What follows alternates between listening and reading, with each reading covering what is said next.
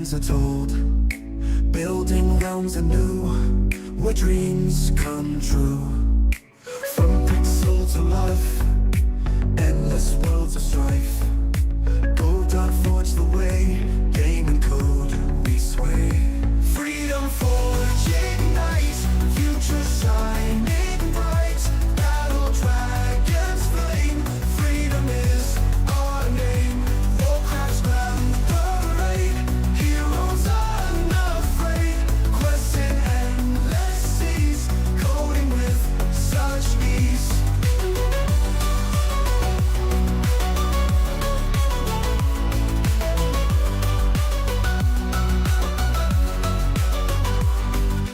Warcraft's grand parade, heroes unafraid. Quests in endless seas, coding with such ease. Internal we strive, external we thrive. Boundless we will soar, open every door. Freedom forge ignite, future shining bright. Battle dragons flame, freedom is our name.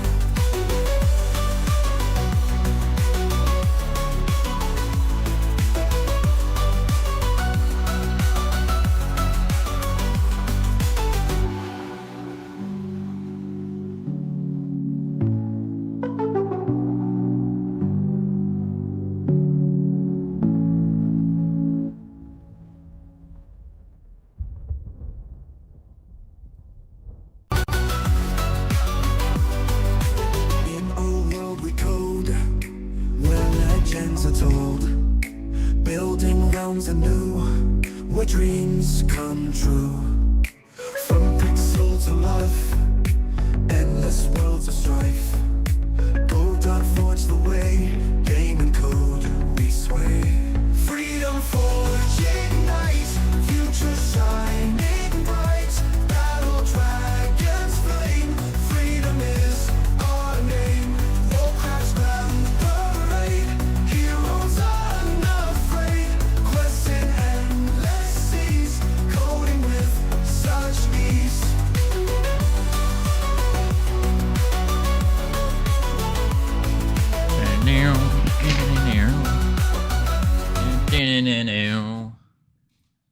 Just in love with these little AI songs. Oh my lord. Alright, let's see here. We need to get some solid background music. That one looks solid enough. Alright, alright. Ugh. So, let's see, where are we?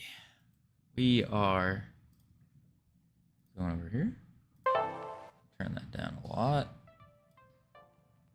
There we go. Sweet. All right.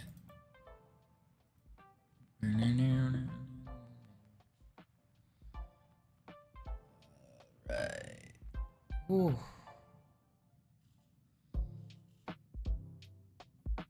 So, team. We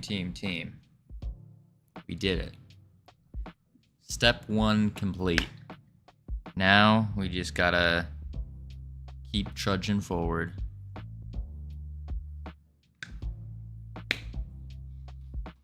All right. Let's see. Where is... I'm working on. Okay. So what we're gonna do is we kind of tried to do the drag and drop, but we were thinking about it completely wrong. Like completely wrong. Instead, what we're gonna do, so actually let me go back. So what we were trying to do was drag a texture. Here it is. Drag the texture here and then drop. No. Instead, what we can do is we can click it and then it will spawn on our cursor and then we drop it in the area. That's probably the easiest solution here. Because I think that accomplishes the task that we need. and it's a lot easier. Or it seems a lot easier, I should say. All right, so what we'll do is, we're gonna hop over to, I think it's working. That was the touchstone pressed, it's working, yeah, okay. So on the press, right here, we need to spawn the companion instead of moving it. So we'll do game manager.player, and it will be, let's close the docs. We don't need them. Where is it? Get companion. Yeah, get companion. Get companion.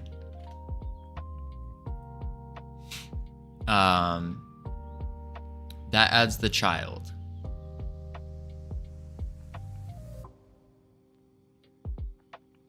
Wait, that adds the child. So now if we go here, we're just gonna not, right now we have a line that just instantiates it automatically. We don't want that anymore because we're not doing that. Here it is.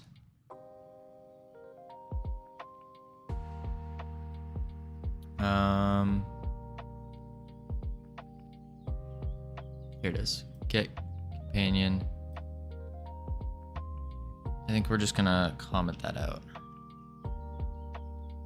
Yeah, let's try that. So when we press the button, it should just add the child. I hope. Oh wait, but the button doesn't show up. That's right. So we're gonna have to do it separately then. We're gonna need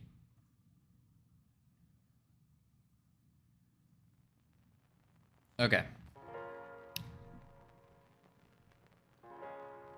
What we'll do is we'll put the companion in the world. And then on mouse click. Yeah. On mouse click, it will get rid of that companion in the world, and then it will add the health box. Or it will just add companion. Yeah. Yes, yes, yes.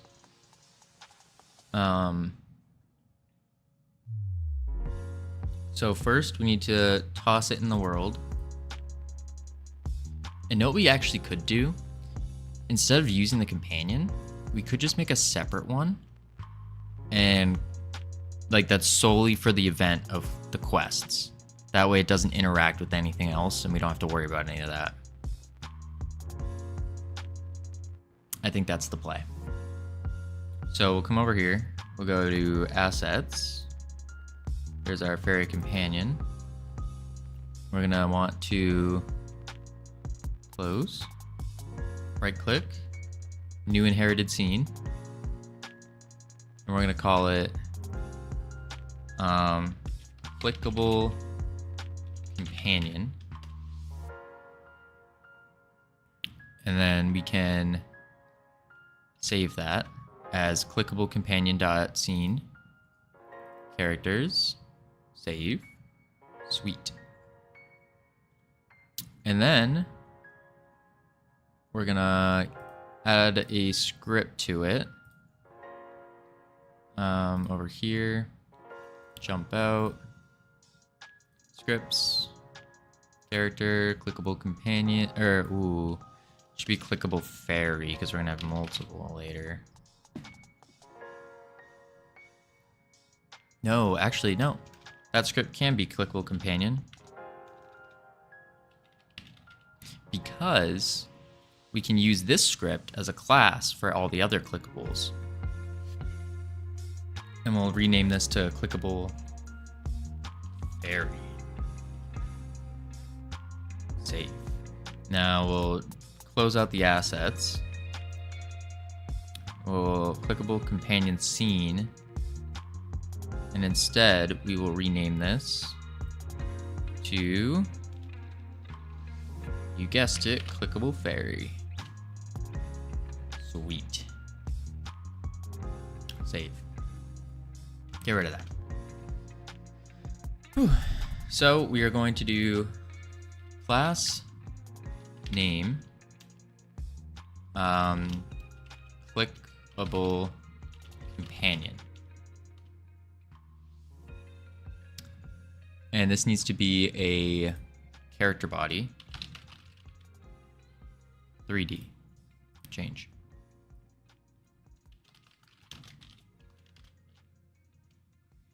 Cool. And why is there an issue? This node has no shape. Let's check it out in 3D. That's right, it doesn't have any shape.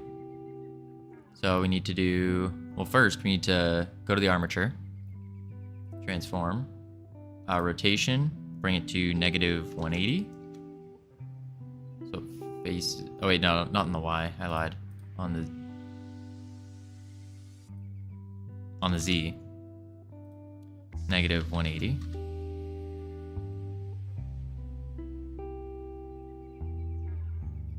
Right. Close this out. Close this out. We'll want this as a reference up here. So let's check out the armature. 90. Oh, it is Y. 180. I lied. 180. There we go. Now the scale needs to reset. Whoa! It's fucking freaking massive, man. We want to scale to 0.002. 0.000. Actually, no. 0.05. Whoa. That looks puny. I guess it is small, but does this guy have any transforms on the base thing? Shouldn't. Just the position is 2 meters up. But we should be doing that here. 2 meters. And then we can actually go back to the scale.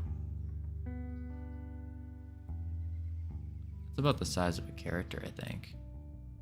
We'll add another 0. Whoa, he's so little. Okay, that's perfect. Save. Now we want to go to the animation player. Go to the idle. Because this guy's not attacking or anything. So we just keep the loop on idle. And we can just leave it so it's just constantly doing that. So what we'll do is func ready. No, yeah, no, we can do it on the ready, I think. Oh, you also need to get the rig. I think we do. Double check.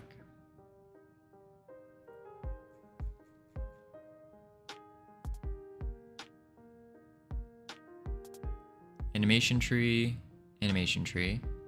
So we'll do a variable for animation tree as animation tree. Check.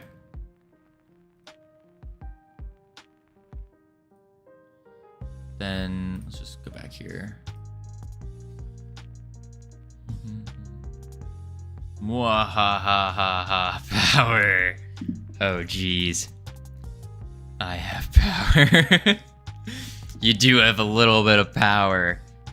I don't know. What do you think about? Wait, how do you already have 250 points? Wait. What? You start at 300? Oh, I made a mistake. Oh man. Okay. This is awful because I didn't quite think this part through. My headphones, let me set a timer real quick. And we'll drop that to 0. My headphones are connected to the back of my PC. 5 minutes. That might be too long. But anyways, the my headphones are connected to the back of my PC, so I have to like do this squat thing like this. So then I can get to the desk. Oh man, retribution. Okay, that was a mistake. Because I feel like if I just get on my knees, and you have to squat. If I get on my knees, then it's like, I feel like that's cheating, just doing this. So I'll just keep standing. That was a mistake. I didn't realize you started with points. This is awful. I was like, all right, I can have like an hour or so to like kick in and relax, get it down. Oh, flip. Okay, anyways, where were we? Oh. I'm just gonna take my headphones out. I don't need to hear anything. That sounds stupid. Oh. Okay. So where was I? I'm gonna be here all day? Oh no. Oh. It's still very painful. Okay, well at least my legs are gonna get jacked here. I'm already regretting this one.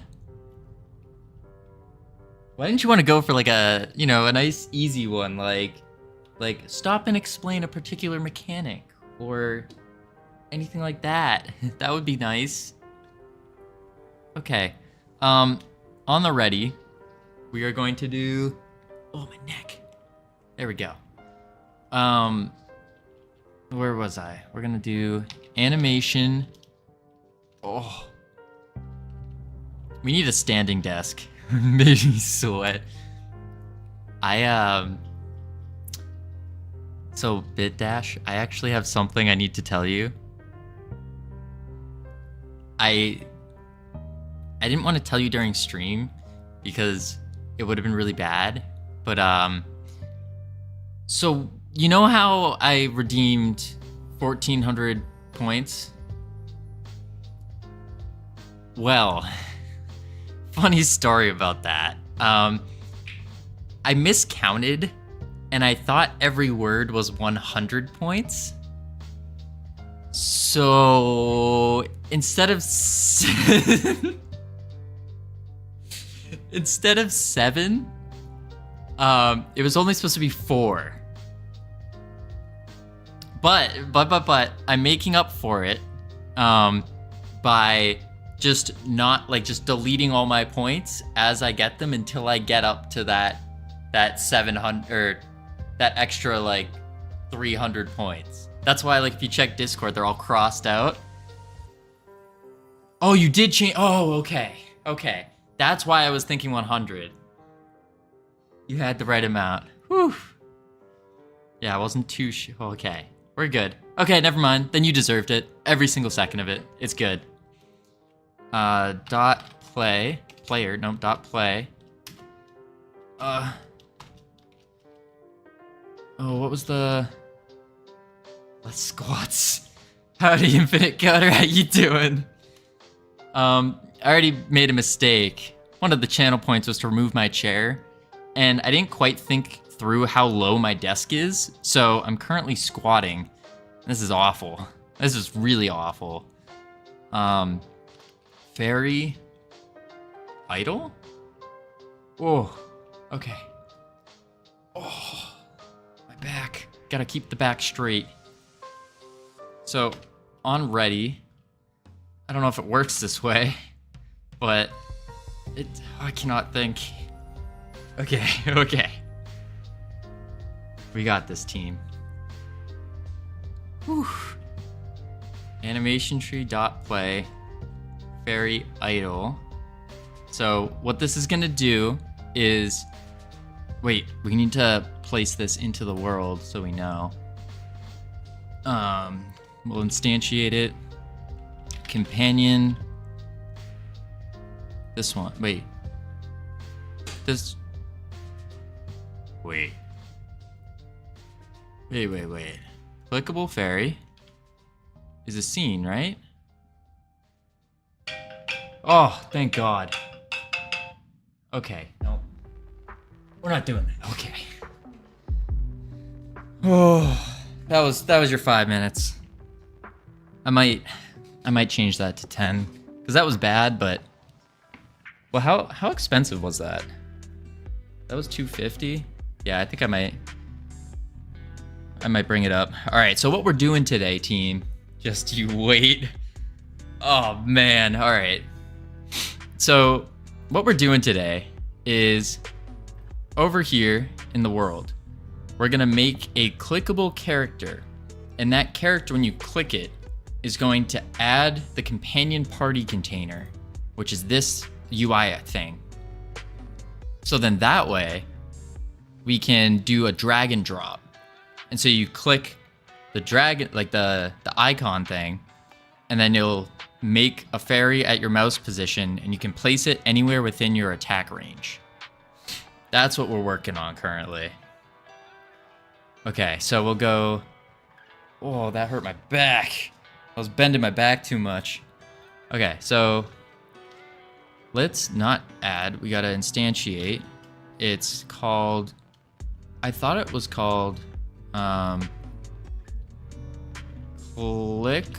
Oh, there it is. Clickable fairy. Open. Oh, it has no shape. That's right. We have to add a shape real quick. Clickable fairy.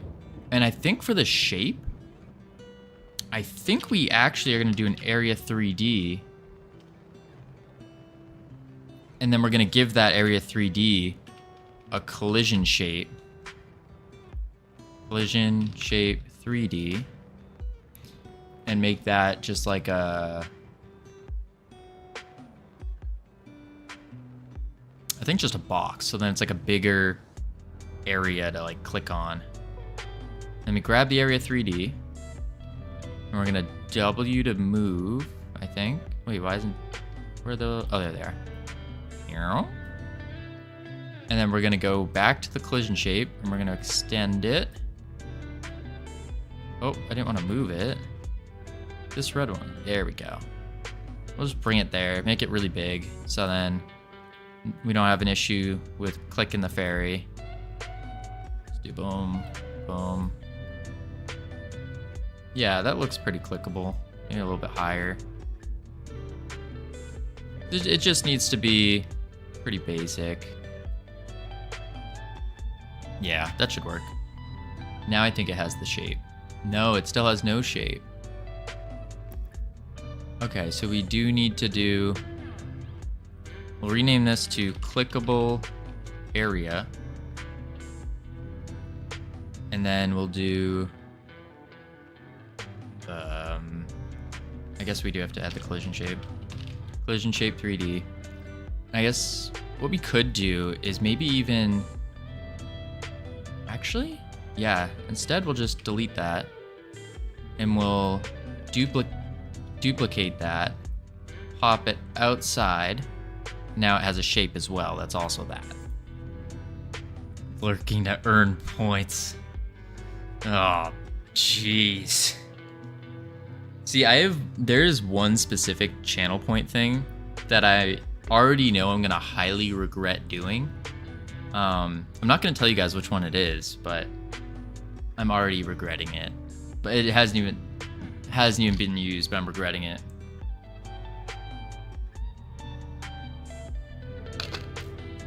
Limited time event. Speaking of limited time events, we are also running a special giveaway. If you get one sub, even if it's a Prime sub or anything, you can give another sub away to anyone of your choosing. So, okay, the reverse keyboard, I haven't, like, we're gonna put in another camera so you can show it to prove that I'm actually doing it. But that reverse keyboard, I tried it last night. Cannot work. Not possible. Like, I cannot type with the reversed keyboard. It's just gonna absolutely destroy me. I can wait. I can definitely wait on that one. All right, we'll save that. So now it has a shape and it has a clickable area. Why is it so cheap? How cheap did I make it? No, reverse keyboard's 1,000. Isn't that expensive?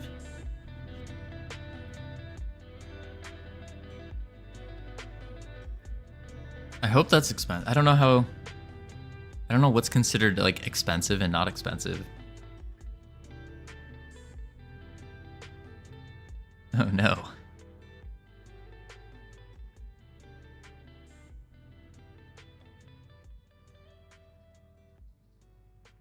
Maybe I need to raise the prices there.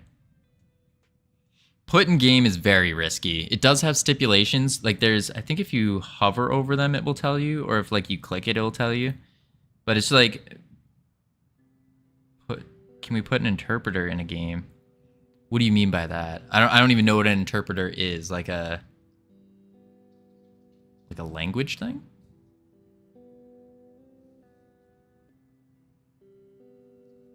English or Spanish? Ah. Yo hablo español muy pequeño.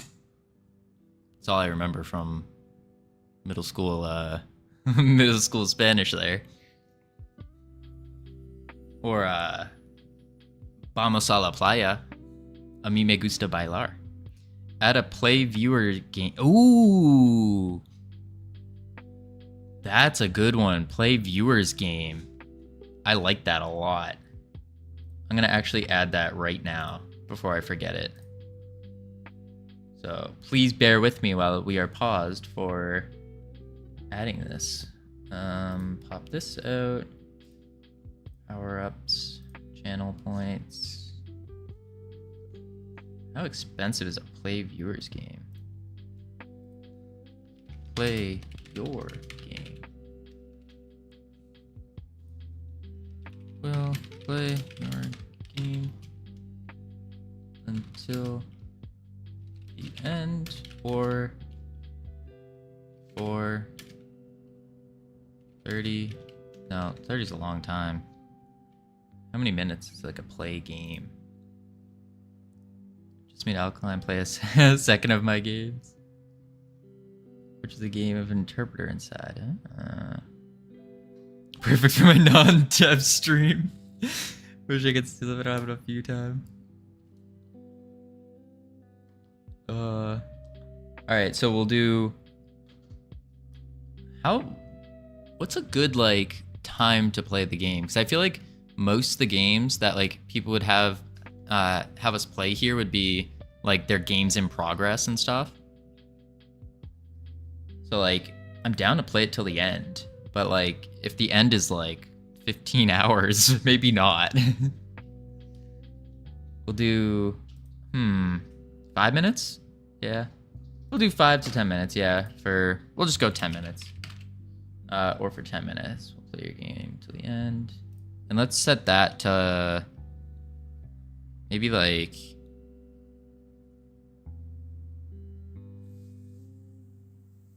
5,000. 5,000 sounds cool. I think. Create. And then I'm just gonna, while I'm in this, I'm just gonna go to put in game real quick and edit that to 100,000. I don't know how long 100,000 is, but that should help prevent us from getting too many furries. Ooh, 1K at the most and make them stack. I like that. I like that a lot. 1K and stack. 1, 2, 3. And then, yeah.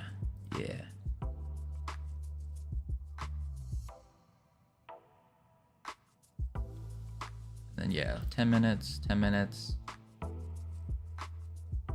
think we're gonna change the remove chair to 500 for 5 minutes. So it's like half of the 10. Doing some quick math in my head here. Okay. Ooh. So we got the fairy, check. We put him in the world. No. Save up to like 50k points. Be spending like 35 hours straight just gaming. That's, I mean, hey, that's zero development whatsoever. Okay, so this size is actually not bad for like the clickable, I think. And we'll just rotate it a little bit so he's like facing you. Or actually, we could do something real. If we want to get real fancy with it, we can make it so it always looks at the player. And I don't want to do that yet. All right, pretty expensive, but for comparison, Alkaline has a redeem for 13,000 points, but it's for 3 hours across the span of 3 games. Koovie Man has a similar one for 10k, but without a time limit, as a streamer desires, and Grumble of Pugs. Okay. So 13,000 for 3 hours. Okay, we'll drop that point system down. Play your game, edit. Well, actually, we'll make it 500. 500 for 10 minutes. Or till the end, whatever it is. I think that'll be fine. Because we do want to actually get some of this game done. Just constructive criticism. I can't give constructive criticism here. I mean, have you seen this game yet? Can't give constructive criticism. Not yet, anyways. Not a worthwhile amount.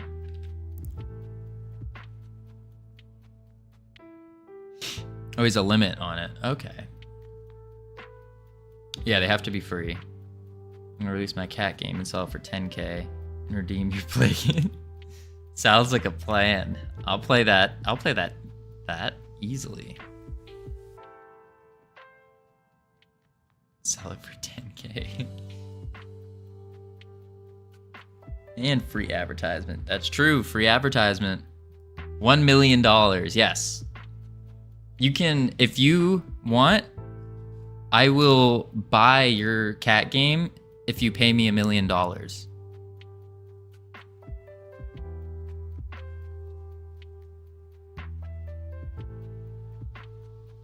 So basically, you're paying me to buy it. I think that's a pretty worthwhile investment.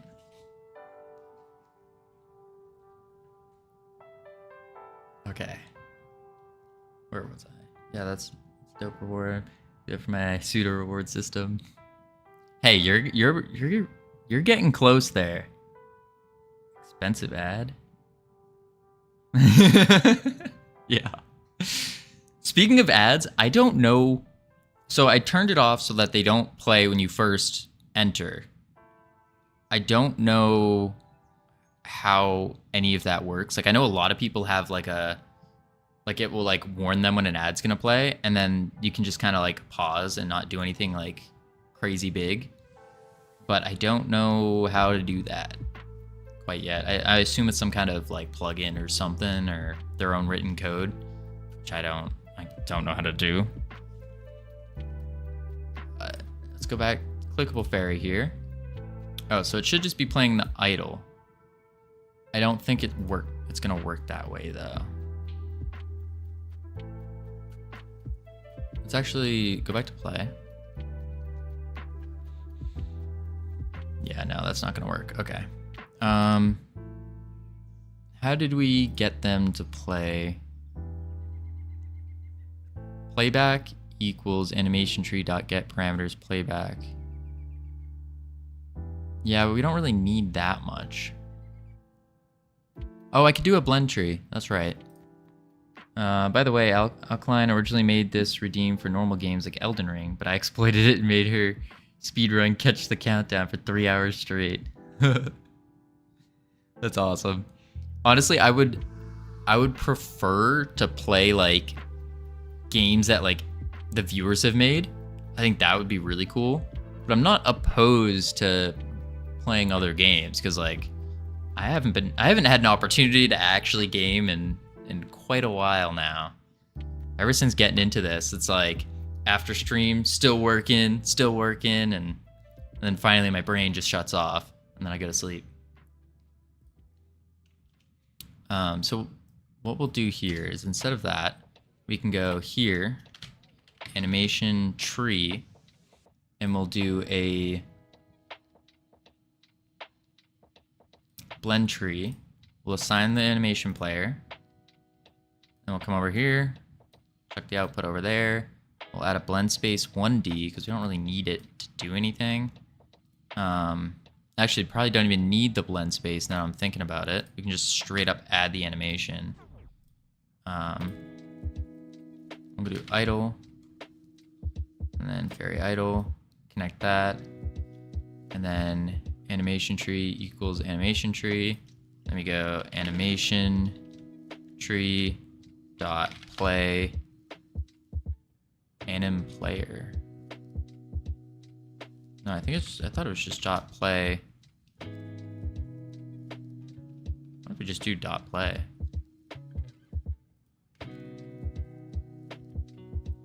See if that works. Let me AFK for 45 more minutes and I'll make you play a game. Need to find a short one to test. Sounds like a plan, Stan. Alright, play is not a thing. What if we just leave it not doing anything?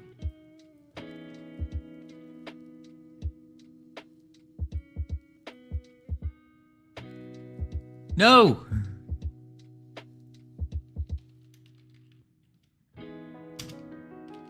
How do I find out when it's playing / stop it? Follow gives you 300 points, and then as a follower, it got them immediately. I wish Twitch gave us more as we were here before affiliate. I also wish Twitch could add an API to grant points. That would be really cool. I know there's like... Oh, is he idling? Wait. Yep, he's idling. Cool. That worked. Don't even need that.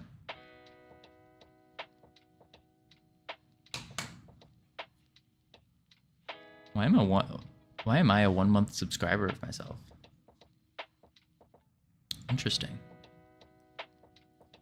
Interesting. Let's see if I can streaming tools, no. Content, no. Stream manager.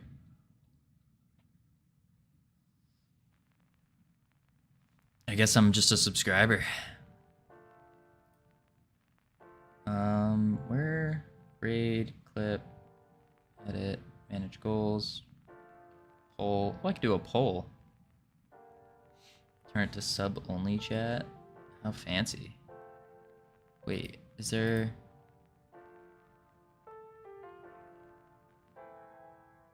I don't know. Add. Stream marker. Stop raids. Ooh, here we go. Well, I can just... That's dirty. Or I can snooze ads.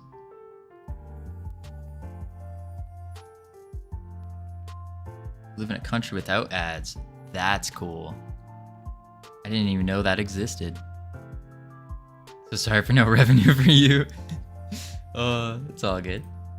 The only thing we use the revenue for is to gift more subs to other people, and then to eventually hire people is the hope.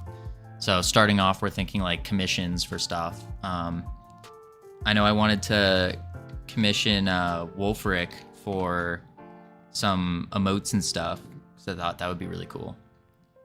Probably some other people as well. Get some emotes, emojis, or all that kind of stuff.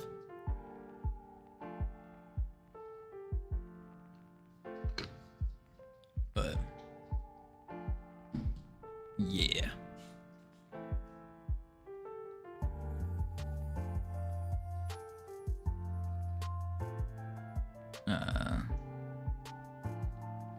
Yeah, the current artist is colorblind, so, or color deficient, we should say.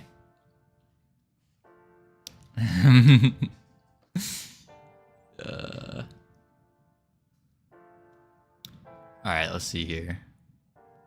What? Now we need to do an on-click event. It's not good as we don't have Twitch YouTube revenue if our viewers are from our country and we don't get McDonald's and KFC. No, I don't live in Russia.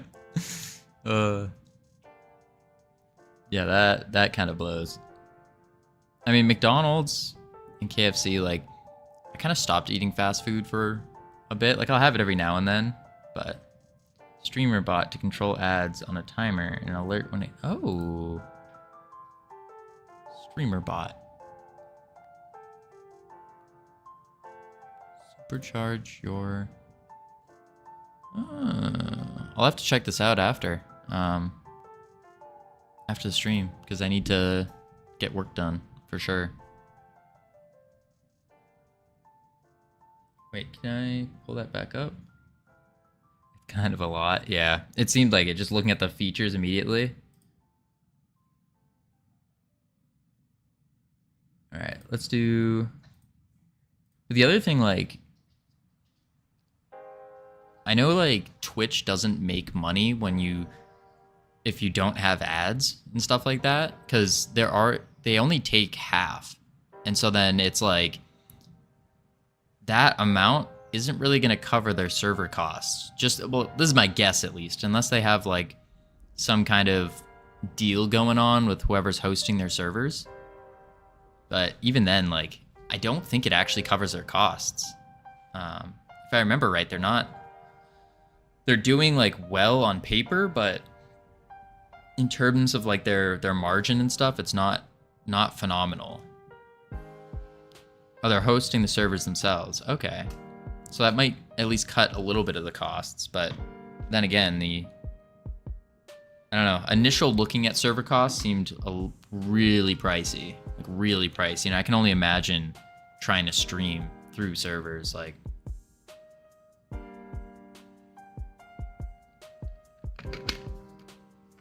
I mean, just from us streaming here, it's been at least subs and ads give them a percentage. Yeah,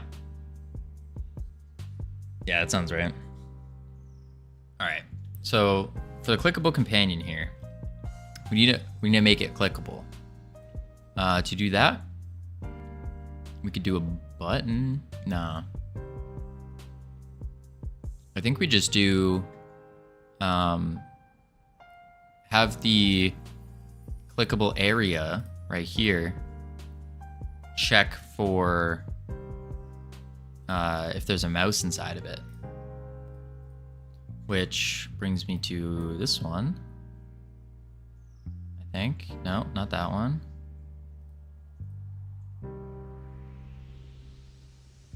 That's marker position.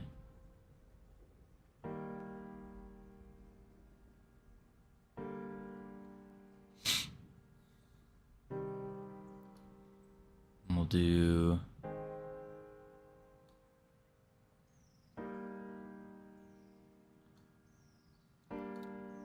states.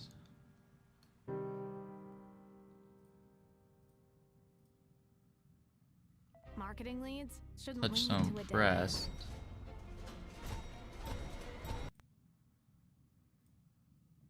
And then event is action released click. I think it's going to be event is action pressed.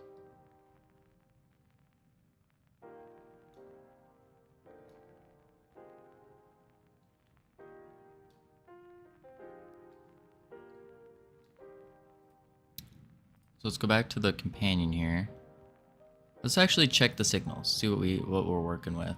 Oh, input event. Mouse entered, mouse exited.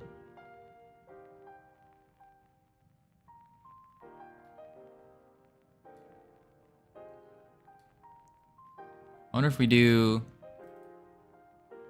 connect on clickable area input event.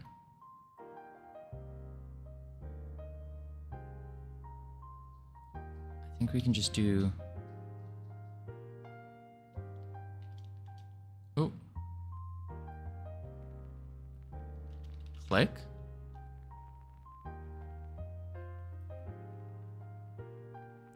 that's not right.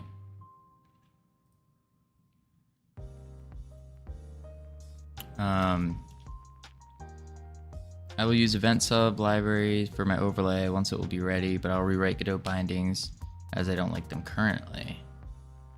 What's the event sub library? Dash RS? Rust?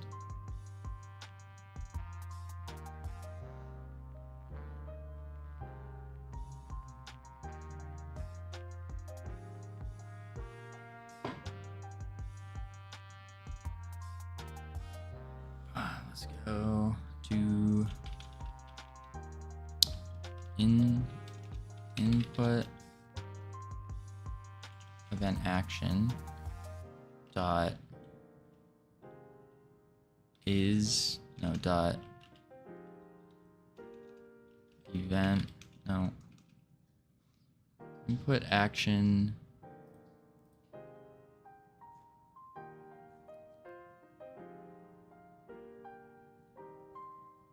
move to cast move to casting should cast. Event sub library is a library for Twitch integration written in Rust by Alkaline. Oh, that's really good. Oh, is that the thing that she was working on earlier today? 'Cause I popped in for a bit to check it out. But what is the Godot integration? Like, what does that mean? Oh.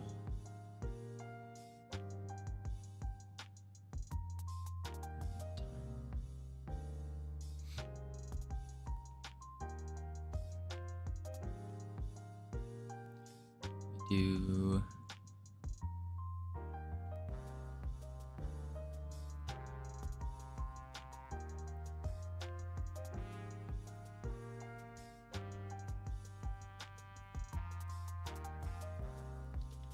how to interact with object input.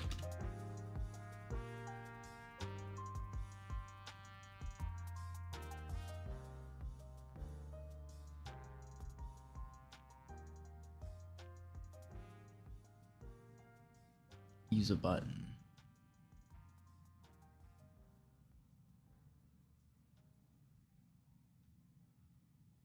But that's for 2D.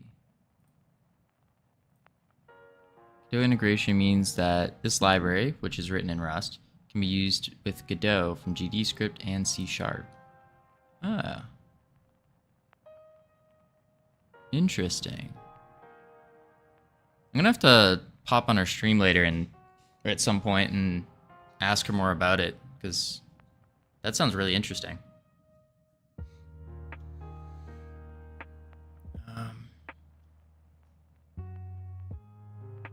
Is action just pressed?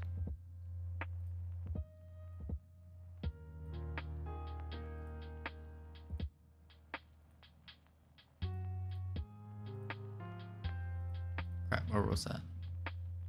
If input is action just pressed. Input action just pressed. Input dot action just pressed. Click.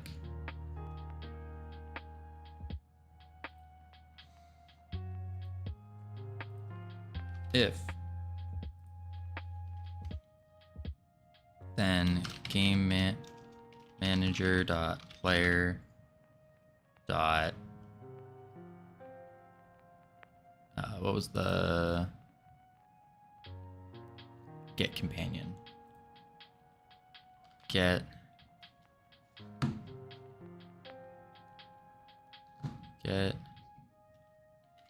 companion.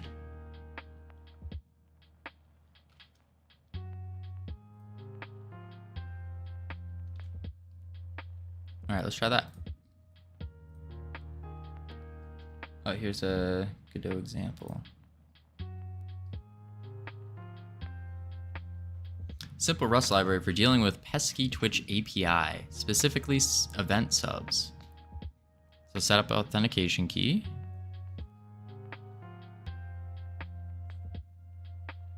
Add a sub. Checks permissions.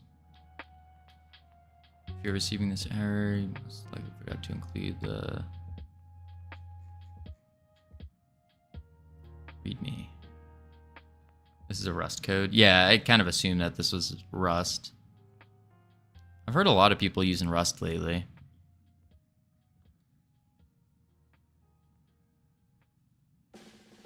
If it's worth showing off, it's worth protecting. Add So many coverage to your ads. There we go.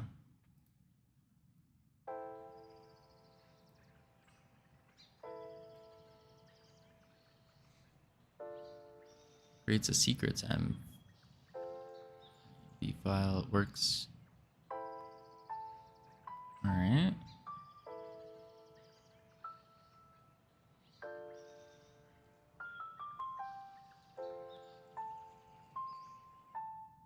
This is readme.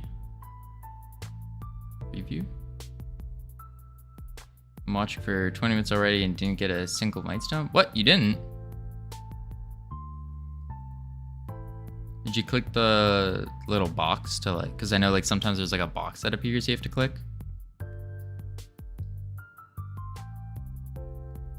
Oh, can I change the rate of how people get it?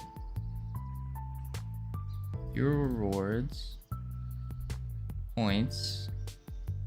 Point display? No. Manage. Those are just what they do.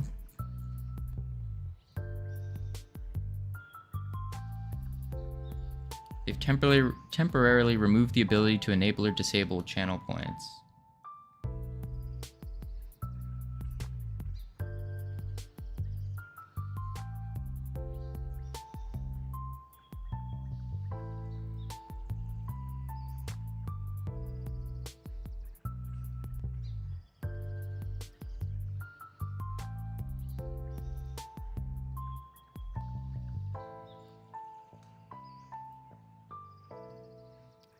Let's see here.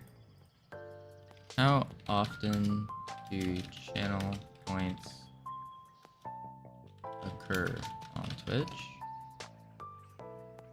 You get 10 points for every 5 minutes. It's a random... Wait, and then someone else says it's a random... Here, channel point guide for creators.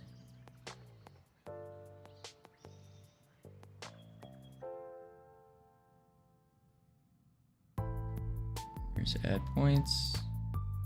Blah, blah, blah. So you set them up.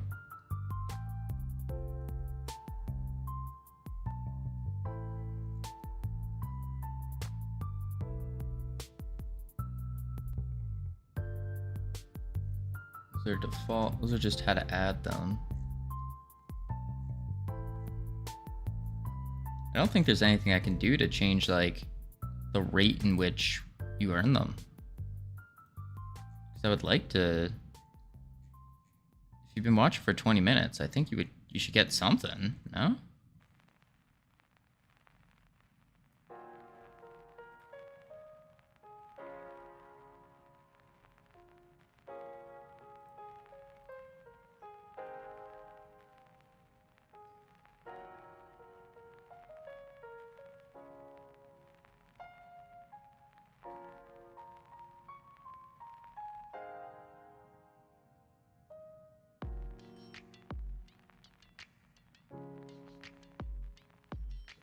Bam.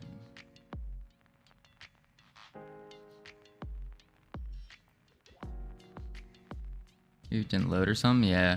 Or do you...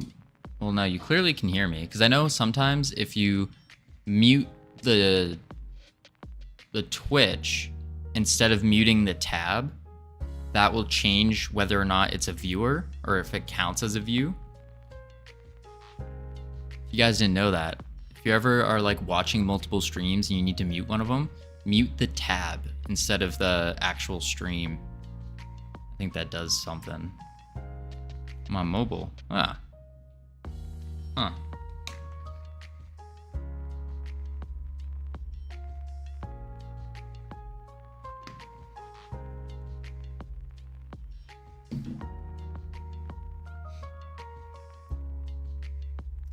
Strange. Not quite sure. Oh! Expected one argument in get companion. Oh,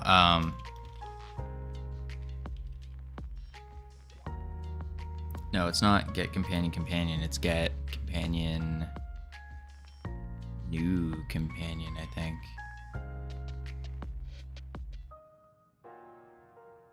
Chatting with you. Yeah, that's it. Right, that's the other thing. I was like, wait, but that can't be it. Huh. I honestly have no clue. Something to look into. I'll be sure to check it out. That's very strange.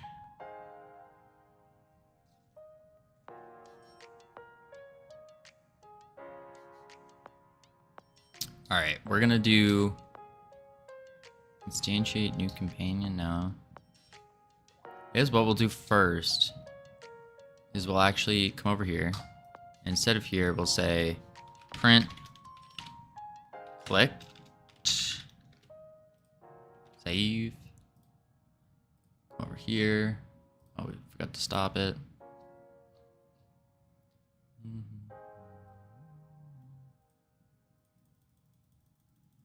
Clicked. If you're a web designer, sweet. here are 4 Wix Clicked. Studio features you gotta know. Clicked.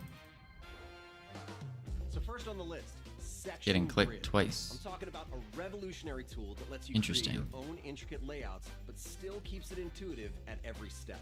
So you can split cells, create gaps between them, drag to resize, What if I did remove and this drop line? them around. All right, this next feature has saved me hours of work. Responsive AI. Another one. Set up your design once, and with just Another what?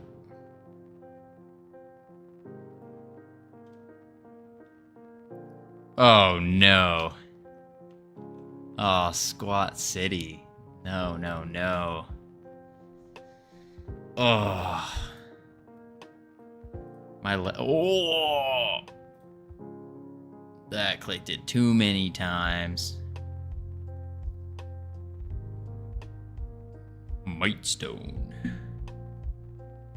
Twitch spams with error. Attempt to post message on disconnected port. Yeah, they're called Mightstone. So basically, this whole Freedom Forge Studios thing started with an idea for a game that we wanted to develop. And we pitched this game to investors. Except the investors that we pitched it to led us on to think that they would have the funds to actually do something like this. And it turns out they didn't. And it was way above their pay. So what the Mightstone are is it's basically the currency within our future game, because we're still going to be doing that. Lame. Oh, the investor part. I was gonna say, whew. Yeah, so we thought, we got 10 channel points. Sweet. Sweet. But yeah, we're,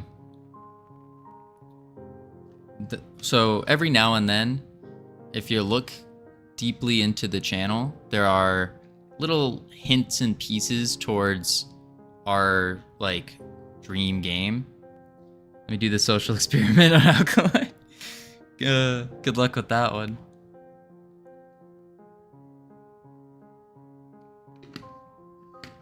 Oh, sweet. So it is working. Cool. Maybe it was just like lag. Because also, I have to like huge shout out to Twitch. I don't know how they did it, but they said that it would take 24 to 48 hours to approve the affiliate. They did it in way less than that.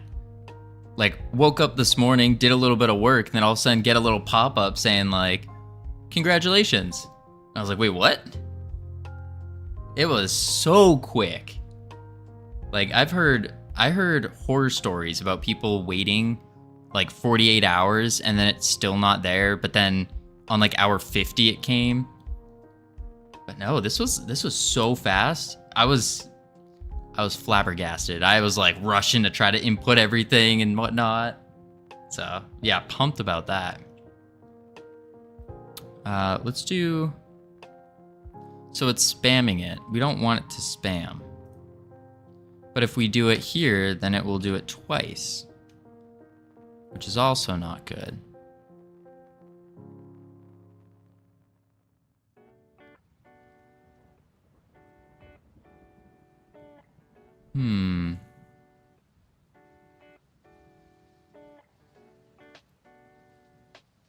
I guess we'll leave it at the twice and see what happens.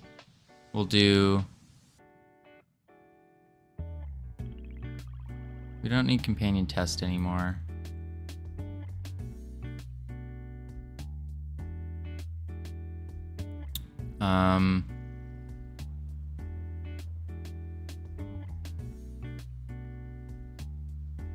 But we do need the one that adds it. Oh, but add companion down here, or get companion, add companion, new companion. We didn't say what new companion equals. So we should probably do something like new companion equals load, and then we load the scene of what it is.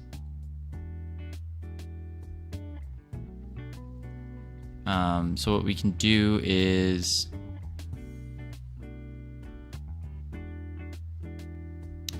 load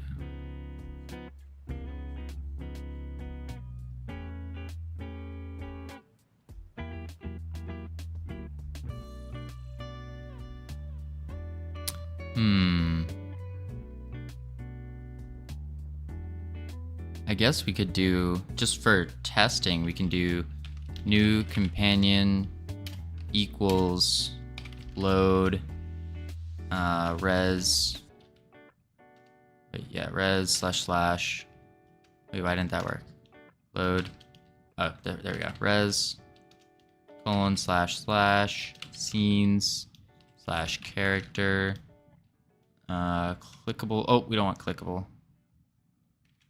Character scenes fairy companion, and then add new child. Now when we click, it should say it worked, and then it should add it.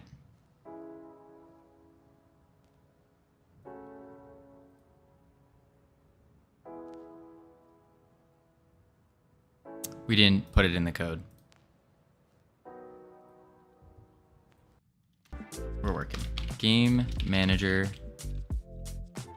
Manager. That's how you spell it. Dot player. Dot add. Oh, Colonel Simba. Thank you for the raid. Welcome everyone. We are Freedom Forge Studios over here, working on, well, trying to work. Just hit affiliate yesterday, and then it already came through by tomorrow or today, this morning. Absolutely wild. But we are working on our first game over here. What have y'all been working on? Add.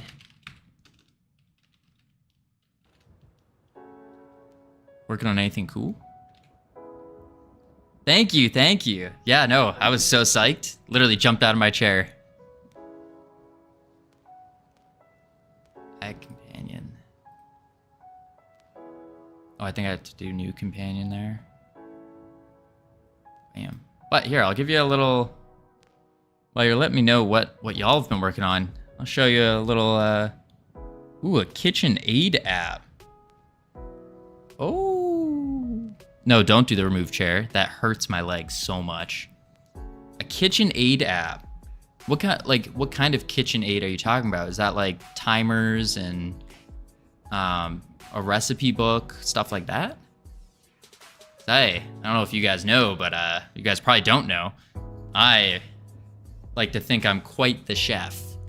Trained by Gordon Ramsay's YouTube channel himself. Recipe, timer, pantry stuff. Oh, that's so cool. Oh my lord. Also, I learned something cool I can do. Make sure I type that right. Yeah, there we go. That's super cool. Yeah, so I hope that, yeah. Is it going to be a mobile app? That's a great question. But yeah, what we're working on over here is we're working on our own mobile game. Basically, you start off as this little summoner guy, and you can run around and you can shoot the enemies. They'll shoot back, and they also chase. It's just this guy will stay at a certain range. Then you have melee ones, you have caster ones. They do damage to you. Oh gosh, I don't want to die. Right now it's just react. That's cool. Yeah, this is... So, again, this is the first game, like our first game, and this has been made with a lot of help from chat, so if anyone wants to help out, like, feel free. But we thought it would be a bright idea to start with a mobile game in 3D with combat mechanics and other crazy mechanics. Boy, was that a mistake. Definitely just like... They talk about jumping in too deep or like jumping into the deep end of the pool. No, we just dropped off into the ocean here. Getting attacked by sharks and everything. Holy moly. Thank you for the follow, by the way. Means a lot. But right now, the current thing we're working on is being able to click this little guy, and then it will add a UI element called the companion party container, which looks a little bit like this. Just basic, trying to make it look like something. And then from there, you can click this, and it will create a companion on your cursor, and you can drop it anywhere within your attack range. Thank you, thank you. I hope I'll catch you on your next stream for sure. I'm excited to see what this KitchenAid app is. I think it would be super useful. So then we'll... All right, where were we? Oh yeah, so click on this guy, and then he already has code in there to add the party container to the UI, which would be really cool. But it's not working out that way at all. Yeah. Let me ask something to all you new people just joining. What is your least favorite thing about any kind of like big modern game?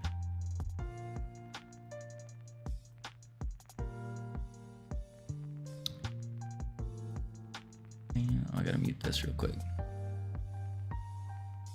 Here we go.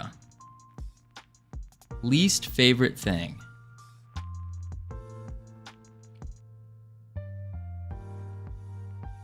So I know for me personally, it was, we started off playing a bunch of big games. I don't want to name them in particular because I'm about to kind of talk poorly about them in a sec. But what we noticed was they started to lose their there's like this weird element, like a love element in the game that they started to lose.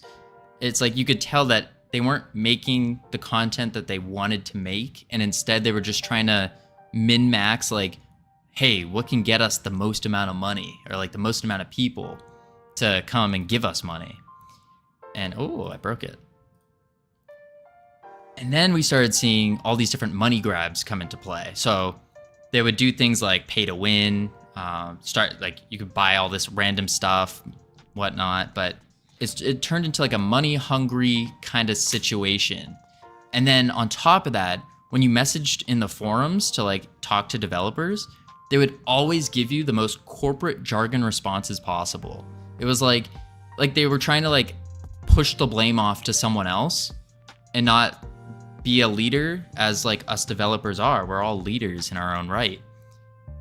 And they wouldn't so they try to like push it off. And we were like, that's not the way you run a company or you make a game. And so we started Freedom Forge Studios. We're hoping to build up the skill set required to make a truly top tier game and then run it properly. Run it the way that we think is how it should be run, where you're making something that you love and you're making it for the people who also love it. None of that like trying to grab as much money as possible or any of that. I don't know. It's a hypothesis. Might work. Might fizzle out and die. We'll see. Never know unless you try.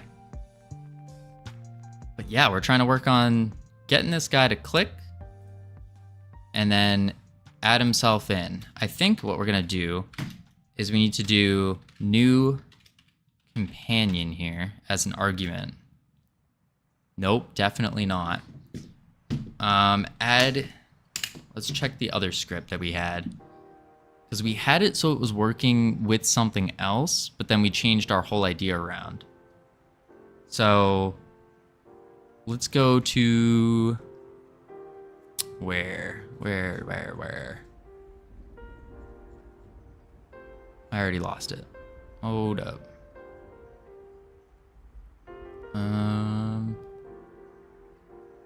If we go to companion party container, that's the tree, the health bar, that's the leash. So we also have a leash attached, but that's for once it gets added. Oh, it's in here. Add, get companion, new companion. Get companion, new companion. So not add companion, it's get companion. And then we can just erase the argument maybe? Yeah, let's try that one. Now, the moment of truth.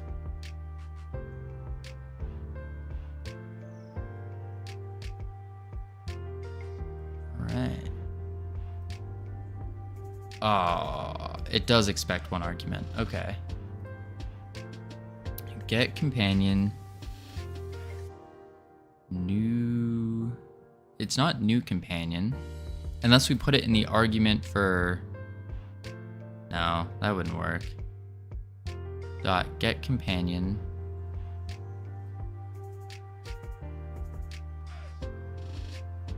I would think it's new companion. Unless we just straight up take this and then actually we'll cut it. No, we'll not cut that. We'll get companion. I don't know why that wouldn't work. Telling the player to get companion, unless I'm using the wrong kind of like syntax here. Let's see if we have another example that we've used before. I will admit, being so new to programming in Godot, stuff like that, it's like I'm learning so much, but like I'm also forgetting so much at the same time. I don't know if anyone has any like techniques for like memorization when it comes to this, or maybe I'm just trying to go too fast. Not sure, but like it's like I've done something before and I know how to do it. It's just getting it. Oh, I think we have to instantiate it. Get companion dot instantiate. I wonder if that would work.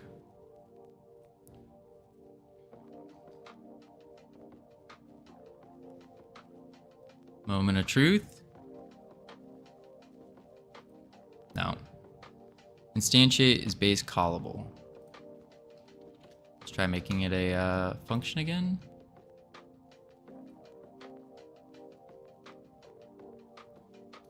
Bam, bam. That. Expected one argument.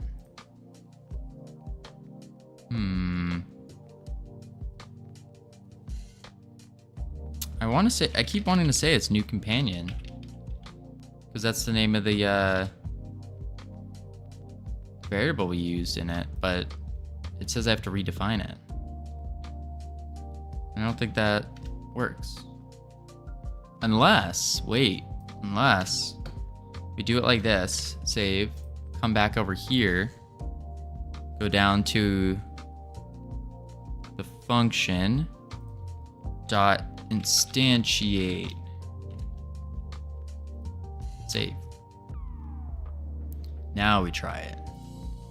Play and pray.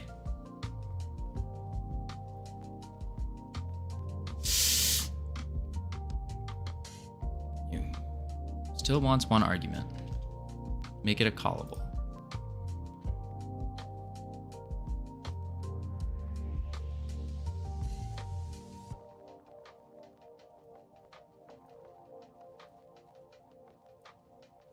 It's clicked, but it's not doing it. Interesting. So it's one of two things then. It could be, well, it could be one of like 50 things. Let's see if we have anywhere else that is, actually we can just find it. We can do game manager dot player match case, find. That's in the clickable here. Yeah, game manager dot get companion. That's what we're trying to do.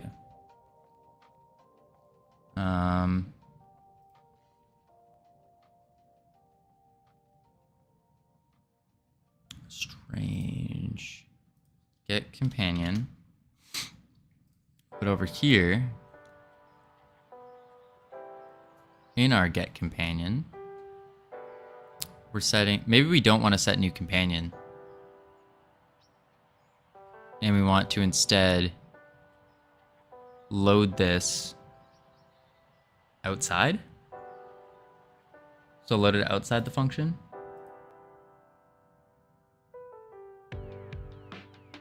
I think that might be the play there. What are we thinking, team? Whoa, what is this?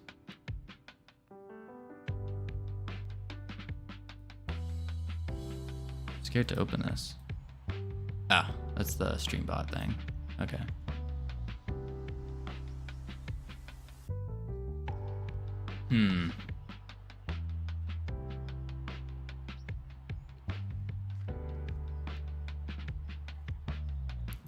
What if we do this, just cut that out. What was that? Save, come back to the very top. And then bit dash software redeemed 360.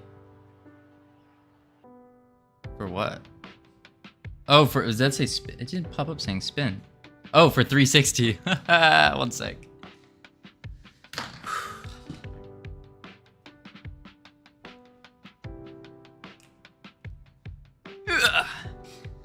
Nice and easy.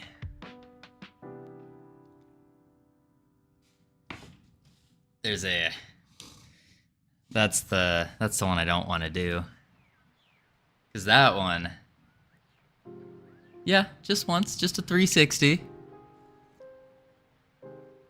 It's a very,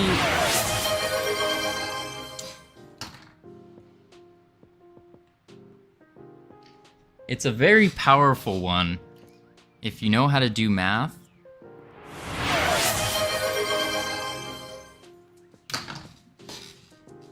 Wait. You did that wrong. Jesus.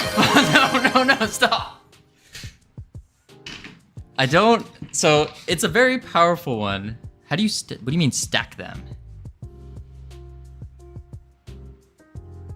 I need a stack. I want 720. Hang on, let me see if I can stack real quick. Video. Oh, I'm already getting out of breath here. This is not good. We'll pop this. View rewards. Sorry, team. If you couldn't tell, brand new to this. We're 360. Edit. Cooldowns and limits? No. Skip reward. Limit redemption per stream. There's no cooldown or no,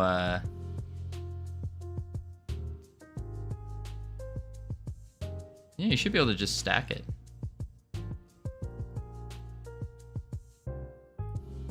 But it's a very powerful one if you know how to do math and you save up points. Because my least favorite like rides are any kind of spinning rides. I get very motion sick very fast. Math herd. Yeah, if you, for example, maybe I should do them. I should wait a couple seconds before I do it, so then people can stack them. But any of those spinning rides, like you see at carnivals and stuff, no, I can't do. Even it's so bad. Here, little story time, real quick. The setting, middle school. Little Cavino, me, was trying to impress this girl. Because I was with like a small group of girls. It was one of my friends and her friends. And the girl I was trying to impress wanted to go on this like at the carnival. It's like one of those chair rides where they like you sit in like a little basket chair and then they bring it up and then it starts spinning slowly, goes faster, faster, faster, faster, faster, faster, faster. I already knew I did not want to go on this. I already knew that spinning rides and me, we don't mix. And so I get convinced to do this because again, little middle school me trying to impress a girl, and I was like, all right, fine, I'll go on it. I should probably mention, this is right after lunch. I just downed like a foot-long hot dog, some soda, some fries. I wanted to feel like a big boy, so I ate a lot. We sit down on the spinning chair. I'm in the chair next to her. Real smart. Ride goes up. Things are going great. First rotation. I'm doing fine. Second, third. All right. Now it's starting to pick up some speed. I look over and she's looking at me laughing and holding on.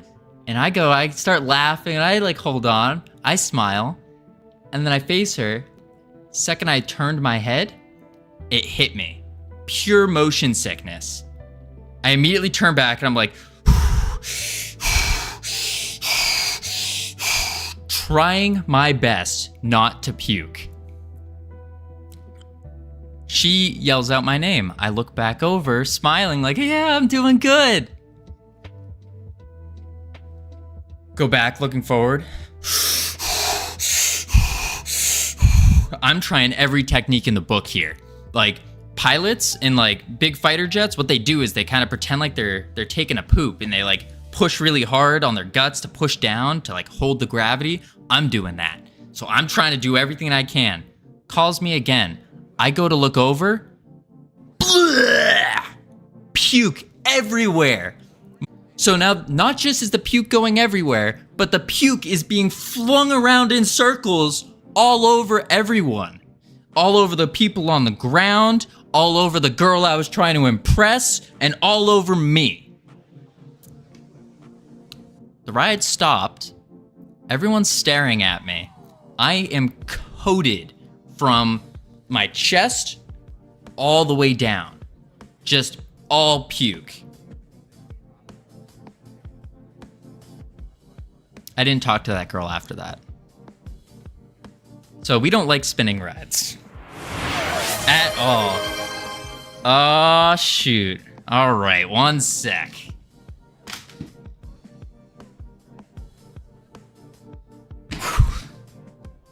All right, team.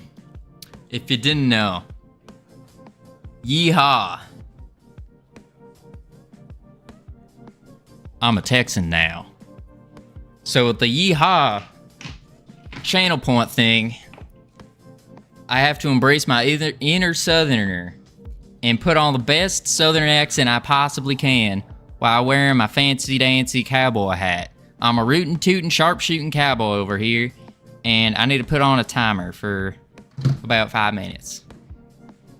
Alright, so what we're doing here is we need to...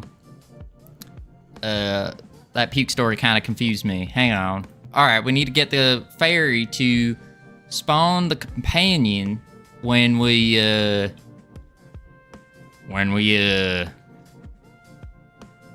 click on it.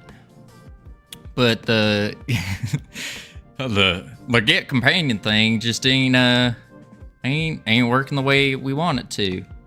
So we head over to the player. We're gonna go down to companion. I don't know where that companion be. This might be better than remove chair. Oh shoot! I sure hope not, because this is really tiring to talk like. I feel like I need to lower my brain cells down a couple notches and then add some kind of weird accent on. But I do look mighty fine in my cowboy hat over here. Yeehaw. Alright, so we're gonna go down to the get companion, and all it's doing is it's adding a child called new companion. We need to specify which companion that it's adding. Now, mind you, we're gonna have multiple companions over here, and we need to make sure that we can use the same function instead of having to make 5 different functions. Because making multiple functions is not a good idea. I'll tell you what. So we're... Jesus. I think 5 minutes might be a little bit too long for this. This is annoying me right now, but we just gotta keep on chugging along. Just like my grandpappy used to say, keep chugging along. Choo choo. Click on the companion body to inherit child. For testing purposes for now, we'll place with the quest. Alright, so we're gonna do the add child, new companion. But if we come back to the very tippity top over here, we're going to I think we're gonna have to define something, or like a preload. Put it on ready preload maybe. Does anyone have any ideas on how to do this daggone thing? Yeah. Because if we do it on ready, then when the game starts, it's gonna create a variable and load the whoozy-whatsy, the companion. So what we could do instead is maybe we do it in the right here, companion test preload, the res scenes, character scenes, companion, fairy companion. So maybe we do, oh gosh, I think we do the companion test, and what that's gonna do is we can maybe put companion test in add child, companion test, and if we don't give this any kind of argument, that might go better for us. Oh shoot. Alright, so now we're gonna go back to the clickable fairy script, and we're just get companion like so. We're gonna head back over to the game, and we're gonna hit play, and we're gonna pray. Alright, here we go. And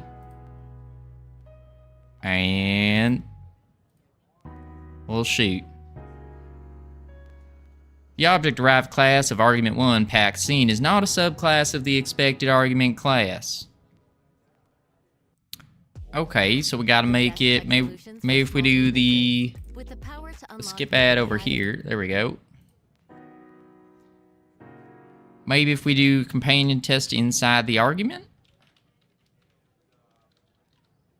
And that should oh, we didn't do any kind of instantiations. So I don't know where we're supposed to do that. Could be add child instantiate, maybe? I could. Oh, Jesus. Thank goodness. That was not fun. I don't like that one. Okay. I'll put you over here. That should be fine. Okay. All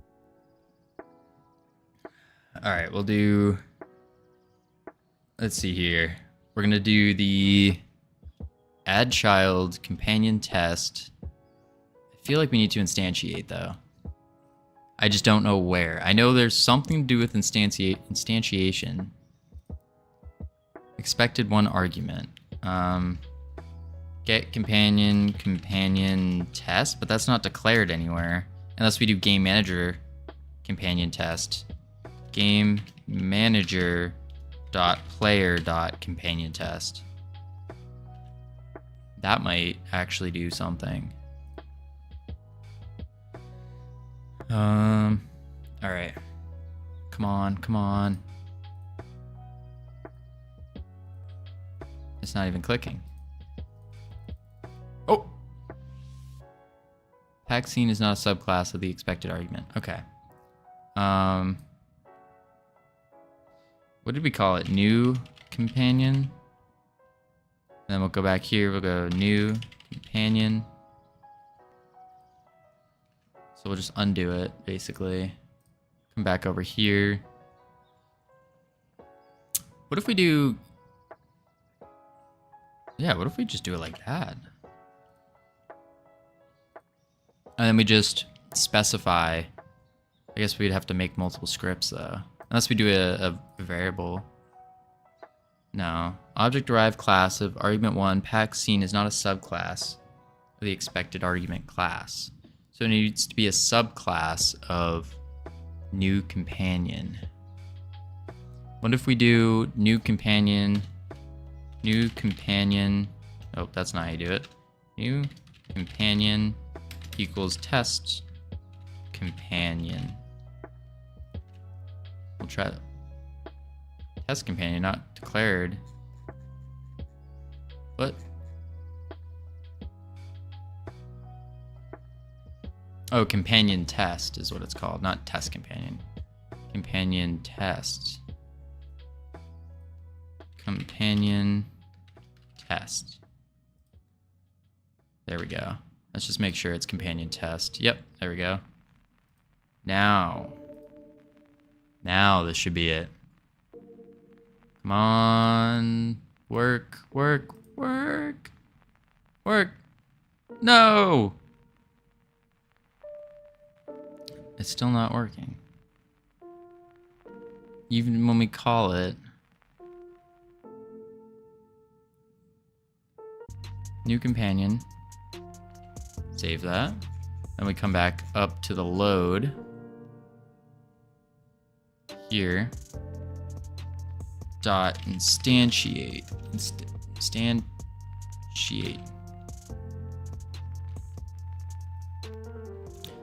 Nope, that's not a thing.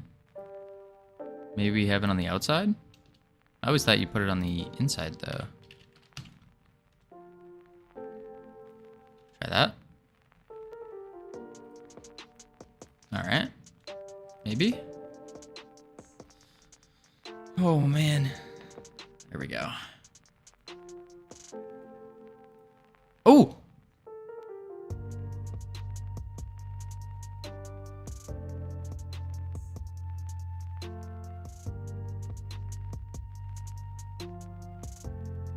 Wait, can I do multiple? No, I can't. Okay, good. Okay, awesome. We got it. We got it. There it is. It works. Okay, so now we gotta come back over here. And then here. And then await. Oh, we gotta tell it to wait after it gets it. I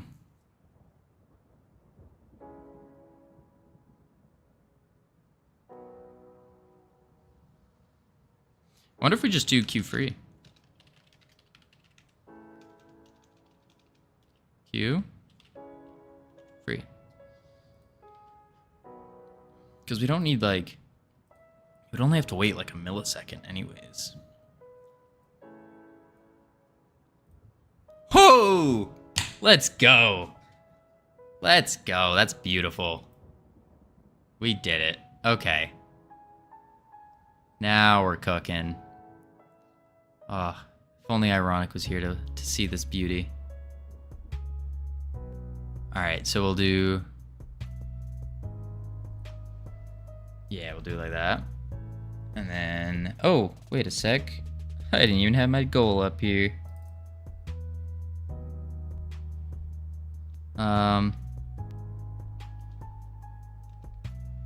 Sub. Wait, it's drag and drop. And then 1 sub equals lifted. Yeah. Do a little bit like that.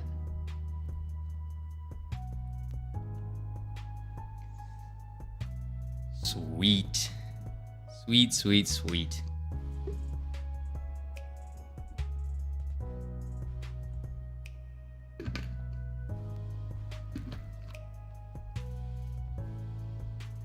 All right. Now, plan is we're gonna have to do... This is where the actual difficult part comes in. So we can delete the rest of this. Okay. So it adds the companion test, which is awesome. But we need it to... Oh, what is going on here?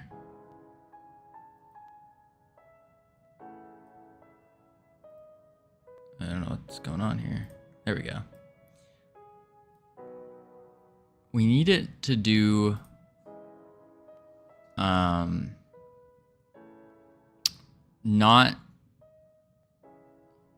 I wonder if we can make it do the companion of whatever companion has this script on it. Does that make sense? Like we... Clickable... So if I have multiple clickable companions with this script, but they're going to be different. We don't want it to create the companion test. We want it to create whatever companion it is.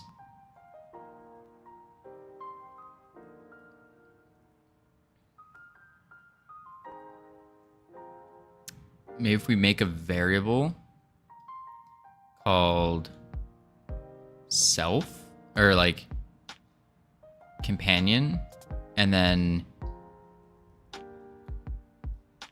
get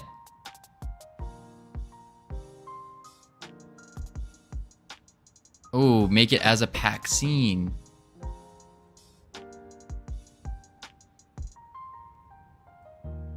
Oh, but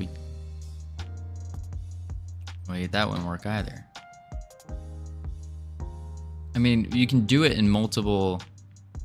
If I just put this function on, like, separately on each individual one, it will work, for sure.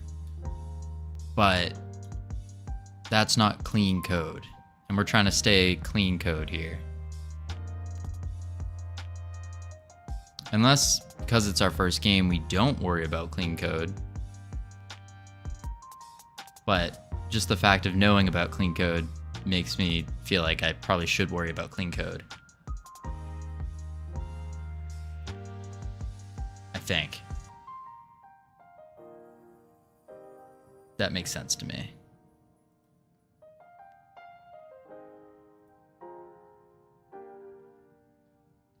All right, we'll do that. We'll just call that solid for right now. We'll add a note though, to do. Instead of putting this function on each separate companion type. Find a way to use the same script and implement the packed scene required. I think that would be companion required.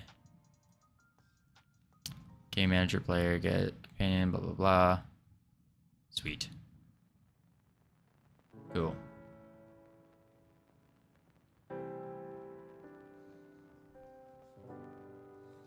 All right, we'll do that.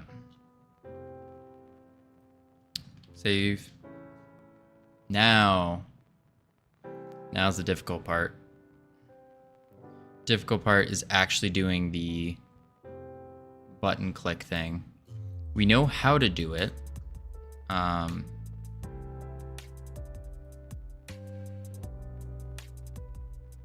Which is going to be by closing that. We gotta find it though.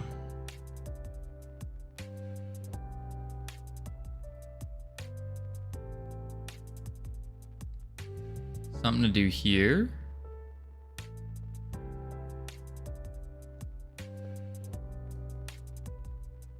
But we don't want it to, wait a sec, yeah.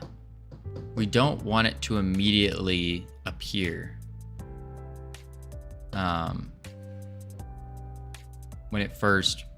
When we get and add the child. Get companion. That just puts it there.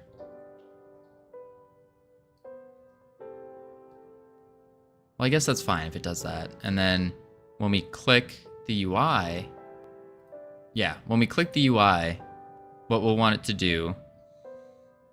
So let me show you. Click it, bam. Now we have it. Now we want to be able to click this again. Ooh. And hide the companion.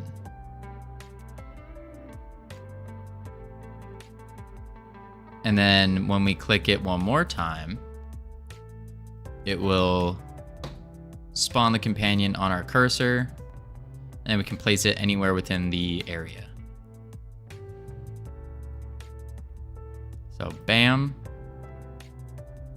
Sweet.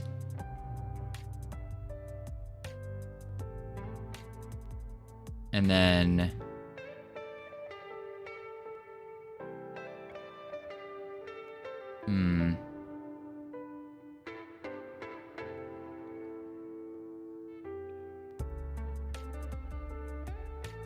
so we don't want it to add another one.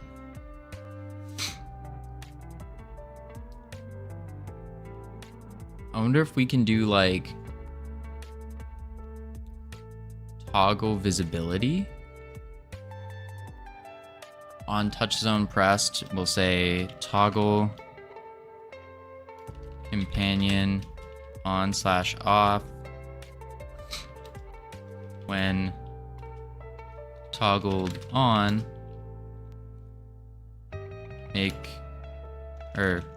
companion spawns on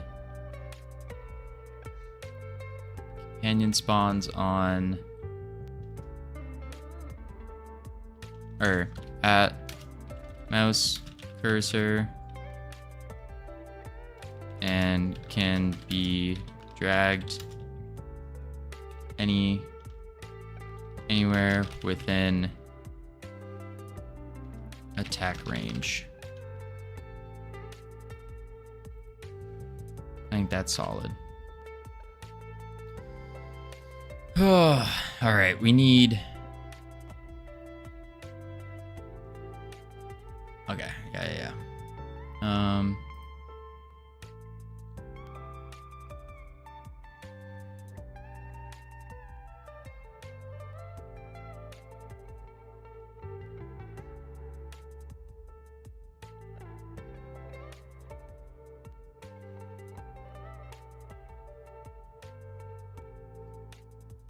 how do we do this? So click on the box to spawn the companion. Set companion to start dragging with the mouse.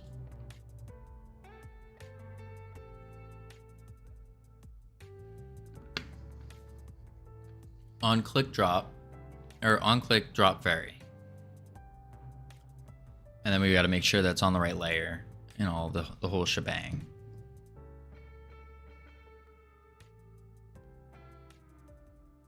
And we can do a spawn raycast 3D that follows with the mouse touch once the companion is spawned. So in that way, we know that's within the attack radius. Only spawns on released. On click, release. Set companion to start dragging with the mouse.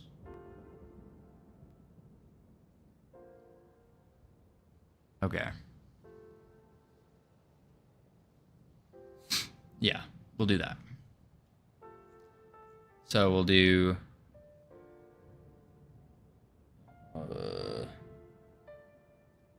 what will we do? Stop playing the game, that's for sure. Go to the 18 errors.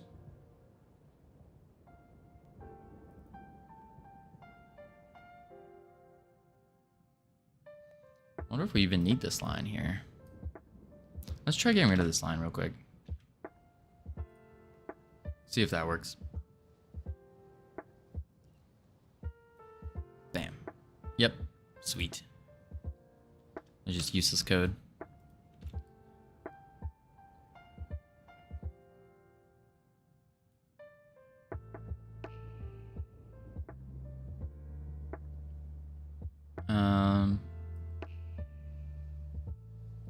Delete that as well. So on func call, add child new companion. Play.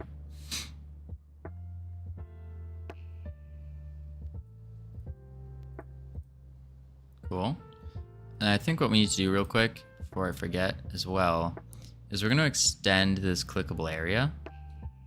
It's a little small. So we're going to want to go whoop, bam. Oh. What is this one? Oh, this is just its. Whoop. Why is that like scaling so weird? Like. Go to the inspector, box shape, transform. We'll do transform. Is that negatives? Wait. Redo, undo that.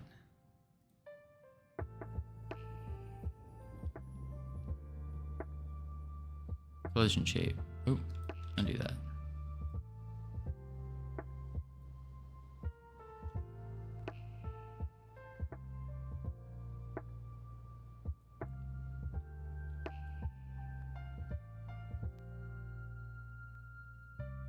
This is a collision.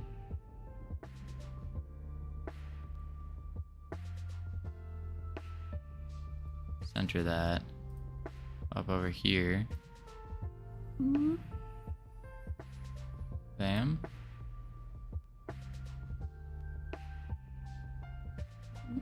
Bam.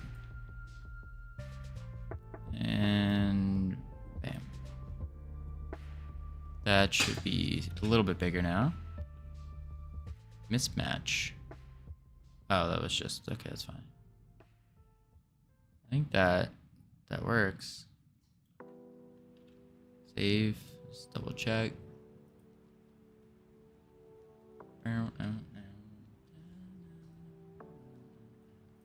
Yep. Cool. Cool. All right. Next up, we need. We need to do the drag. So we hop to the party container. and on touch zone pressed, we're going to want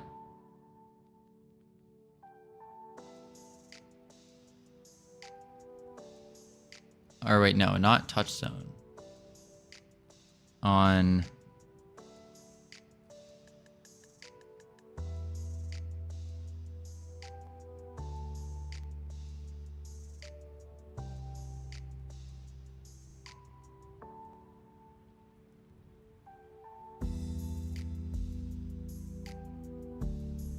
set a companion to start dragging with the mouse. So we probably need a variable called isDragging. Where is dragging? And we'll set that as a Boolean.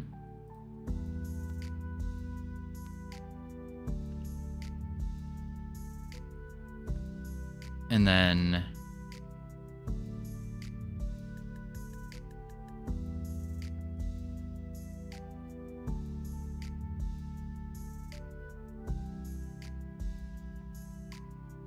we'll do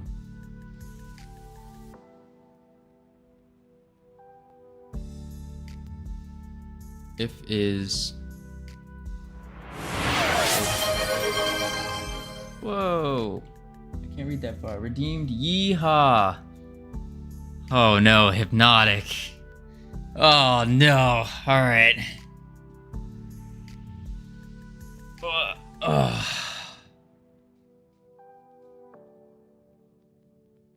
Yeehaw, brother. Alright, so what we're gonna do, thank you for the congratulations. Means the world to me. Unfortunately for me, the yeehaw embraces our inner southerner over here, so we gotta put on the cowboy hat, we gotta try our best southern impression as possible. Unfortunately, it hurts my voice to do, and I'm not very good at it, so yeehaw. How are you doing today? How's your game going?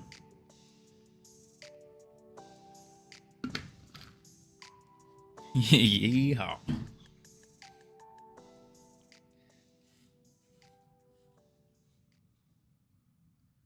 Also, if you guys didn't realize, we're dressed in some mighty fine clothing here to celebrate this day. Yeehaw. What we're trying to do right now is we're trying to get, so we actually just implemented a really cool little click thing where when we can run over here and we can click it and bam, it's entered in our party frame right here. And now what we want to do is when we click this, it should take it away, and then once it comes, and then we click it again, and then it will appear on our mouse cursor position, and then it can be dragged anywhere we want within the attack range. I reckon that's probably our best bet on doing this instead of trying to drag the box and then the box turns into the fairy, and it might look a little nicer doing it that way, but I reckon we can't really do it.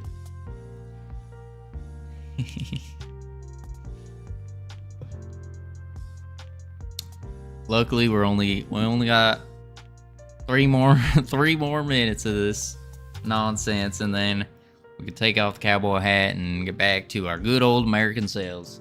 Although one could argue that this is the true American self right here, souped up in our yeehaw hat and speaking in a language that many cannot understand. You know what I'm saying? Dang, darn tootin'. Alright, so instead, when a touch zone is pressed, we want to, I guess first thing we want to do is when we press it, we want it to hide or get rid of the companion.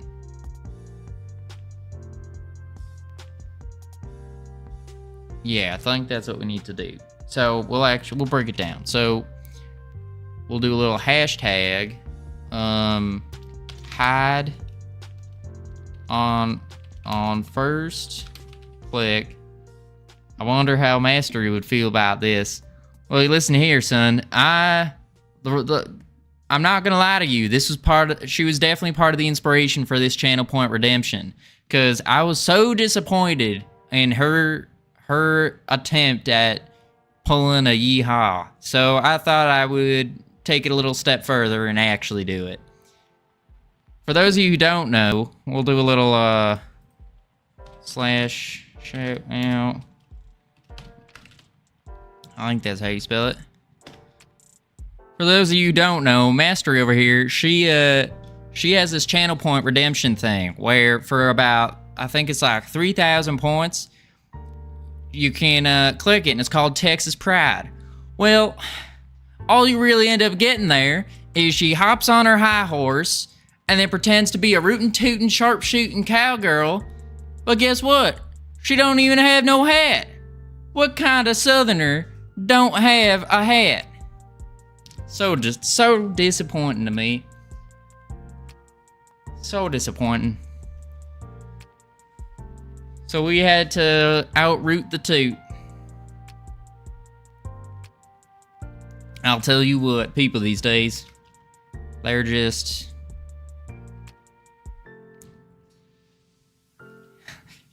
You eat your last haul. I'm about to eat my last haul in about 15 seconds here. And then I can finally get back to normal. But over here, we're going to do on first click.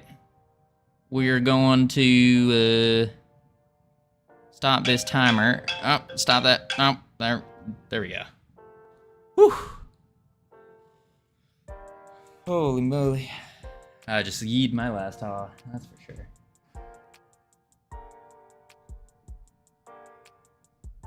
I felt as though I needed to... You gotta be kidding me. Oh,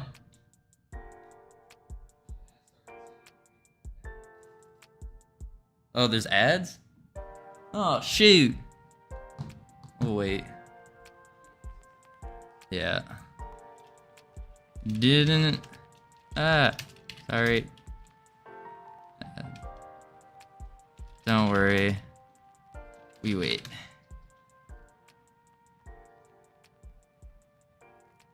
I think he'll honor his yeah.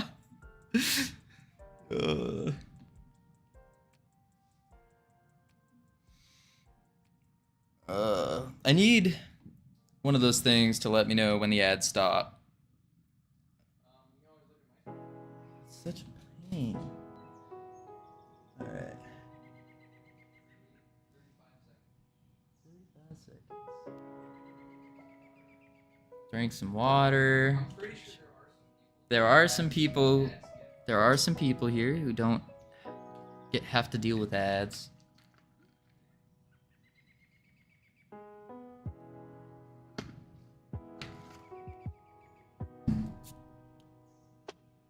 All right.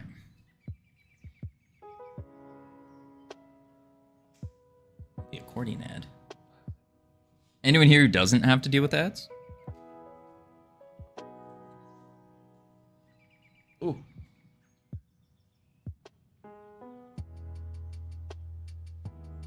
Yeah, I never see ads. Oh, dude, so lucky. It's like, the thing about ads is there is a way you don't have to run them. But the issue with them, or like the issue with not running them is like Twitch doesn't make any money. And they're already like kind of struggling. All right, we'll start the timer here. Shoot. Welcome back, everyone. I was hoping we would yeet our last haul over there, but turns out we gotta just keep on chugging along. What 360? Oh, shoot. We'll just stay in the chair for this one.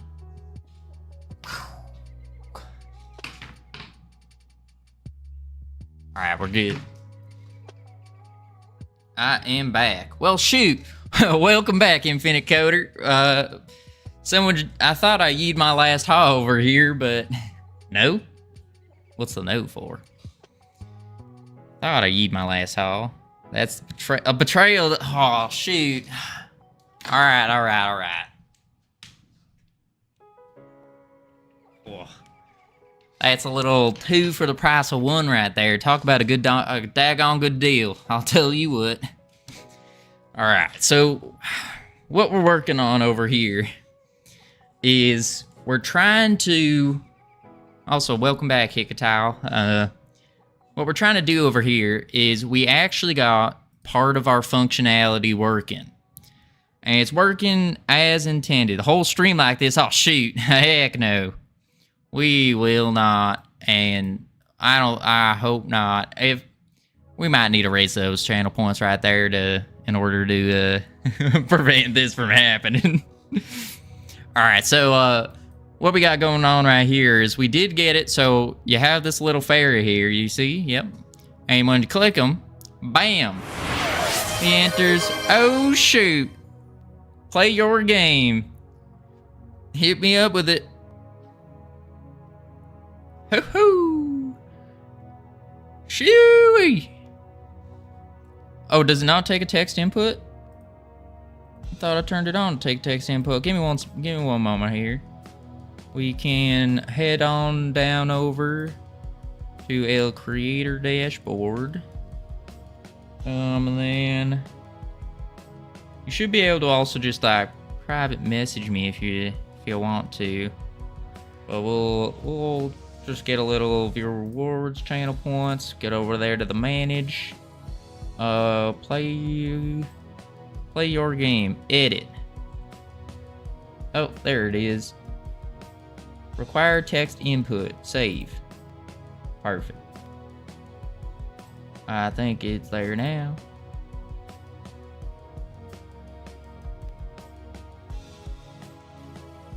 Playing a game Wild Country. Shoo! That sounds like some daggone good gaming right there. Infinite Coder, you wanna send me your... Oh, there we go. You have 10 minutes to set a world record. Whoo-wee! I do love sending me some world records down there, I'll tell you what. We'll go over here.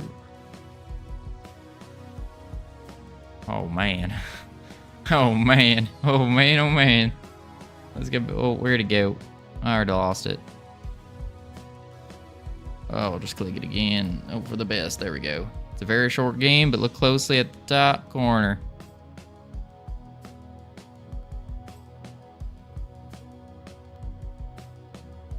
Well, maybe it's not very closely. Okay. He is running. Alright, let's set that. I'll just play it real quick. We'll try it out real quick, see what we do. Play. Typing game. Include game engine int main. Was this a little C++ action we're doing here? Pretty sure full screen works. Oh shoot. There we go. Full screen. Oh. My hair's... I put my cowboy hat on wrong. Well, it's actually C. Well, I was close. Controls.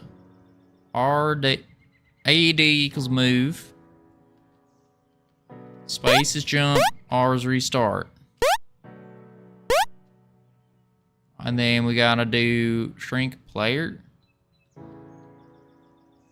How do we shrink player? I'm really bad at this already. Shoot. Game is running, never returns false. While game is running, controls, move, space, restart. I'm on face over. Shut up. There you go. Alright, so. Okay, so we do AD. Then how do you shrink? Oh, maybe it will. Oh. Okay. Oh, that didn't work. Wait.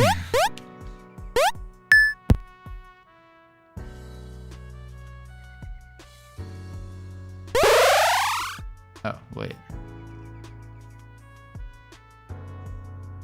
There's a full screen button. Oh, this button. Okay, there we go. Okay, so increase jump. Oh, I gotta have to actually read code, don't I? While game is running, update game, and then we're gonna. Oh wait, I can double jump. Maybe not.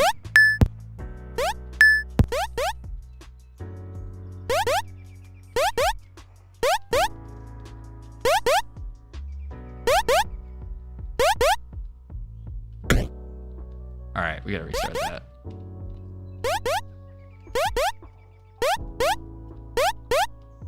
Oh man. It recompiles and restarts when you pick up. Okay. Holy moly. Increase jump. Got it. Okay, this game has a horrible explanation. Or I'm just really, really dumb.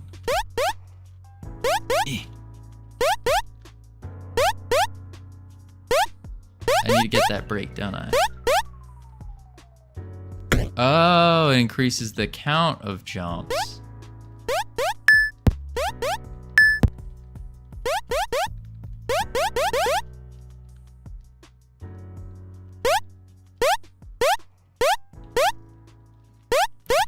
I think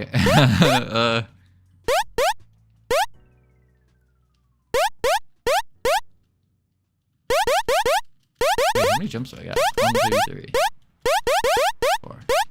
Okay. Oh, I didn't want to break there. I see. I broke it. I'm so bad at the game, I broke it. Oh, man. Okay. How did I do that before? Wait. Okay, maybe we have to go...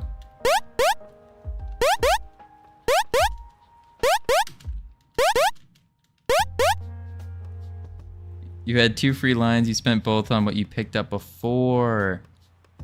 Oh. Wait. I think I'm starting to get it. So I need to somehow get back up there. Because I already...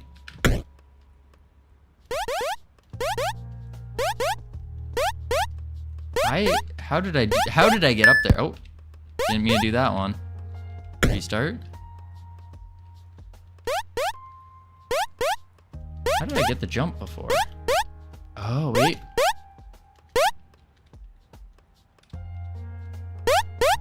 There we go. Wait.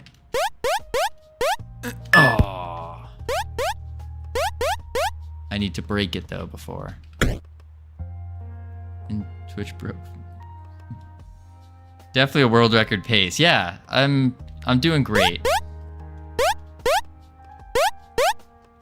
1. There we go. I don't think I can actually get up there, so instead... Oh no! There we go. Break. Oh, I didn't even have to do that.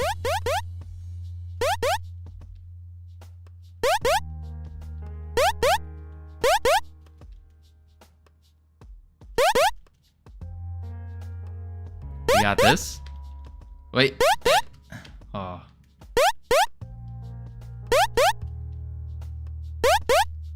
How many levels are there? Not many. We got this. Don't worry, team. We'll do it any moment now. 1, 2. There we go.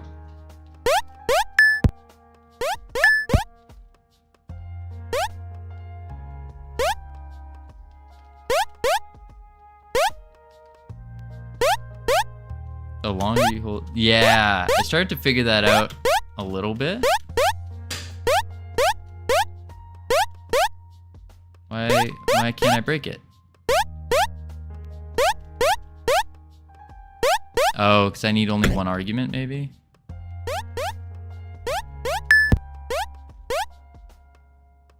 Oh, wait, that wasn't Shrank.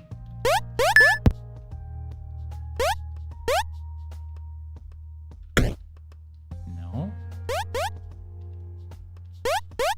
Nope, I didn't want to grab that. All lines filled.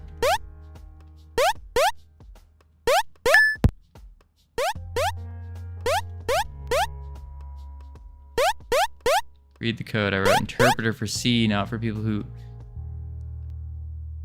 Yeah, I'm just sitting here trying to brute force. Okay, I see it now. While game is running, update the game. Then we're going to want to do... Can't break. Game running never returns false. Increase jumps.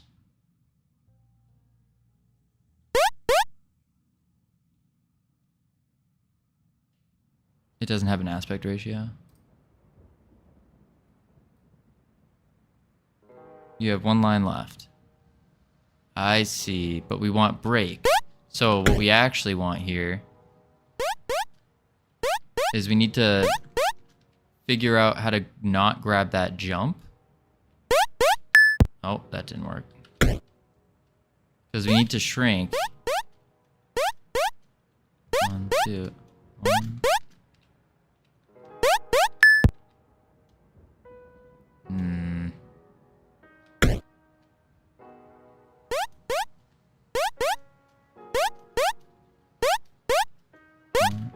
What is the, how is it a window? I don't know.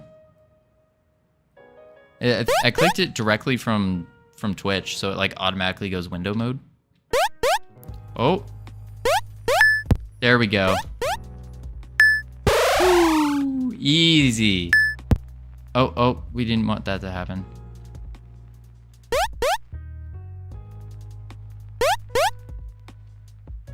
Wait.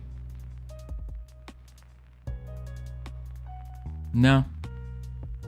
I don't think I do. Honestly, I don't know much about Itch, like, at all. I just know it's a platform. Oh, I missed it.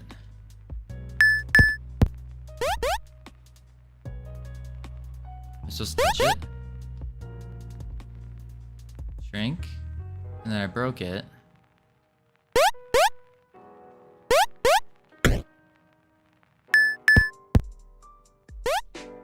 Yeah, well, not supposed to break it. Oh, and then I let it break itself. No. Include while game is running, update game, shrink the player.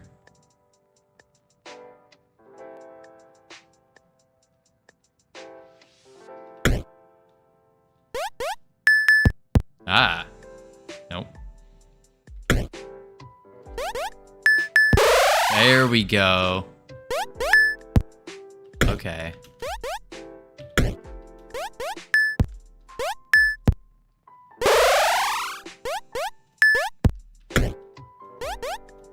Oh, I see now.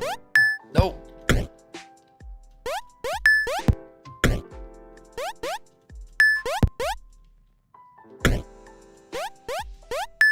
Yeah. No. No. Is that? Oh, lag's coming. Lag's coming. I do mean it literally.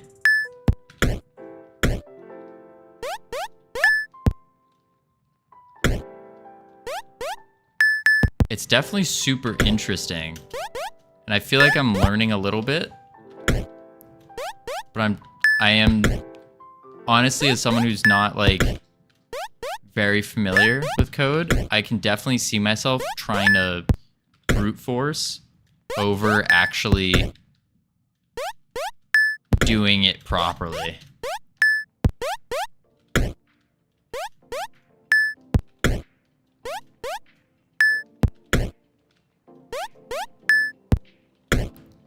I think I'm supposed to get the shrink player first. Break first. Oh.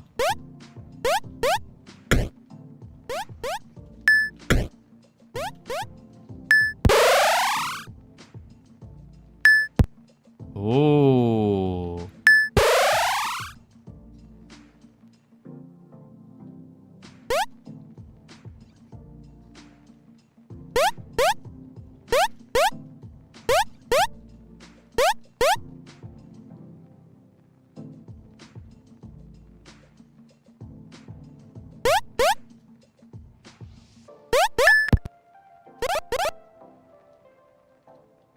Oh, I feel the lag. Why is that not? Oh, I need to break it, don't I? Lag? Oh, you literally added lag.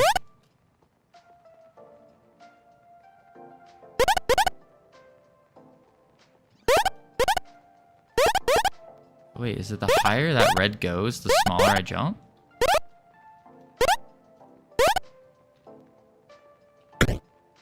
Can't even see the stream. Oh no.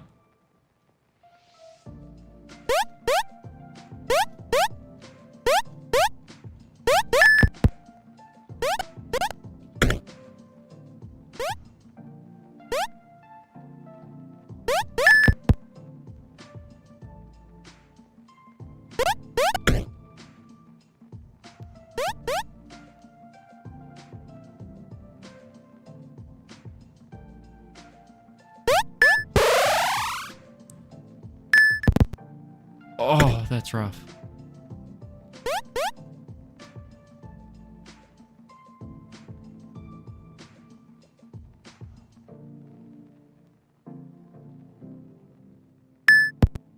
Lag.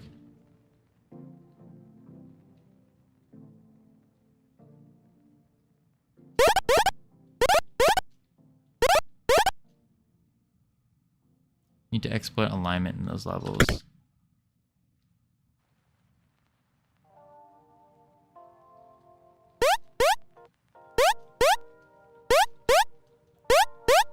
Holy moly.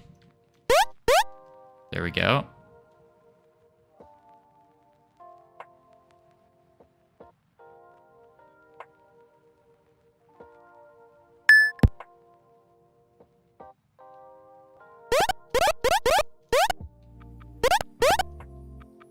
How do I get them to go down? I don't think I can. This will be next commit.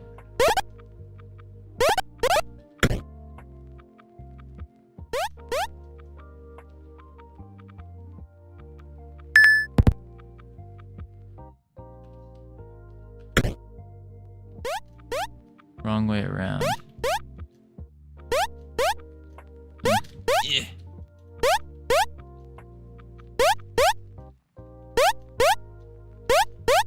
I feel like I need to complete this. Oh my lord. Okay.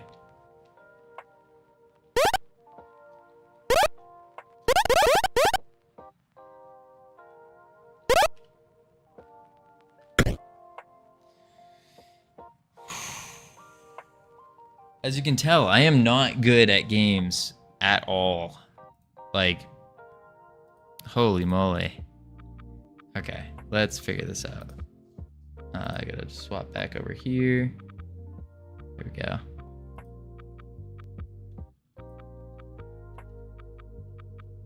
Wrong way around.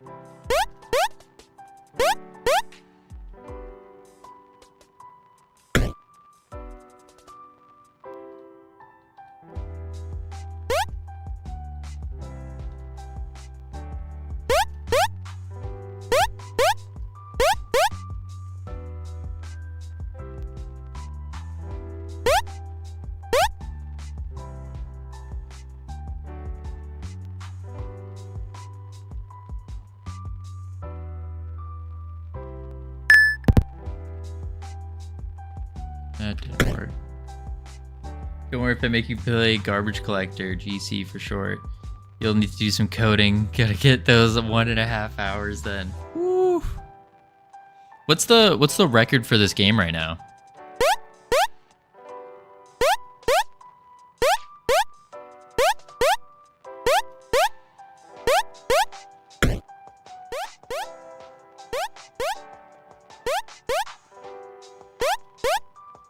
Why can't I get up there?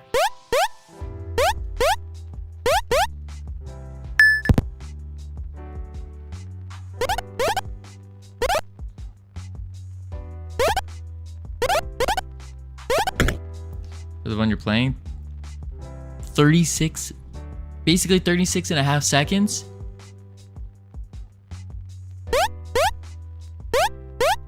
What?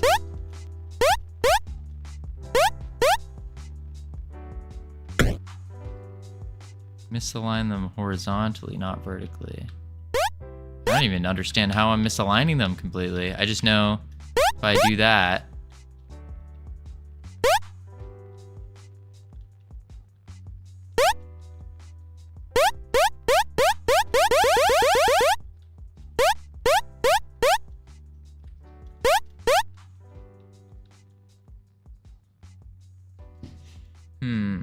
Get gray box on top and keep jumping until the red ones are higher. But that's vertically, not horizontally.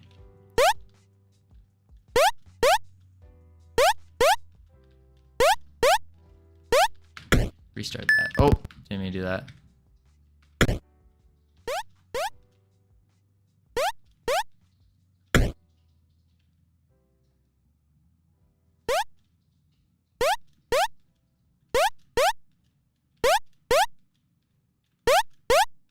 If I can even get up there.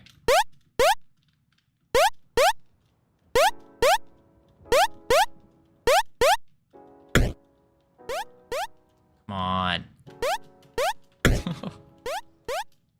Holy moly. 36 and a half seconds for this.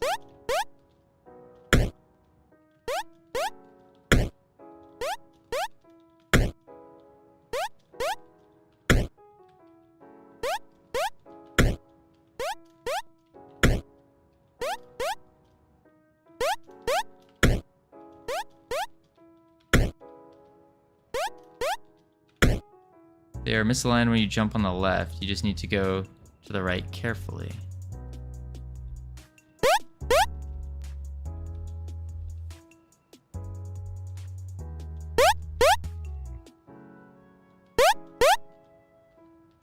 I forgot how I even got up there though.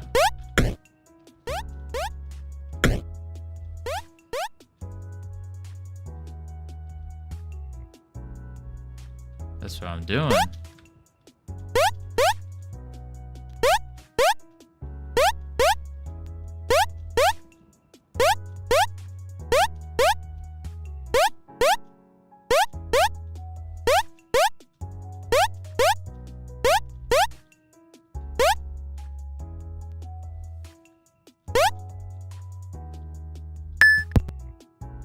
Maybe it's something with the lag.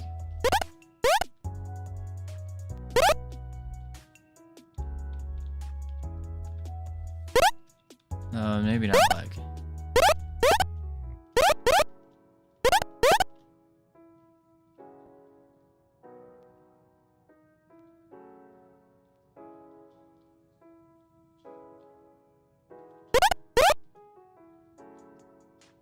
Wait.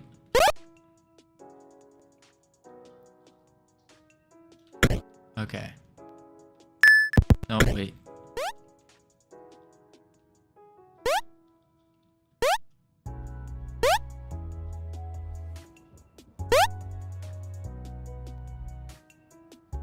You need the bottom right one to be on the floor, right?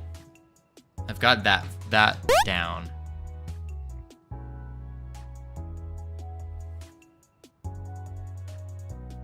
Then if I grab it. Oh! I did it! Wait. Ah, easiest game of my life. Whew, speed run.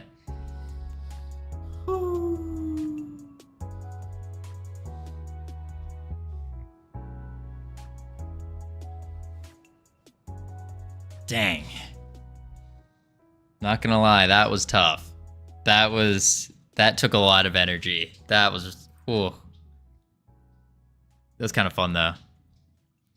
It was fun, and it also probably didn't help that I was trying to brute force it. the whole time instead of like actually thinking it through.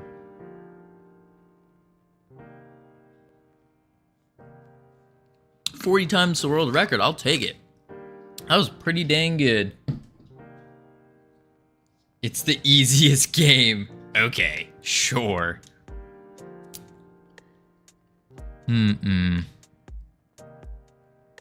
Easiest game, he says. Nah. Nah. Alright, where were we? We were with our clickable fairy over here. Now this is the easiest game. Easiest game to make as well. So we click to add it. Now we want to be able to click this once it's working, and we want it to hide the child, maybe. Let's go to the summoner, I think. No, go remote. Fairy realm, summoner. Fairy companion.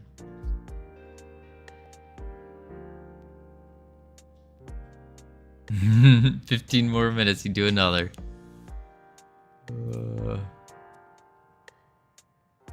Alright, we'll do...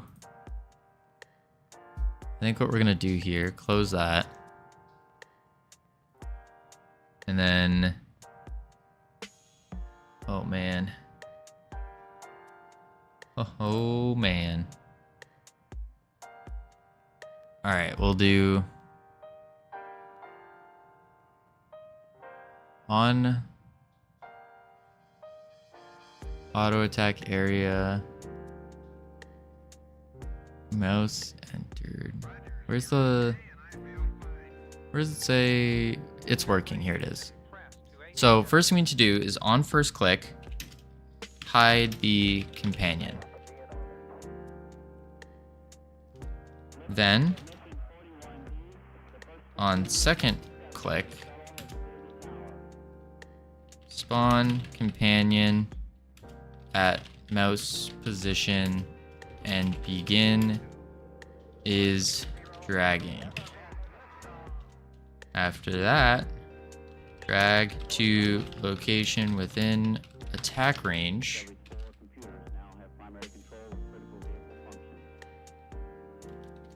Prob use raycast to find area 3D, and then on click release, drop companion and attach to spring arm. Save.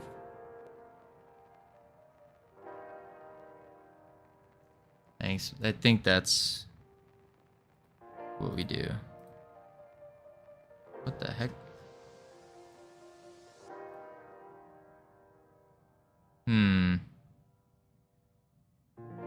Yeah, I think that's what we do.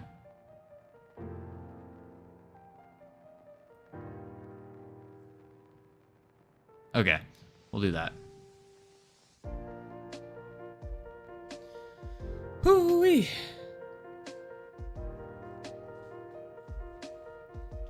It's working. So first thing we want to do is on the click, want to hide the companion.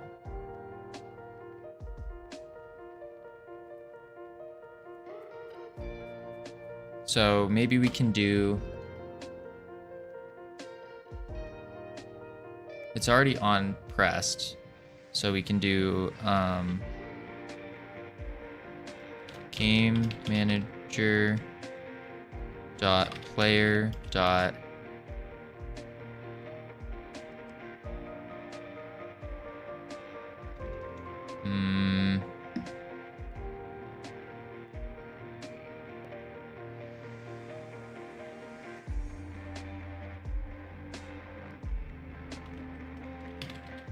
dot companion fairy dot hide. I don't think that's gonna work.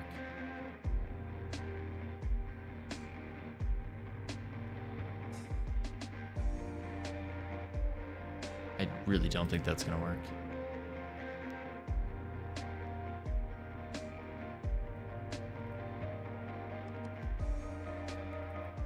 Yeah, no. Invalid index.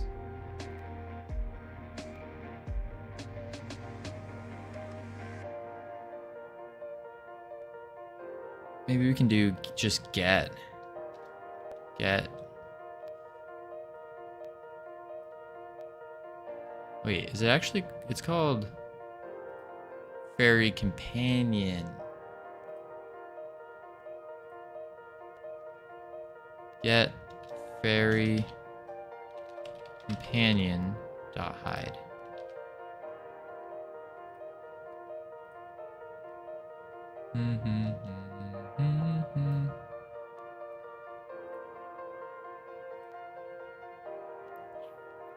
Hide is null. Okay, so we're gonna need a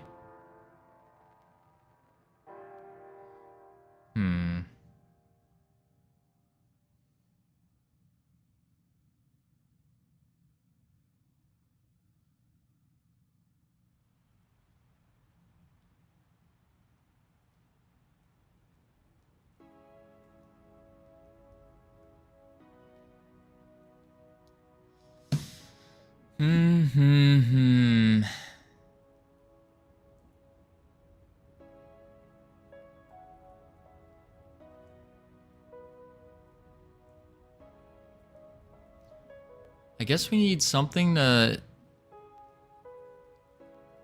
if visible, maybe get.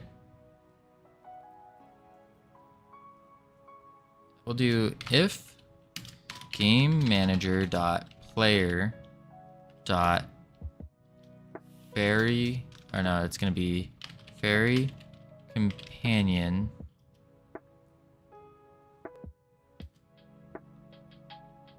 is visible in tree.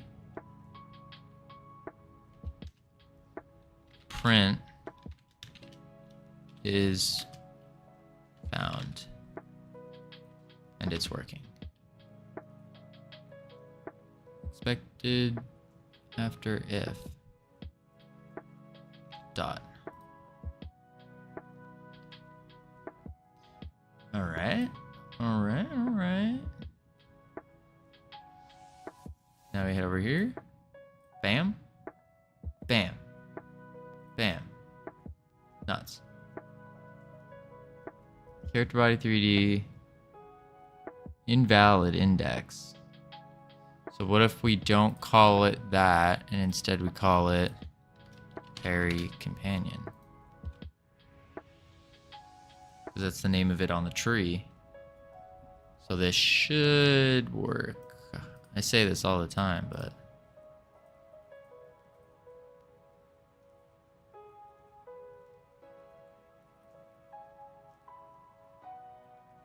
get node Fairy Companion.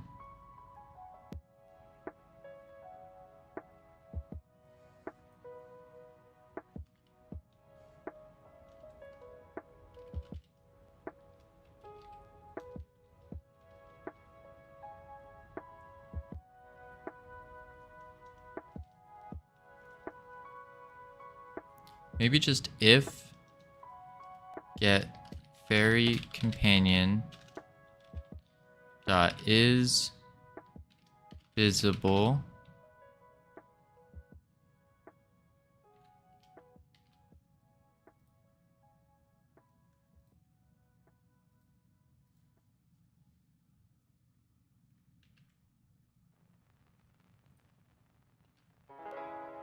hit play.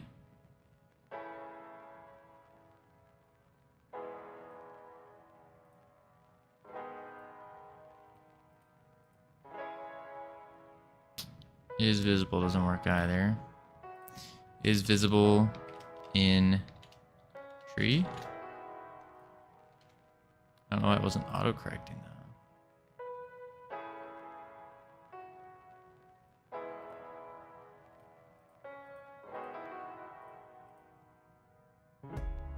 Nope, that's not even a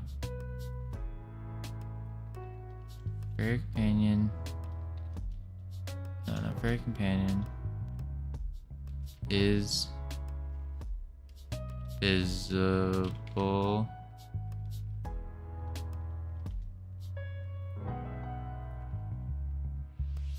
No. If game manager dot player dot fairy companion dot is dot visible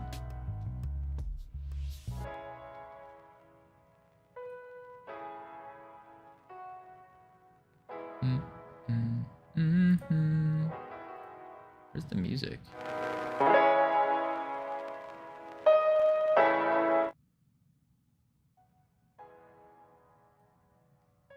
Oh. That's why. Sorry about blasting everyone's eardrums real quick. Must have ripped them out earlier. One sec.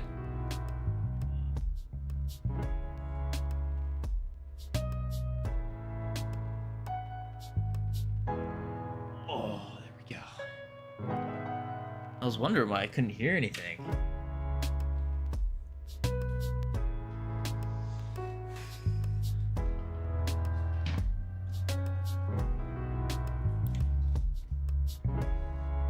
Alright.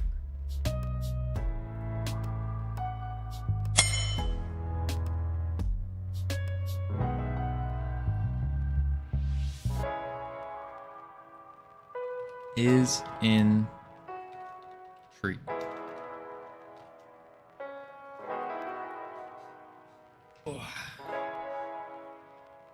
Where is Oh, Daxel, thank you for the follow.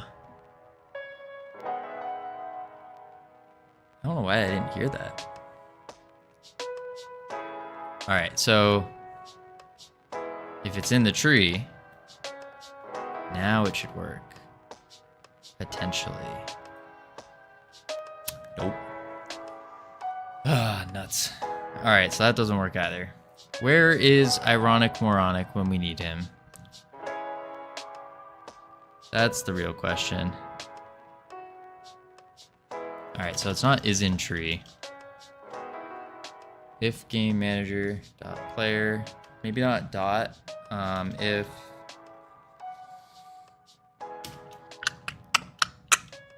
fairy companion dot is in, no, is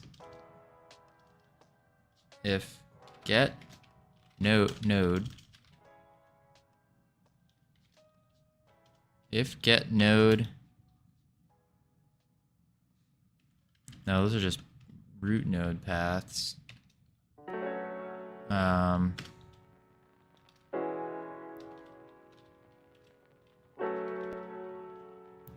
Get node fairy companion dot is in, not inside, I guess inside tree. I don't know if that's gonna work. No, fairy companion not declared. If game manager dot player dot fairy companion. Now we give it a go. Holy. Okay. Bam. Works beautifully. It does not. If we just keep bashing our heads against this wall, it shall eventually break, team. Oh boy. Here we go. Let's go to... If anyone has any ideas too, feel free to shout them out.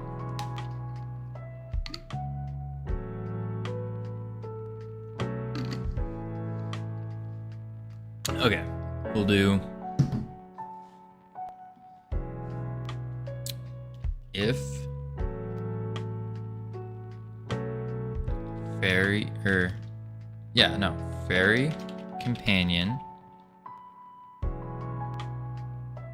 dot is inside tree. No, wait, that can't work. Get node. That's only be player.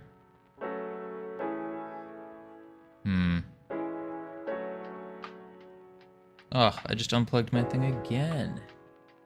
One sec. Oh.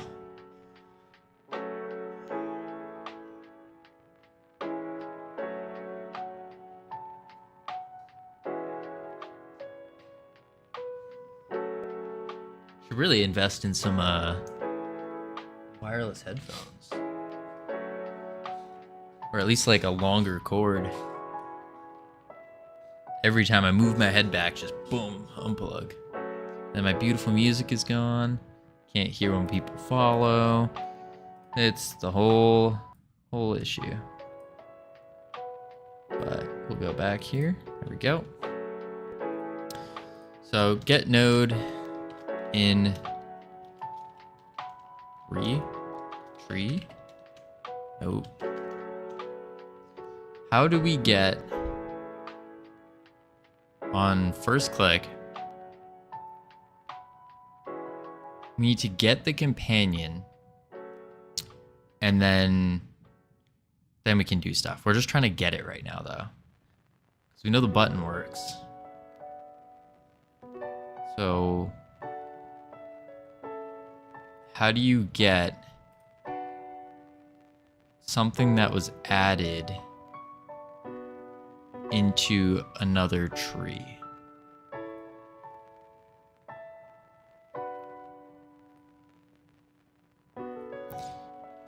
Maybe we do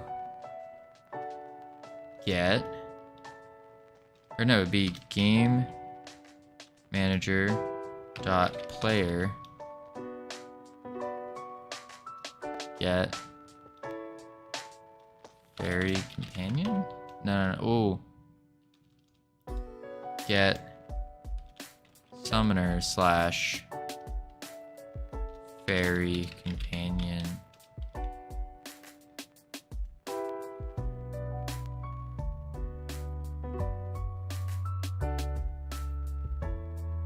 And then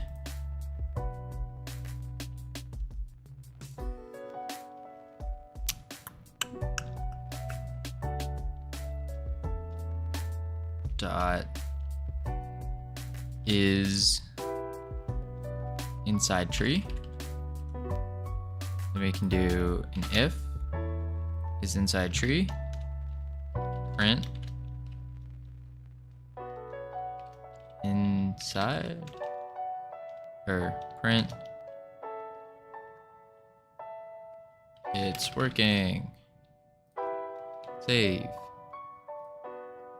play. All right, click.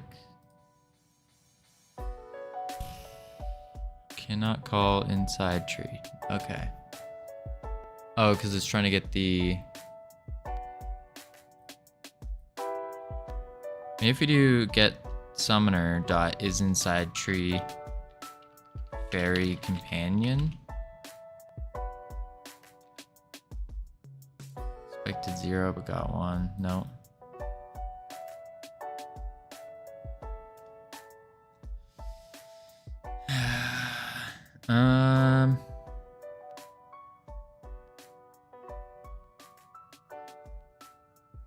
I have absolutely no idea.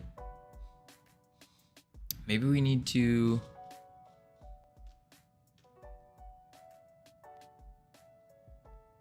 when it's pressed. Let's do some research, I guess. Do a little bit of get a child of another scene in code. Maybe that'll work. We hope. We pray. Something.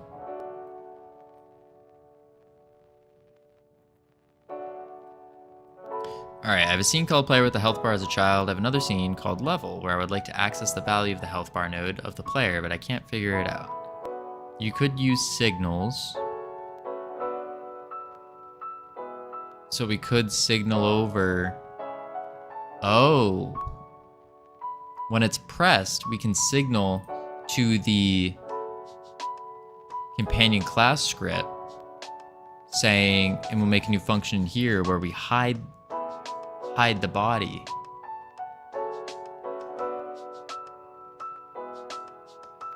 That might work.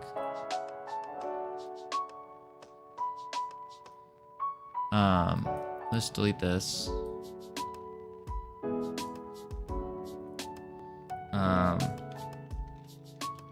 Could signal to companion. No, that's not what it's called. Companion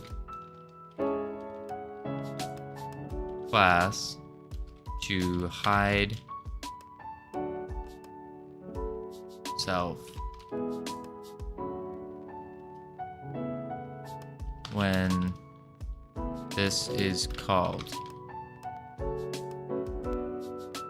So we need to omit it. Okay, so we can go make a signal. Oh, that's what the... No, that we could do... We'll delete this for now. We'll go signal button touched. I think that's how you name a signal, right? I think I've only used one name signals though. Oh, wait, no. Took damage, okay. What's wrong with this?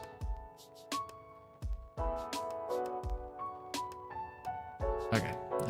Then we hop to signal button touched. And then we go here. Nope, don't want to do that. Go here. Boom, bam. And then we'll do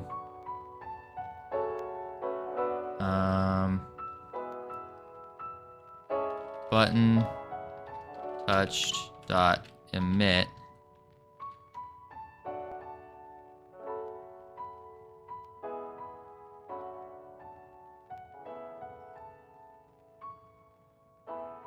And then we need to connect it to, yeah, and then we'll connect that to the class script, if that works.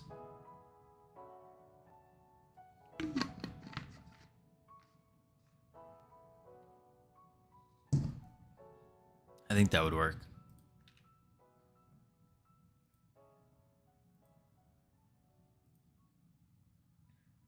What do we think, team? Anyone got any input here? Any ideas? Pretty sure that's it.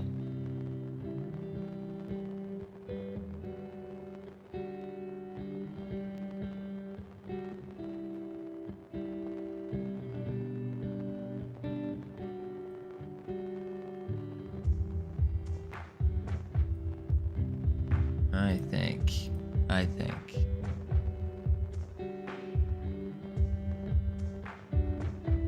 I don't know entirely what I'm looking at, but I believe in you. Gee, thanks! Basically what you're looking at here, here, I'll give you a showcase of the game.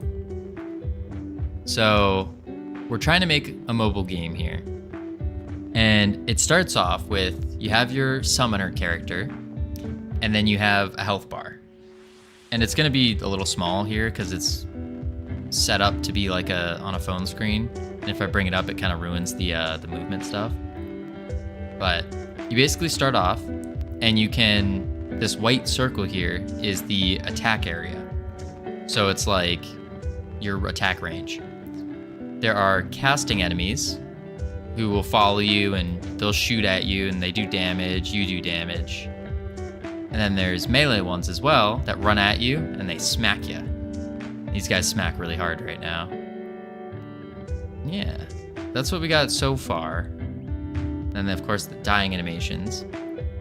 And then over here is going to be a little quest guy. When you complete the quest, then he will join you. And so right now it's just on a click because we want to just make sure the functions work. He'll follow you around and help you attack and whatnot. But what we're trying to do is make it so this party frame here, you can click it or tap it, he'll go away, and when you do it again, you can drag him to be anywhere you want within this range. And so it kind of adds like a little strategy to it where you can, because there's going to be multiple companions, different types that do different things. Yeah. Oh yeah, the coding. Yeah, that's, to tell you the truth, I don't even know what I'm looking at half the time. So, it's a work in progress over here. Work in progress. But, yeah. What even is code? Yeah, for real, dude. I'm wondering the same exact thing. Maybe you might know this answer, Fullbox. I'm trying to emit a signal to another script. I know it's .connect to connect it. Or let me re-ask this question in a better way. Hang on. So, what I'm trying to do here is when I press the button, which is just the entire frame here, what I want it to do is to hide this guy. And then when I click it again, I want to spawn him at my mouse position and then be able to basically drag and drop anywhere within this area. And then from there, it can create the spring arm child so that it's connected and it stays in place and all that. I'm just trying to figure out how to make it so it hides on the first click. That's what we're trying to do, is just make it hide when we click this.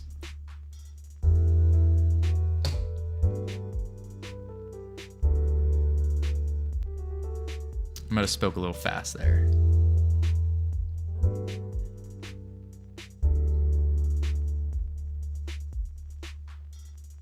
When you say click, you mean press down? Yeah, so it's gonna, because it's a mobile game, like our mouse clicks are the same thing as like a tap.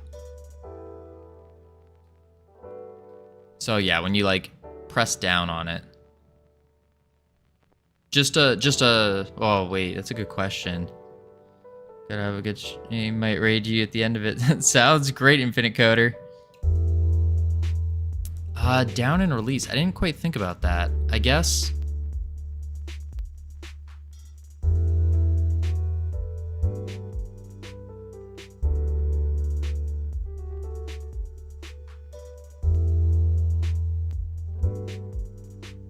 On release, I think. On release is when it should be hidden.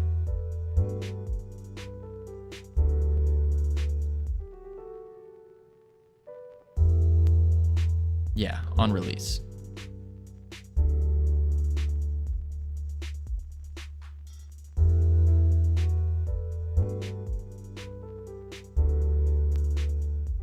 Or just press.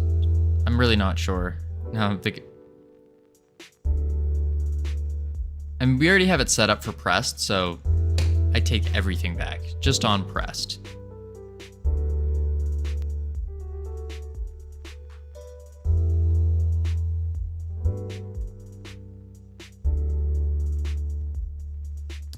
Should be able to just connect the press signal of the button. Right, so I have a signal up here called button touched, and then I'm emitting it within this function on zone press, so when the button's pressed. And then I need to come to the class here, and I'm going to need to make a function to button press dot connect method. Okay.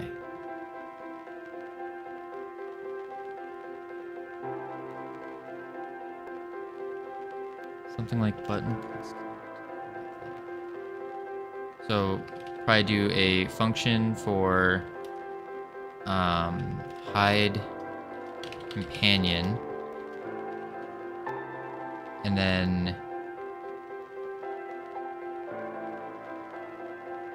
I don't think it's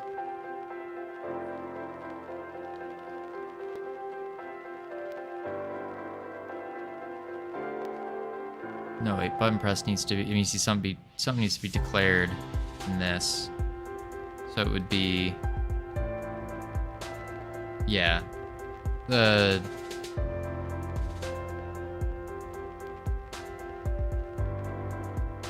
wait, that's not it. Here it is.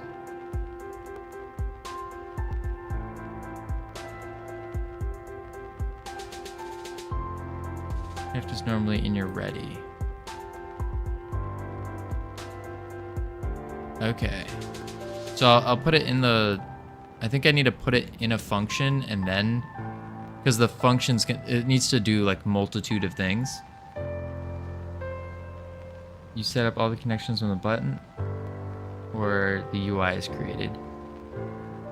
When the UI is created.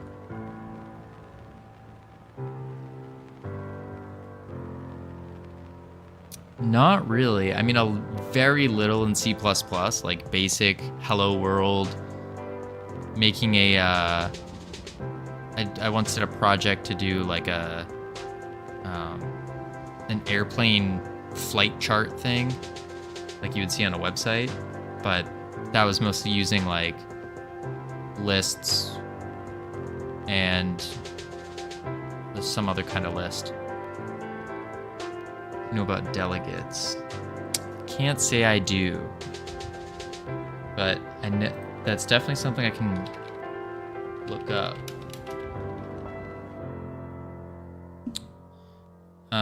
Delegation refer. Oh, it's just delegation.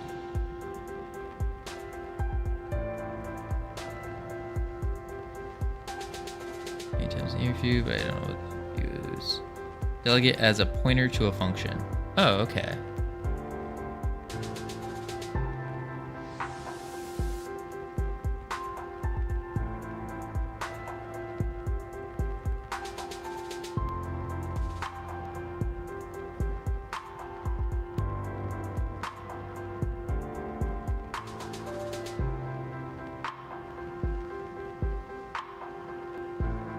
Signals are basically delegates in C#. Okay.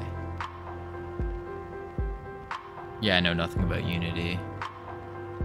When I was starting to look into game dev is right when Unity did that whole pricing thing. And I was just immediately like, yep, nope, not even gonna try it.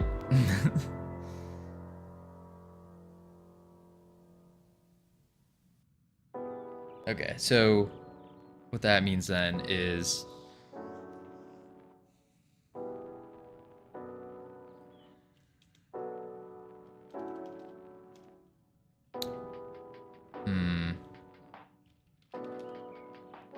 wonder if I can do that.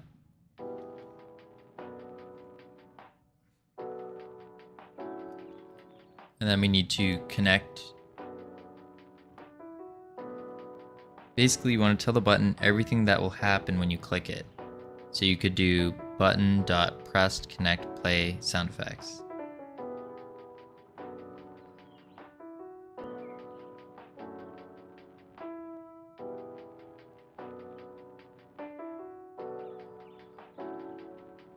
And then button pressed connect change scene. Button pressed. So we have on clickable area input event. Oh wait, no, sorry, that's the wrong thing I'm looking at. On touch zone pressed. And we emit a signal called button touched.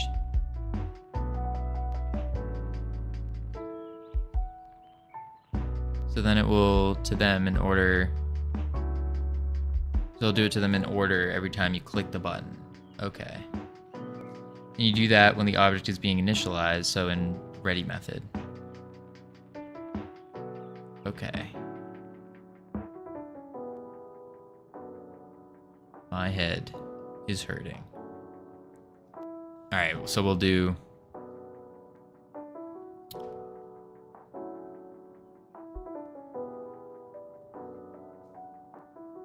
Do I have the right... And then you emit from anywhere. Oh.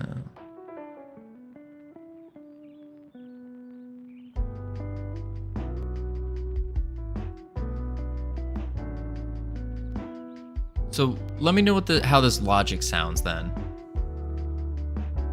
Right now this is the UI container we're looking at. So this thing that pops up whenever we get the fairy.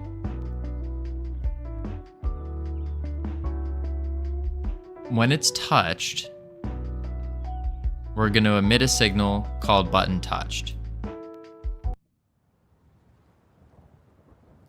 And we will connect that signal to a function that has all the instructions for what we want to happen when that button is pressed. Hard to explain without showing an example. Yeah, I tried explaining some things on Twitch chat once. Whoo-wee. I don't get how.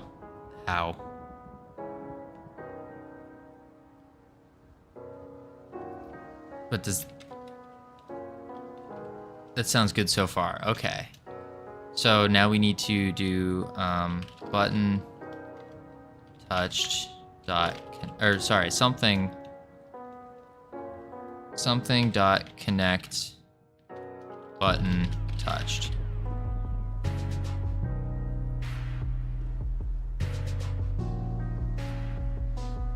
Something. This is, wait, let me double check to see if that's how you would connect. Connect on projectile body entered. Yeah, that's how you do it, I think. So the connection needs to happen outside of the hide companion. Oh. I thought as long as I call this function within the ready, then it would be fine. Cause like I have, yeah, I don't have, oh, took damage.connect here. Oh, wait. The signal button pressed is in a different script over here in the companion party container, so the UI element.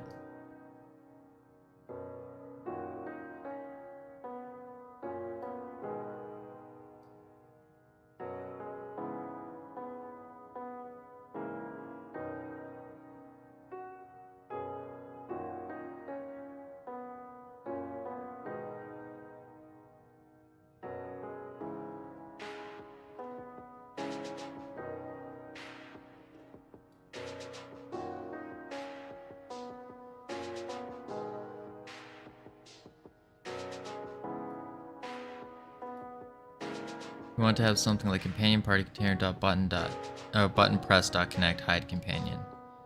That's the logic you should have. Okay.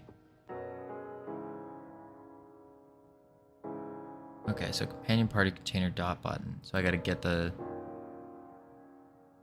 So it would actually be, but it wouldn't be in this function.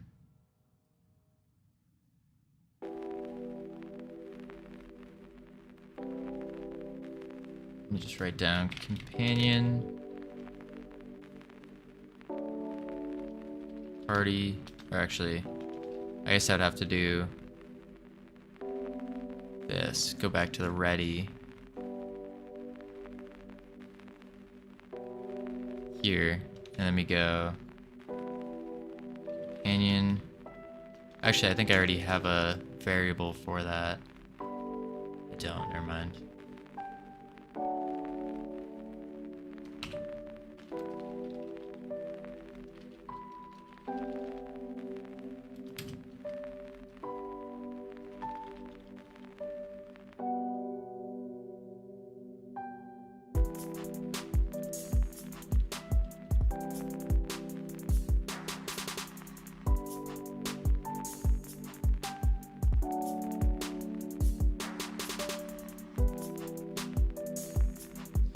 You have a reference to companion party, which could be tricky. I don't know how your structure is made.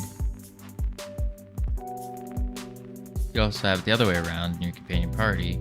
You could do button press.connect enemy class hide. Ooh, I think that's more similar. Button press.connect.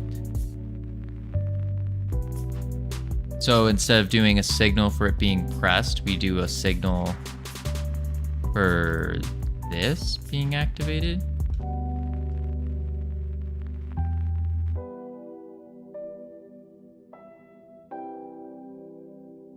This is looping my head all over the place.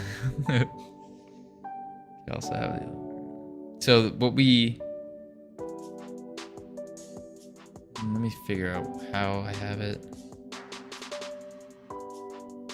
You also have the other way around in your companion party. You could button press connect enemy class.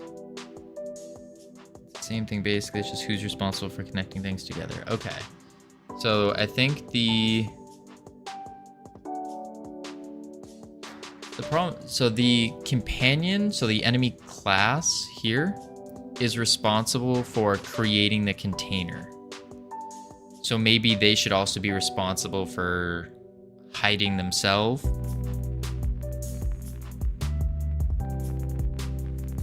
Then we go into code arc. Oh, you don't want to look at the code architecture here.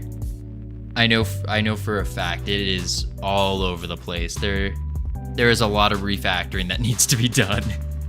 Because it's like, as time goes on, I'm starting to learn a little bit more at a time, and then I look back and I'm like, oh no, no. But it still works, so it's like, all right, well, I guess we leave it for now. Yeah.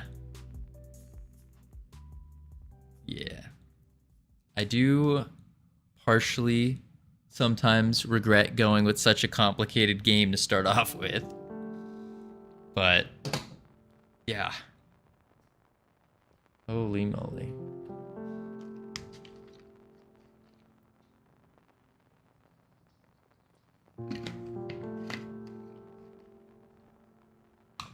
Well, let's shake off that feeling. 360. Oh man.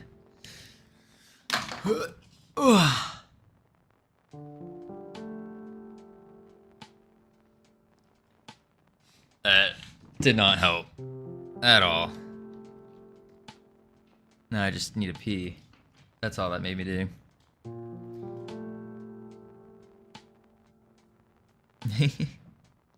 Infernix is in everyone's stream. All streams. Back to here.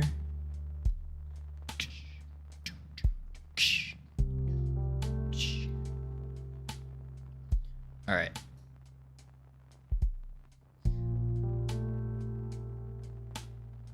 Indeed. All right. I need to go grab some water real quick. I also have to pee. So I will be right back, team. And we will solve this connection issue together. Teamwork. Let's see. I just want to try.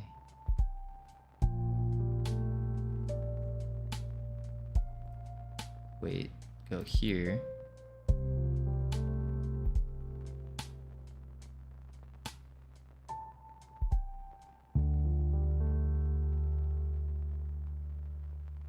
Alright, I will be right back.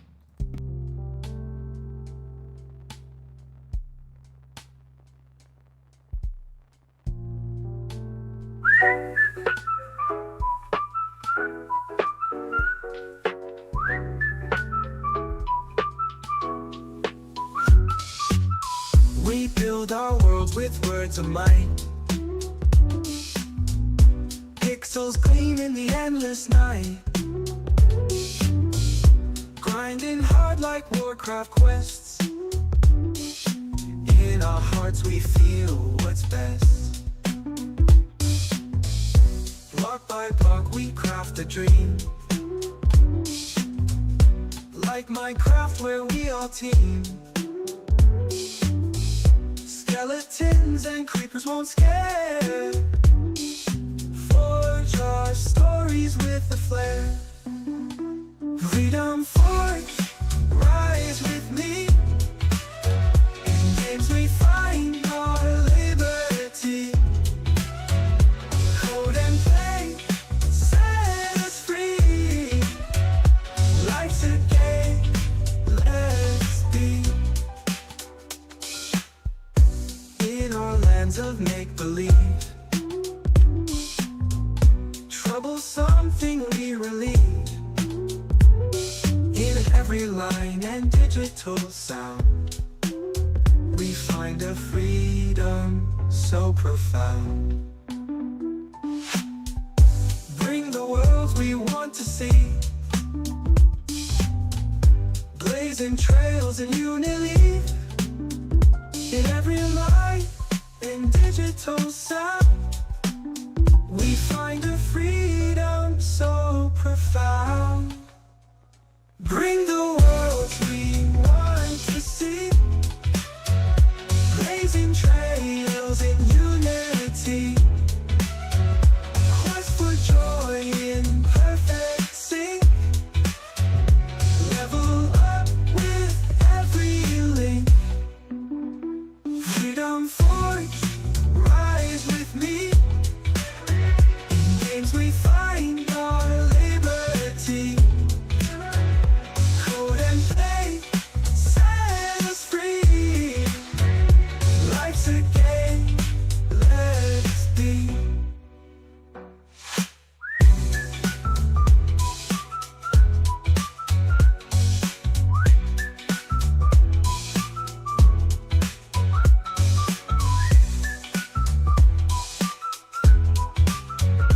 Life's a game, let's be.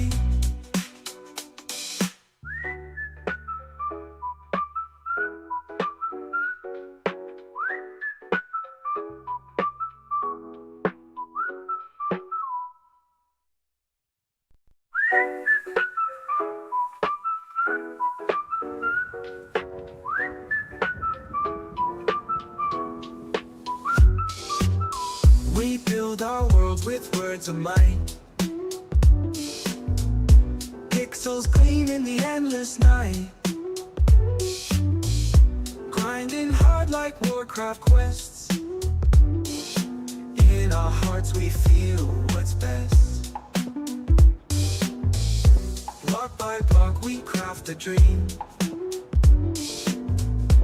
Like Minecraft where we all team. Skeletons and creepers won't scare. Forge our stories with a flair. Freedom forge, rise with me. In games we find our liberty. Alrighty, team. Code and play, set us free. Such a good Life's song. If y'all didn't know, there's some AI that makes some pretty good songs. If you just give them like the smallest input possible. Awesome. We like it. Alrighty. That's cool. So I think I figured out something kind of nifty here. Kind of nifty. If I'm gonna like BRB, I can run a 30-second ad, or sorry, 60-second ad, and it won't play the 3-minute ads every hour. I think it works that way. Because it popped up and it was like, oh, it's not gonna play it for another 55 minutes. I don't know, maybe we're just trying to skirt the system here. But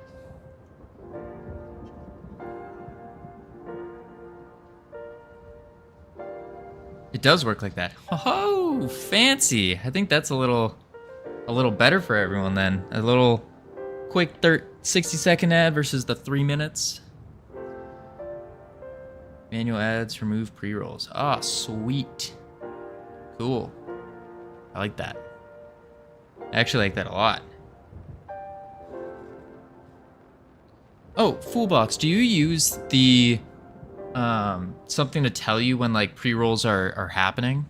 I'm seeing a lot of people doing that, and I have no clue how to do it. I know there's Alkaline, and she's made a she made something in Rust that interfaces with Godot and Twitch to do something similar.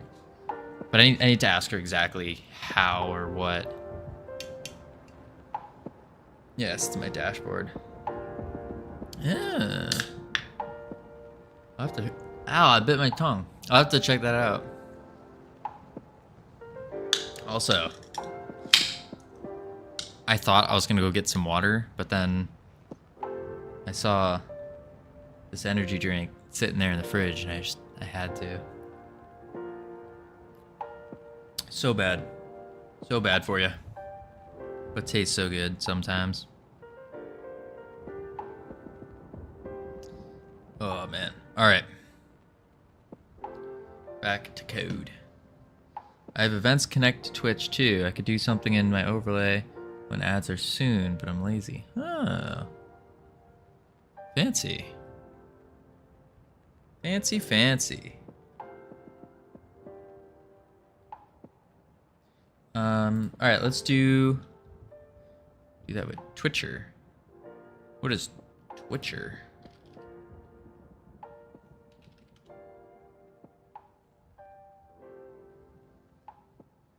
Looked up Twitcher and apparently it's a bird. Kanemaru Twitcher. Kanemaru Twitcher. Oh, okay, I see it. Full Twitch library for Godot. Ah, I see, I see. I have a lot of stuff to check out after. Like a lot.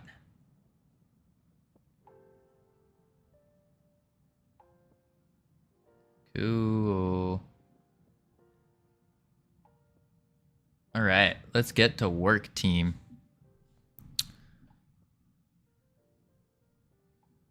Let me move that. Do that.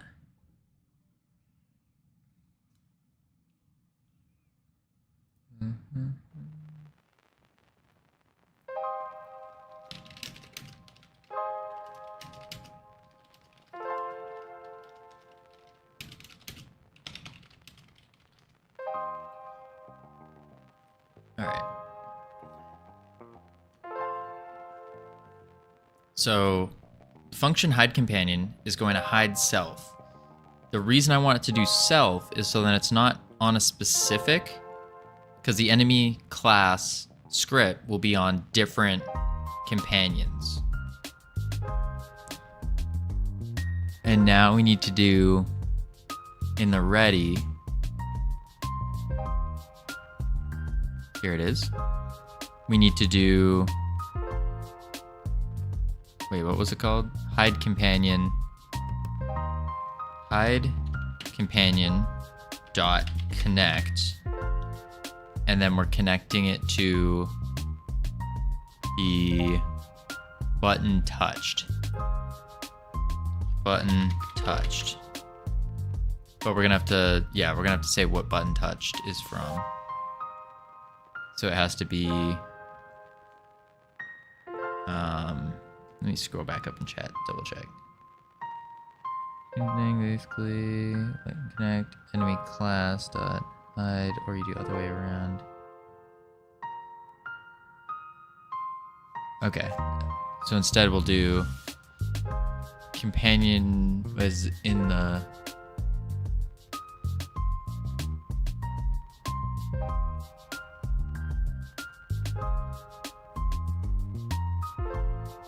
I think it's companion party container dot button touched,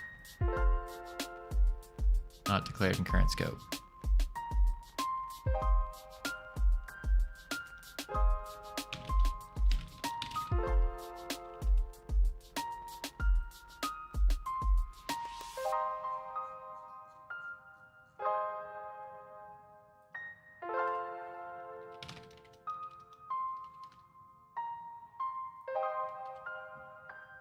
All right, let's see what happens.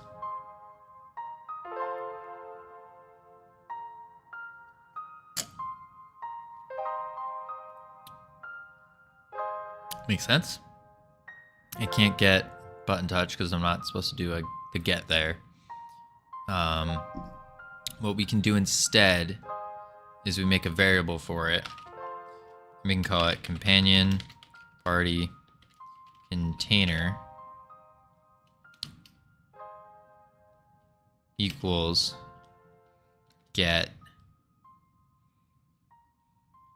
companion. No, get won't work. Maybe as companion party. No. Maybe we do it as a... I don't think we get it as a reference rectangle.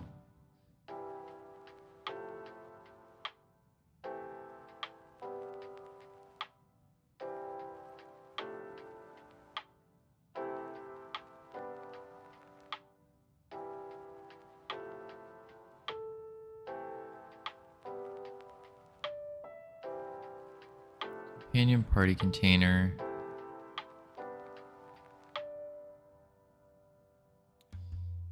Equals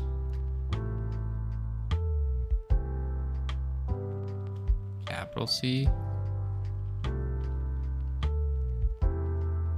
clickable or class. We don't want any of those. Maybe we can do reference rectangle. We'll do it as a reference rectangle. And then we do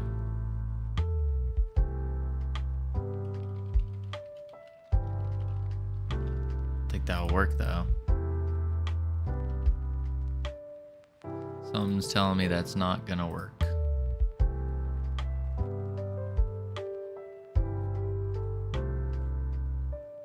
Nope.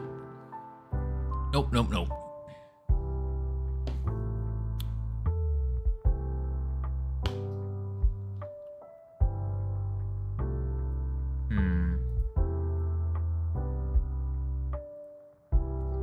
Let's see.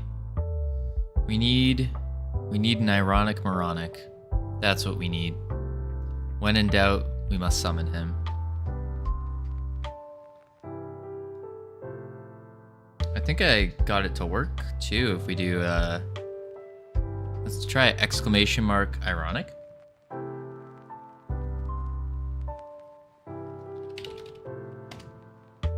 Oh, it didn't work. For those of you who don't know, Ironic Moronic is a secret genius when it comes to Godot and is quite good at explaining things. And he has been, or she, or I don't know, Ironic has been such a massive help throughout this process and learning. Without Ironic's help, we would be on creating the character still.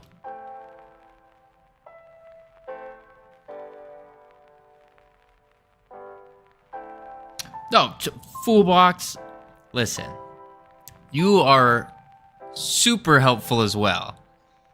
It's just, I don't think words cannot explain just how much Ironic has, like, helped. Like, just how much. I mean, I'm trying to...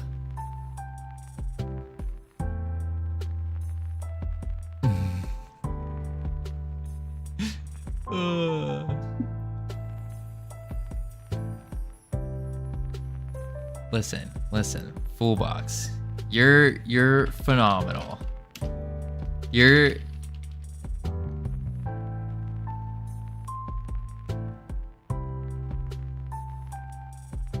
yeah. He knows it all by heart. Like, well, if you guys didn't know, Fool Box over here, phenomenal. Also, extraordinarily entertaining.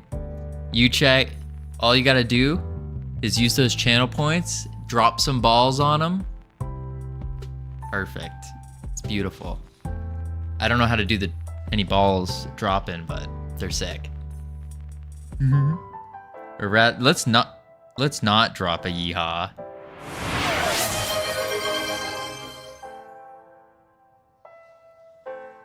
Oh boy.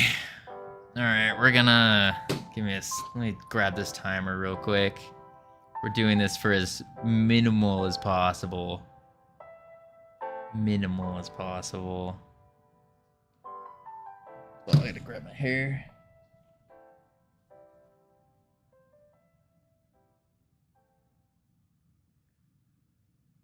Five is owed. Shoot. All right, team. 5 minutes on the clock. It's started. All right, so listen here, folks. This is what we're gonna do here. We're gonna grab the companion. We're gonna hide the companion. Grab the high companion. Shoot. We're gonna take. Oh, maybe I can talk in a little bit of a lower tone, and that might lessen the pain on my voice over here. All right, so this is what we're gonna do, folks. We're gonna do the high companion function, and we're gonna connect that function to the companion party container. I need to pretend like I have like tobacco in my lip or something.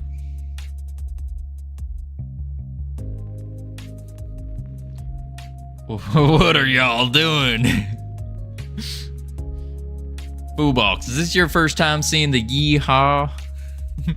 The yeehaw started with we got inspiration from another streamer who was trying to be a rootin' tootin' sharpshooting cowboy and failed miserably. So, because they didn't even have a cowboy hat. So, I happened to come across a cowboy hat over here, and I decided, all right, yeehaw, we're gonna put on our best Southern impression possible, and we're gonna put on the accent.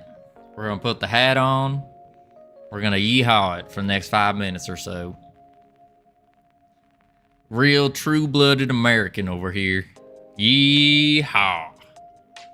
So we're gonna connect the the high companion function to the companion party container dot button touched, but we're doing it wrong.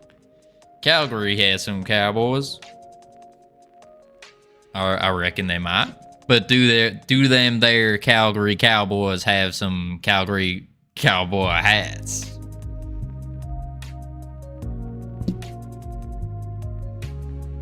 I do gotta say though. Oh shoot. Well, butter my biscuits. Yeehaw. I had some cool hats. I do gotta say though, these cowboy hats, they get quite pricey. Holy moly. Do you know anything about cowboy hats and how they're actually created and rated?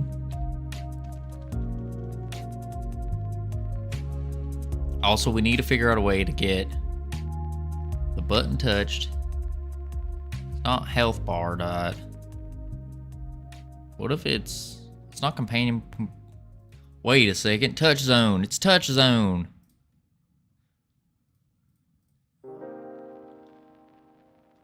Touch zone. But wait, there's more. Health bar, progress bar. Shoot, we don't want to do like that. Maybe we do a var touch zone. And then what we can do here, var touch zone, and get that as a oh daggone, what is it? It's a it's not a button. Is it a button? A button? It's a button. It's a button. But the other issue here is that this don't exist until we initially click on the companion. You see, when we go over here, when we hit play, if it don't break, it's gonna break. Oh, maybe what we do is here we go, if there is a companion, Then we do this. I don't think high companion is a signal. No, it's not. The touchstone button is a signal.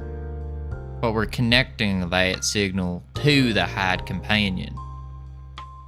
Am I supposed to do it the other way around?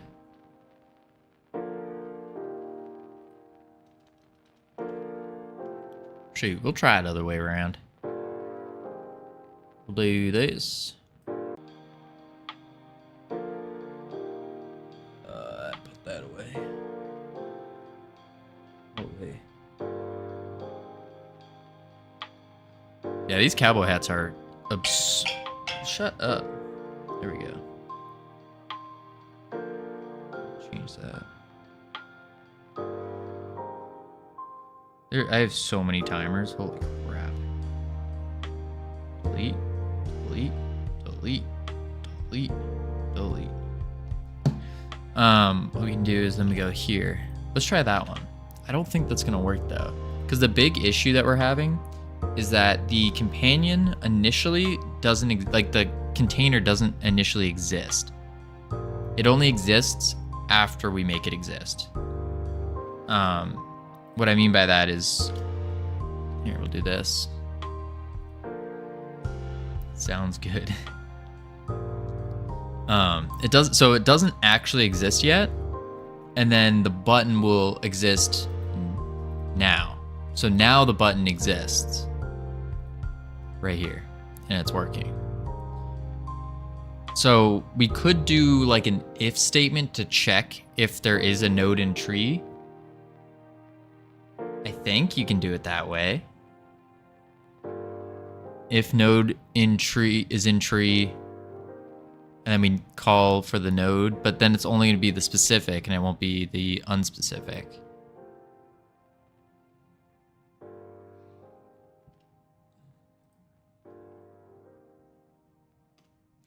Let's try if node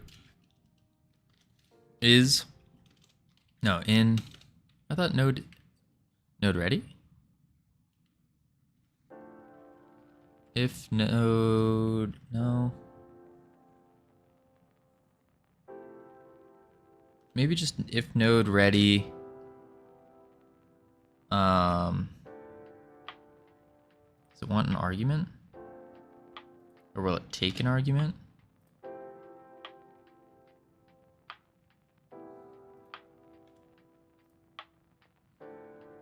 Oh.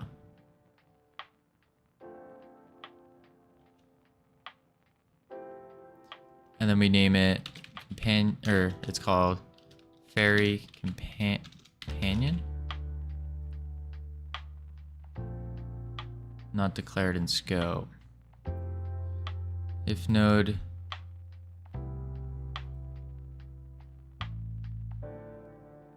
does anyone know how to check if a child exists or not? Because if it exists, then we want to run this connect. Otherwise, we don't.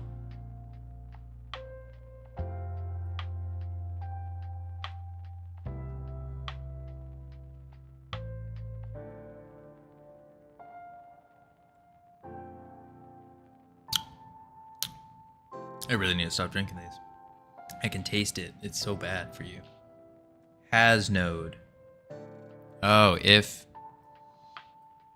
probably get tree. Wait, no, not that. Get tree dot has node. Or that needs to be a function. Get tree has signal. Has node.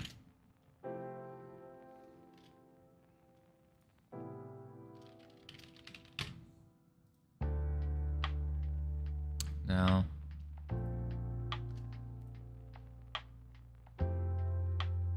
Maybe?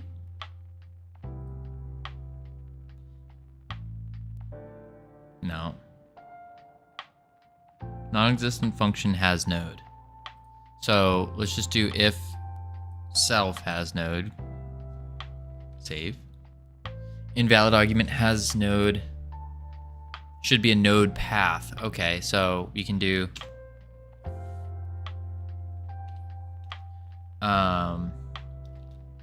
summoner slash fairy companion. Summoner not declared. In current scope. Oh wait, this is not in the player. This is in. That's why. So we act. Oh man. Okay. If. Okay, if. Oh man. Okay, so I think we're putting this in the wrong spot then. So maybe it's the player that actually has to hide the companion. And not the companion itself, even though the companion's creating the thing. That's a little confusing.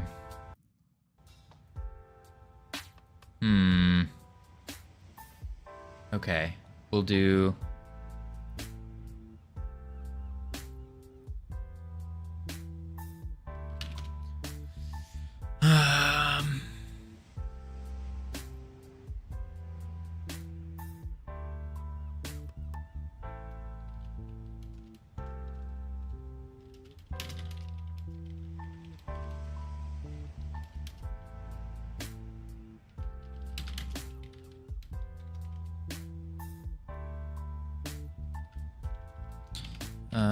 Slash.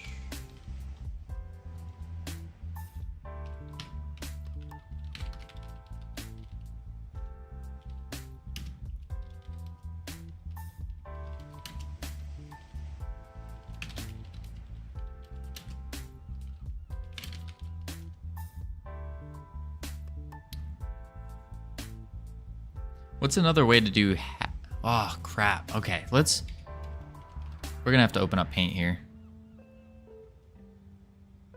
Okay, so I need to like draw this out. Pick a cool color. Like that. No, that. Oh, it doesn't matter. Alright. So I should go green because the companion makes this. Ironic, there you are. So that's what we're trying to figure out. Here. I don't know how long you've been around here, but what we're trying to do is we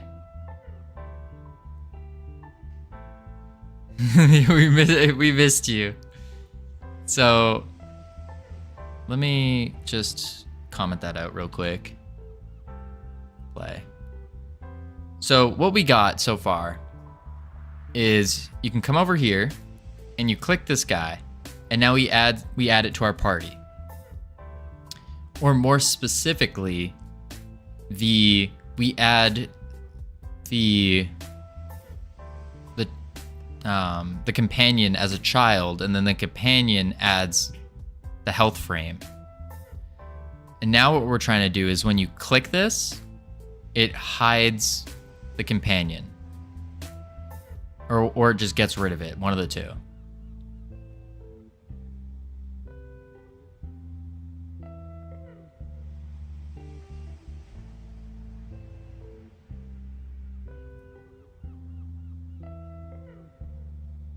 Yeah, I think we made it so the companion adds the container. Let me double check. Enemy class. I think we did it that way. I could be completely wrong though, and then that would make a lot of sense. Casting timer. Oh, maybe. Wait.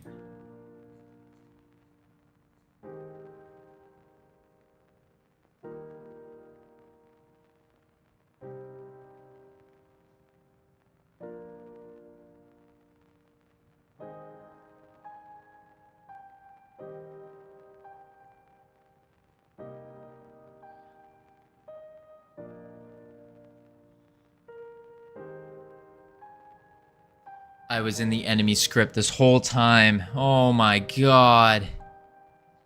Why was I? Oh no, that's why. Oh. Oh my lord. Alright. Yep. That explains it.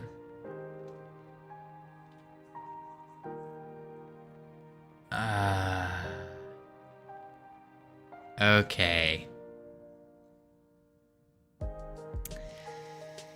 Oh, we're getting there. Yeah, so the companion adds its own container. Listen, I somewhat know my own code base, but at the same time, or our code base, I should say, all of ours. I just was not paying attention, and I was looking at the enemy for some reason. Okay. So now let's retry all that. Because logically it seemed like it would work. So yeah, it's giving the container to itself or putting it within the player UI.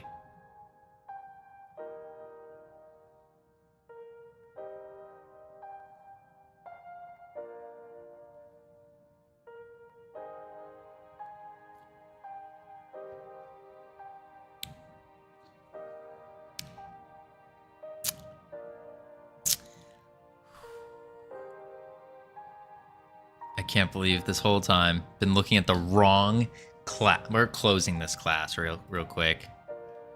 Close. Leave it. Okay, so button touched there. And then we can come back down here and we can make a function called func hide companion and then self dot hide. Save. Now we come back over here and then we can come and we do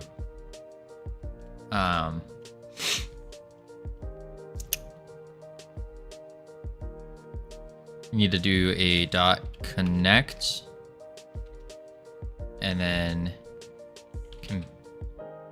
companion. I don't know, it's gonna be, I think we already called for it somewhere. No, we didn't. Okay. Do that in the add companion container function. Okay.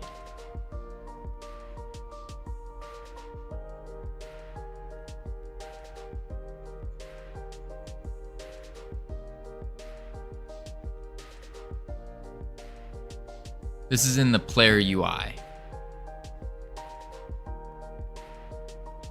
So the companion script doesn't have to worry about it. Okay.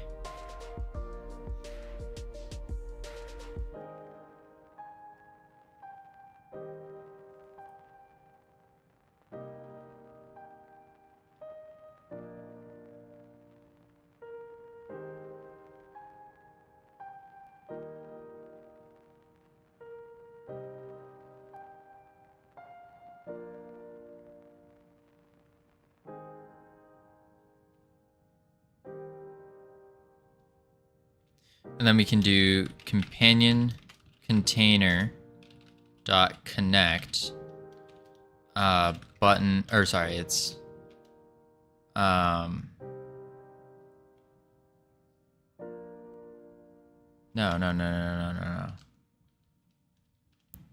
Character dot connect companion container dot button press, I think is what we called it.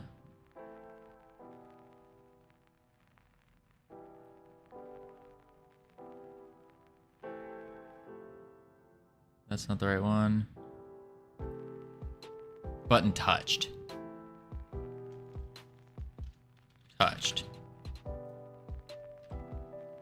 So the companion script doesn't have to worry about it.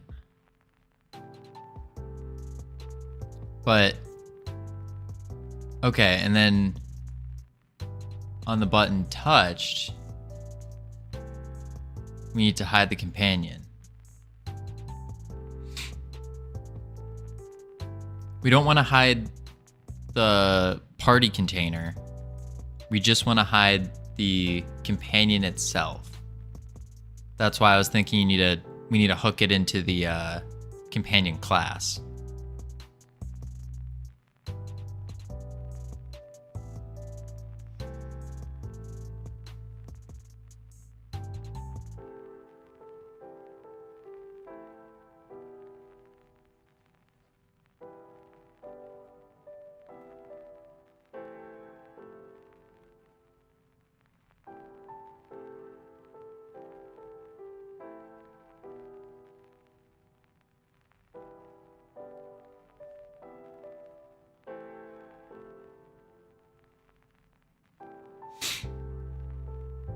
Then maybe we can do if button touched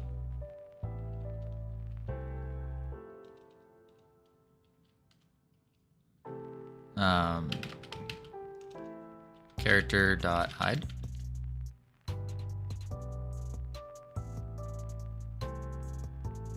If companion container dot button touched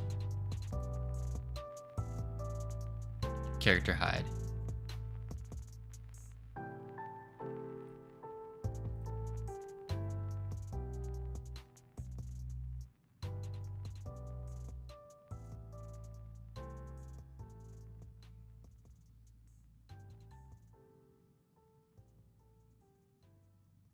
No, it doesn't work because we don't want to do it to the container.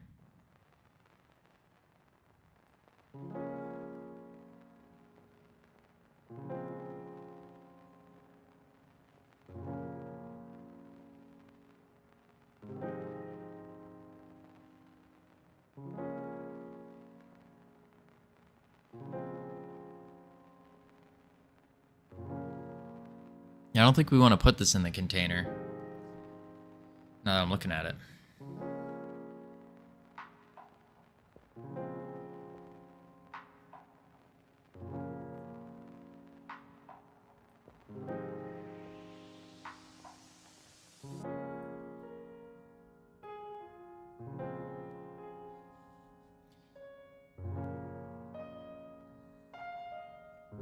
Because we do want to connect.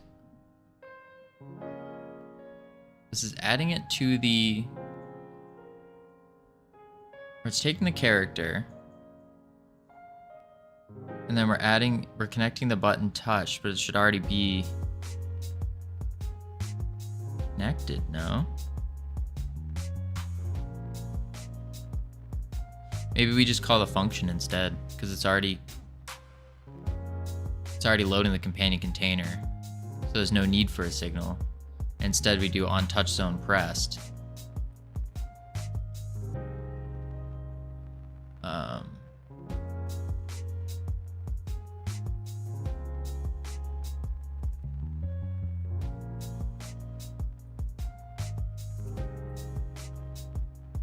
I just don't need that line.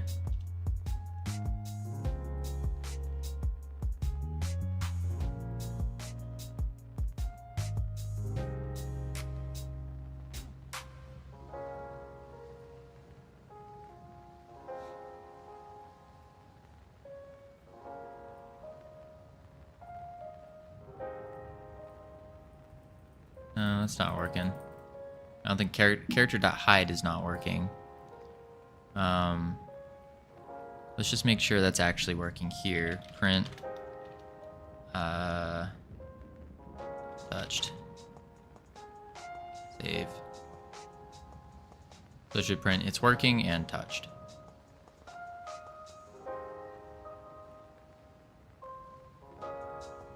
Okay, it's not touching.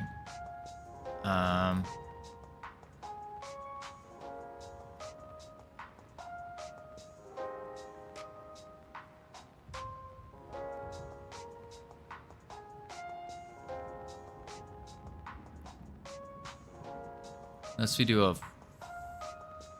don't think a for loop would work.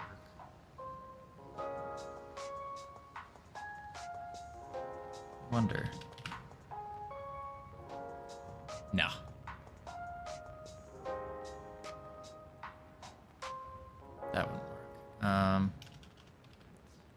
Companion container dot on touchstone pressed equal true.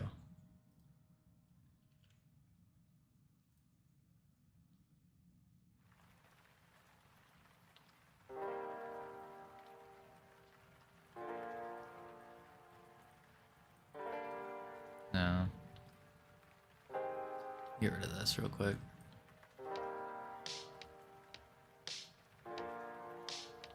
What if I just do button touched?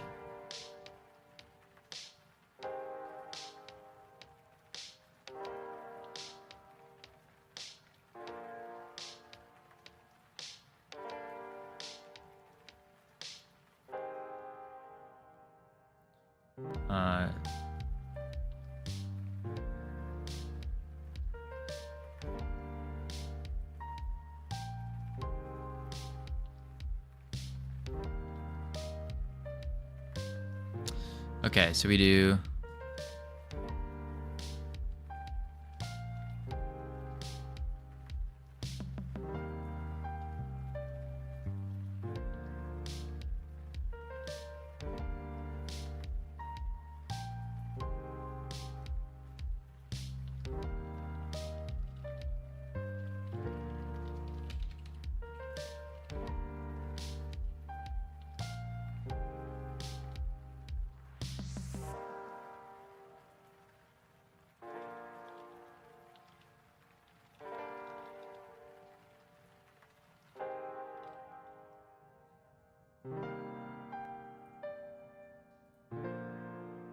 on touch zone pressed. On touch zone pressed.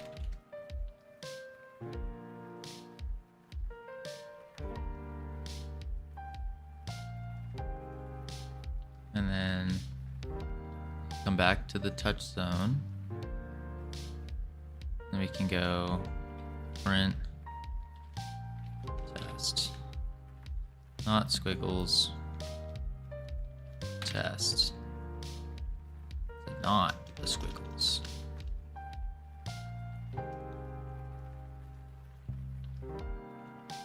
Let's try that.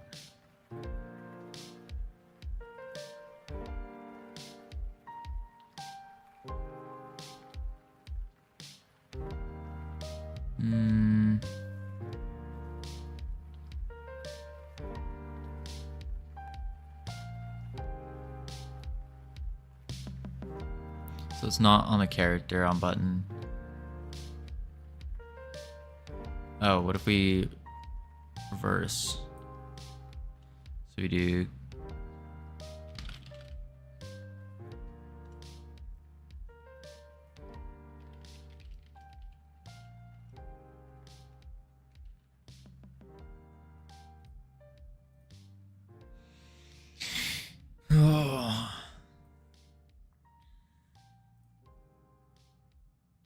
connect base signal cannot convert argument from object to callable. Okay.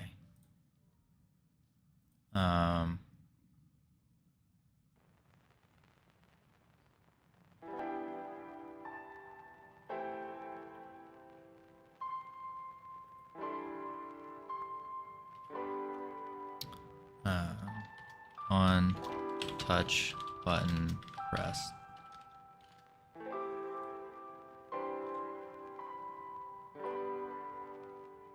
Companion.hide companion probably.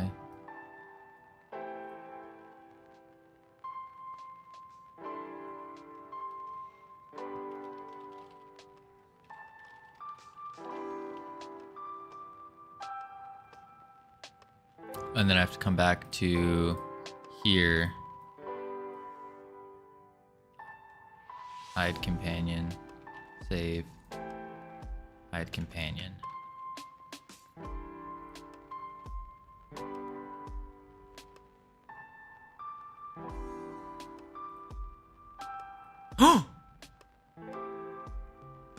Oh, we did it. Okay.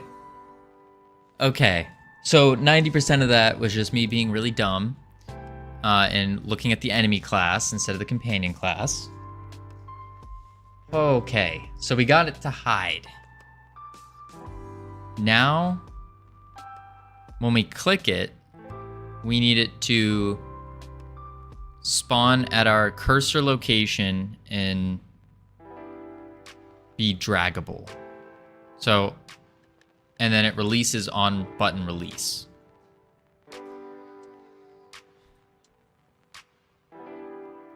Hop back over here. And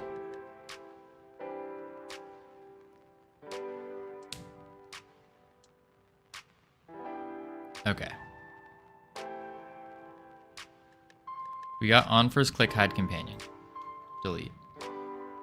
You know what else it needs to do, right? You need the spring arms. Right. I was thinking when it would be on button released is when it creates the spring arms and puts it on the and connects them together.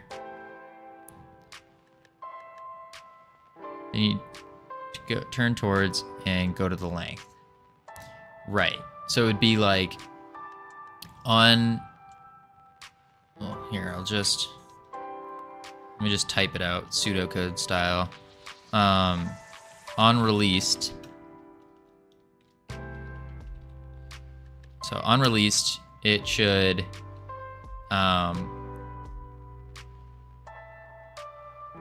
add child spring arm, or sorry, no, it should get distance to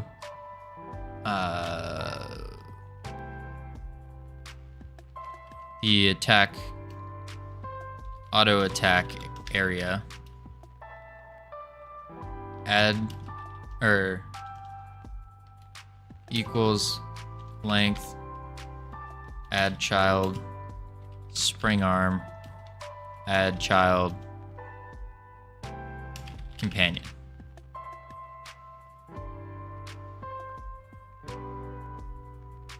Does that logic make sense?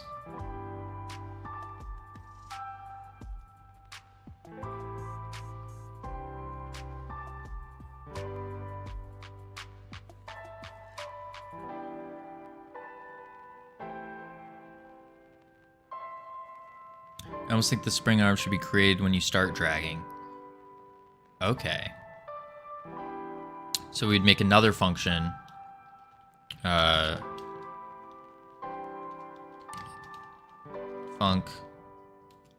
is dragging. Create spring arm, get length, because that they can start colliding with walls, which should in theory not be able to put companions in the walls. Right. Length to auto attack area. Why is this saying? Oh, I put an at there. That's fine.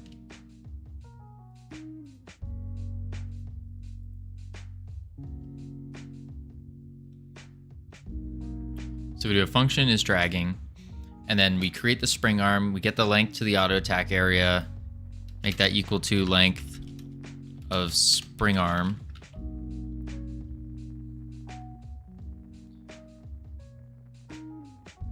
And then we do the add the child. Or do we add a child to the spring arm? No. It's actually, it's called companion leash as well. Of companion leash.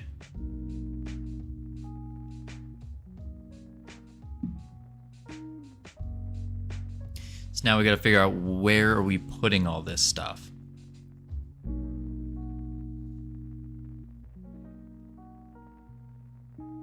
All this stuff is going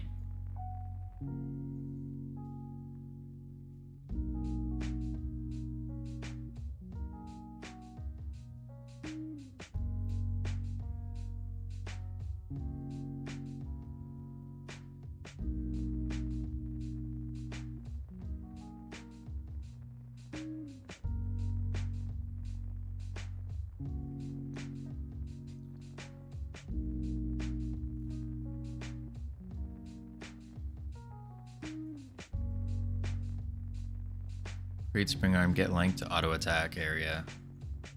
Length of companion leash.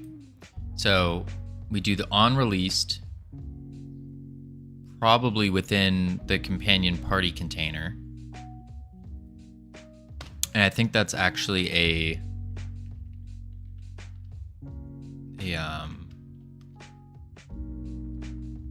signal as well.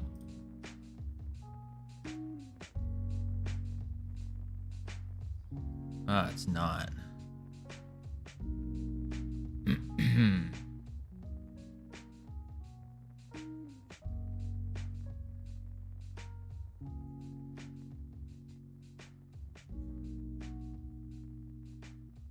Yeah, here it is.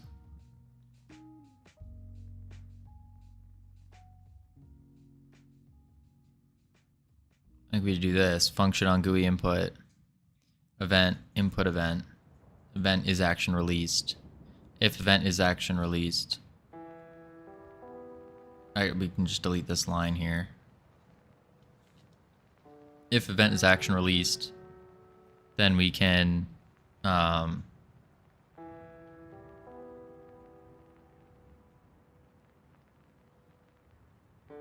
we add the spring arm.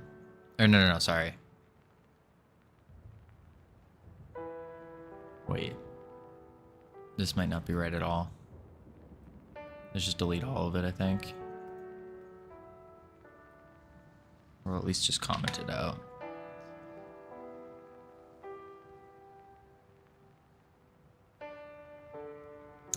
We do...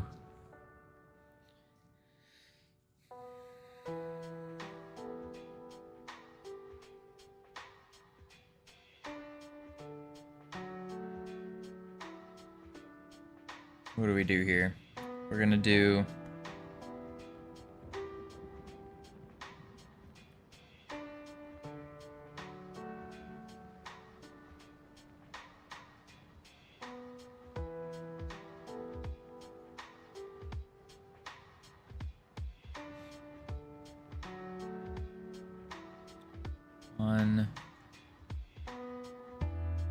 What?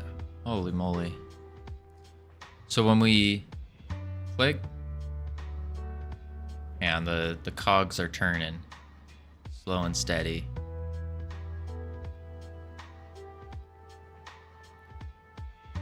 On release, get distance to auto attack area equals the length, add child spring arm to the child. No, we don't want to do this. We want to actually add it beforehand. So we'll make a function is dragging, and that will be here on the... Ooh, maybe it will be in the player UI.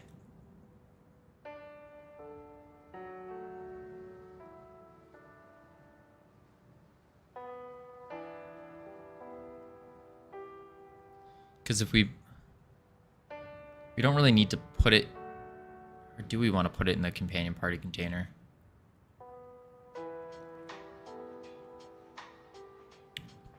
I was just like inhaled that. Whew.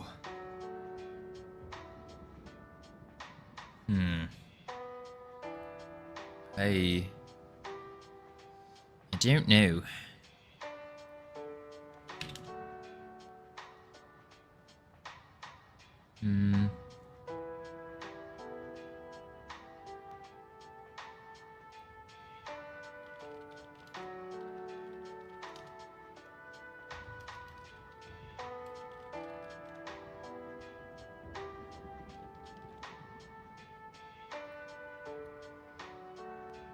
Okay, we'll do... I think we're gonna do it in the party container. Wait, no. I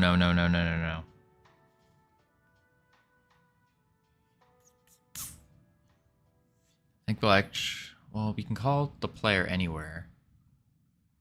Yeah, we'll do it in the container. So we'll do func is dragging. And what this will do is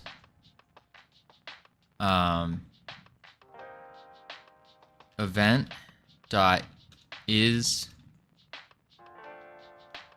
action or is press? No. Prep? Yeah, is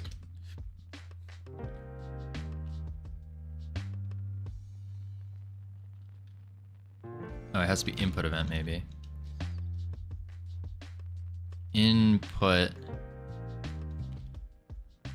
event dot is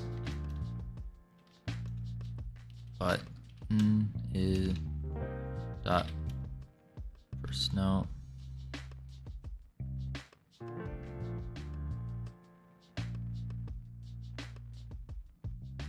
is action pressed click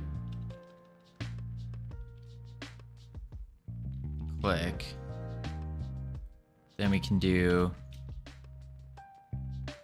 game manager dot player dot add child and we called it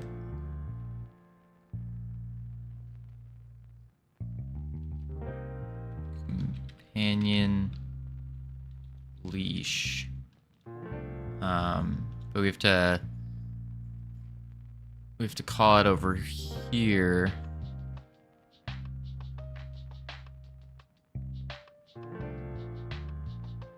We need to instantiate it, I believe.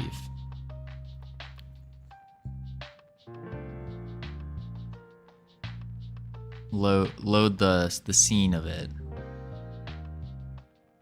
Which is the companion leash a separate scene? Scenes. Companion party container. It is not. So let's do that real quick. Companion leash. We can save branches scene. Go under scenes. We'll make a new folder called utility. Hit OK. And then we'll save it there. Cool. And then we can, this is in the summoner, we don't want this though, but we can do load.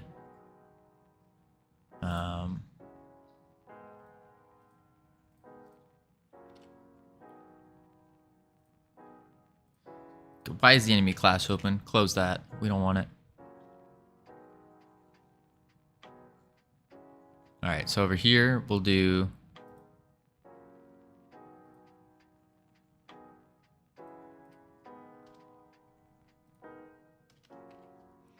var companion leash equals load res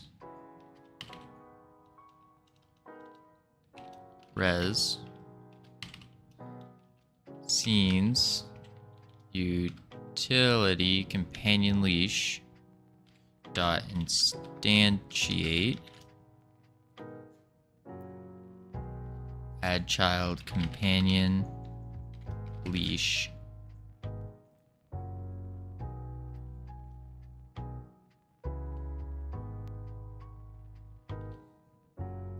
make this an if.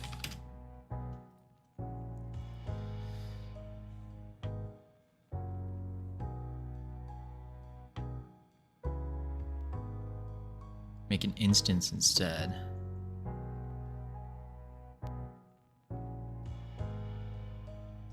So maybe we have to do it like this.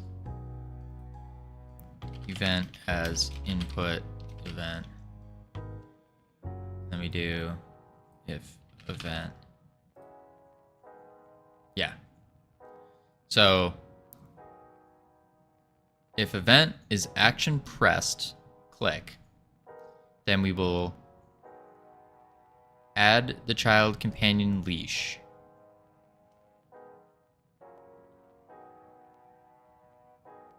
But that's going to do it when we click.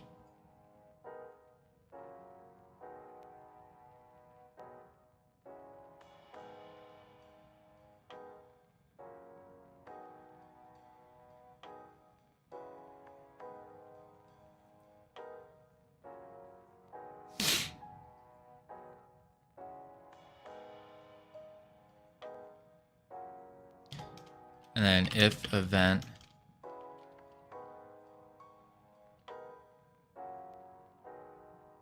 dot is action released, click.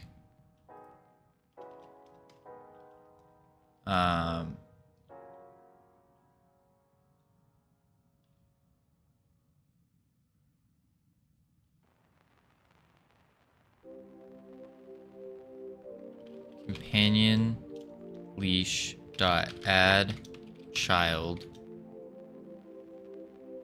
companion. But we need to say what the heck that is.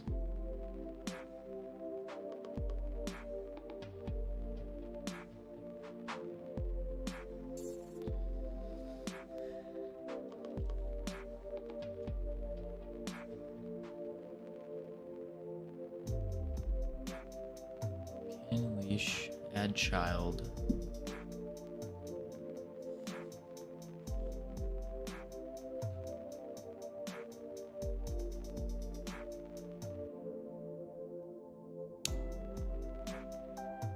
Let me pull up good old Google here. See if Google will give us a little info.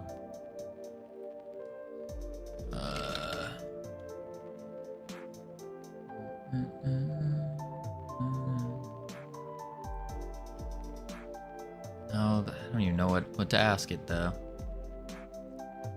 Let's see.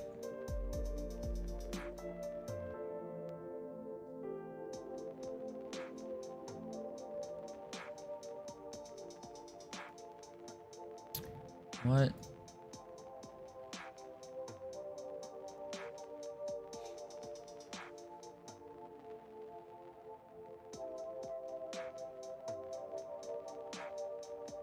No, we don't even need to add a child companion leash.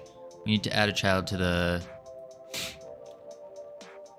game manager dot player dot add child, and then we do the companion. But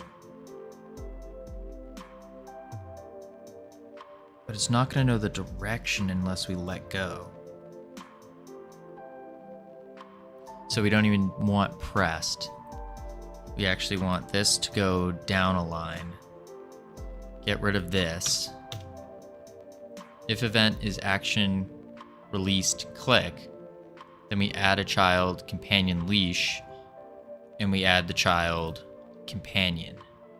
But how did we do it before, where we just said companion, it would do whatever one we wanted? I think it was in the summoner here.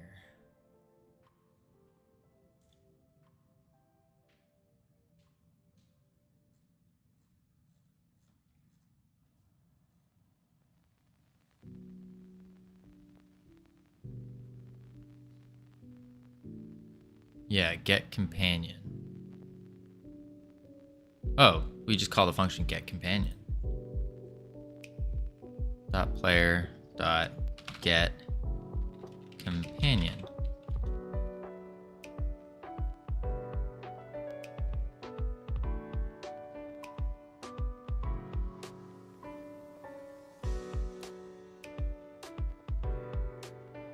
Okay. So now we also have to tell the leash what to do.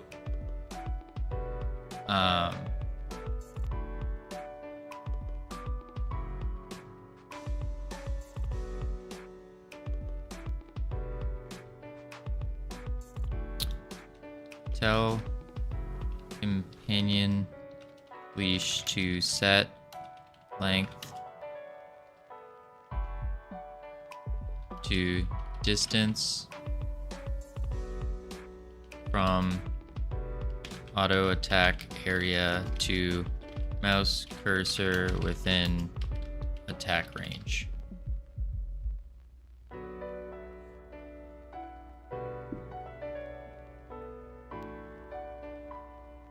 Which means it'd probably make more sense to do another function. Maybe we just do it all in one. because we wouldn't reuse this. We're only reusing the is dragging.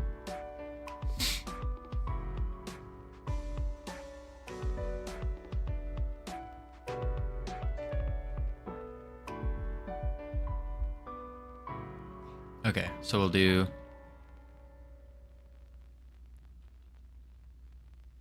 companion leash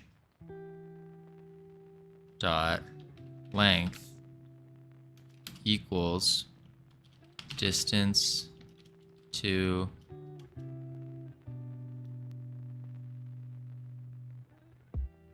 is not equals auto attack area dot distance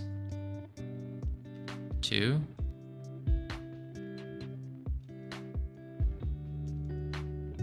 auto attack area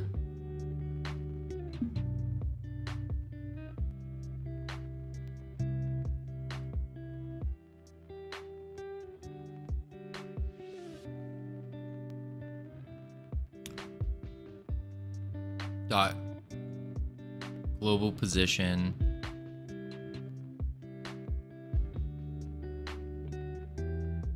no wouldn't be dot global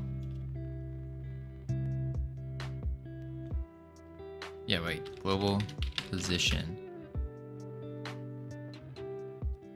the length equals distance. There has to be some distance to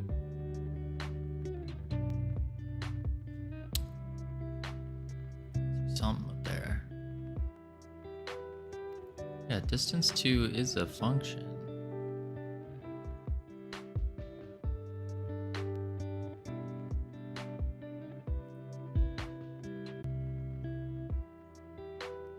That was entered.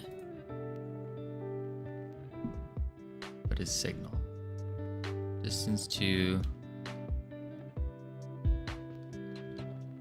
That's not gonna work. Attack range. That's not a vector. Yeah.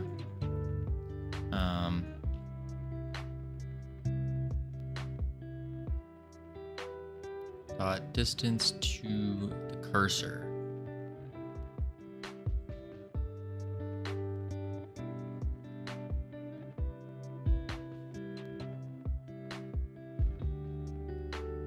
How do we get the position of a mouse?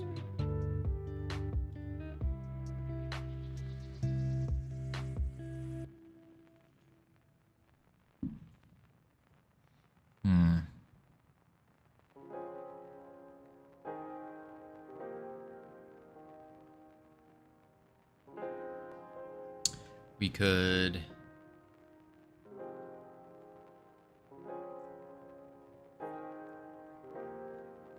in 3D. So yeah, so we would, I guess we need to make another function that will take the mouse position and then translate it to 3D.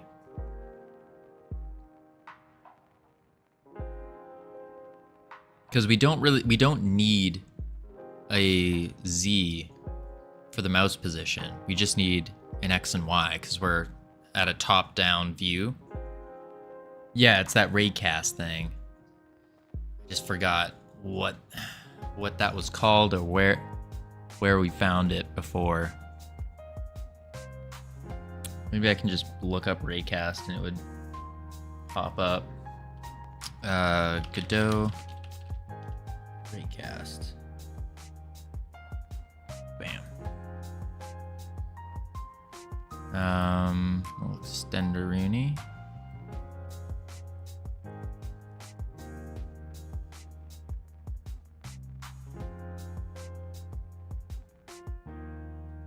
Oh, is it the get? Wait, the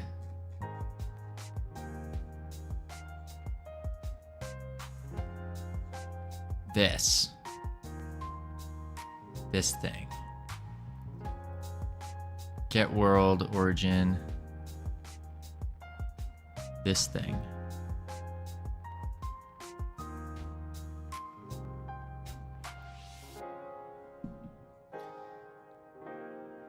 instead of doing it in the player, we're doing it in the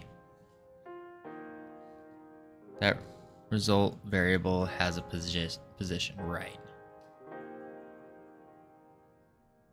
So we could even just do game manager.player.result.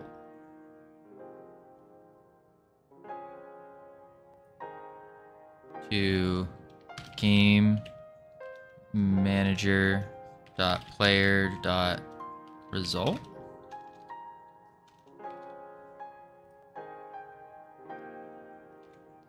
Wonder if that would work.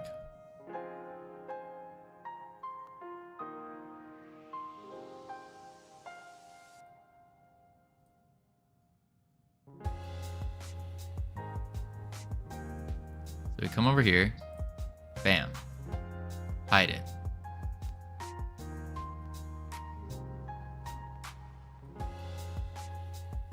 No.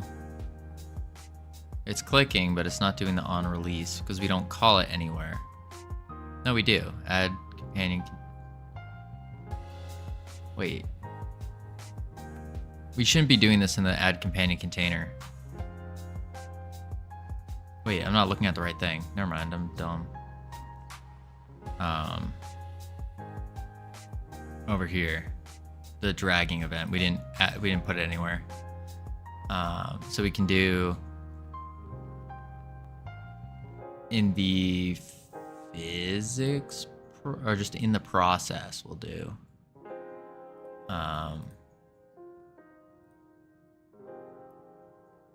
In the process. Func process is dragging. Save. Expects one. Event, input event. Event. Oh. Event as input event.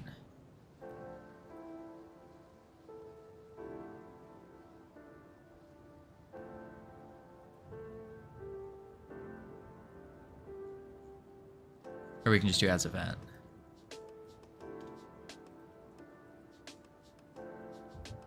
Event not declared. Input event.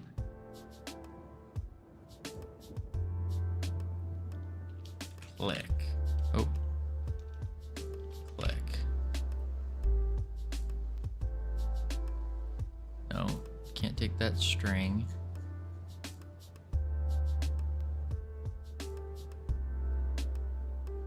Is action released maybe? Is action released?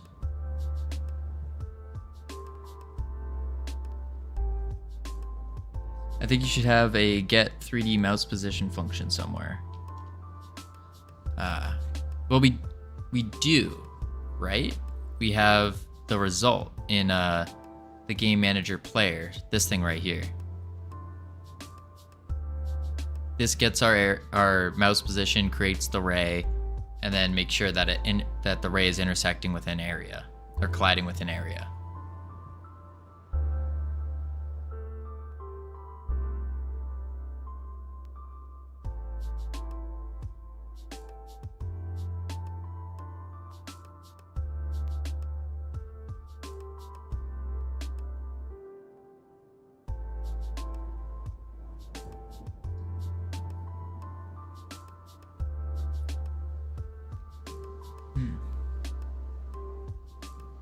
Well, here you're only shooting a ray if mouse is inside and move companion.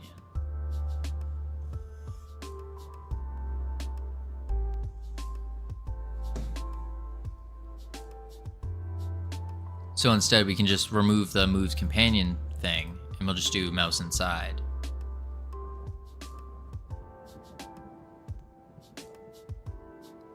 And the result is declared in there.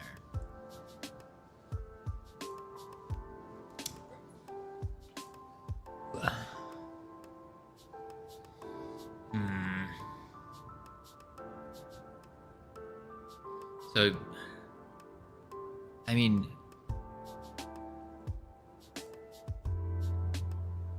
we probably don't even need this entire chunk of code here.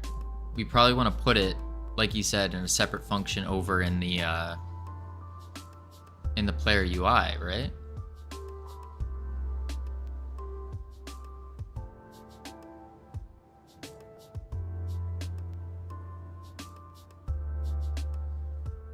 Because this doesn't do anything right now.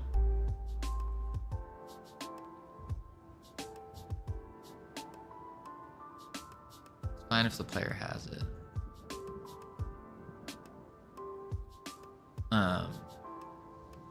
Okay. That returns the position.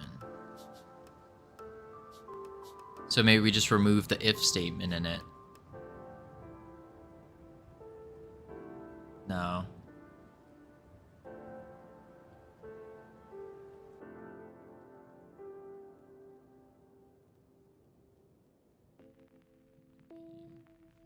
Variable space state world.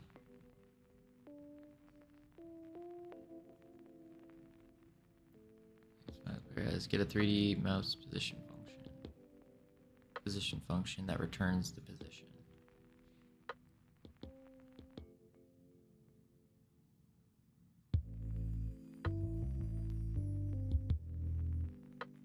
Okay, so what you're saying is take this and make a separate function for like getting the mouse position.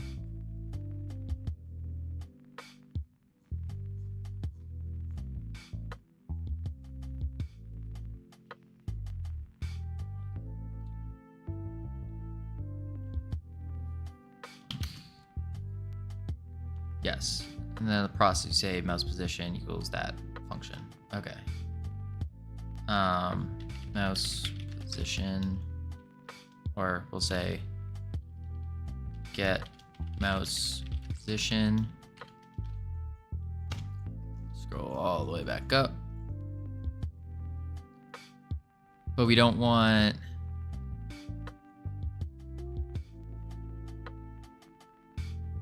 we just want this stuff. We don't want anything else. If anything, you can use it with game manager player dot mouse position. Right.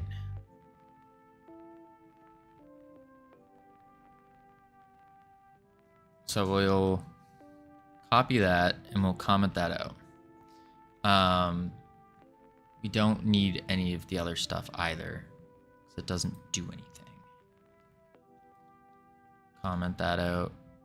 Comment that out. Whoop.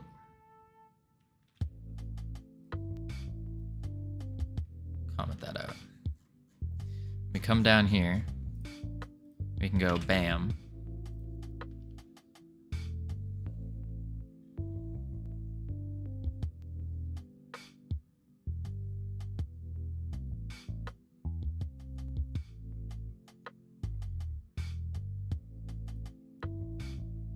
Or we'll just call it mouse position. Save. What? Unexpected if? Did I comment something out wrong?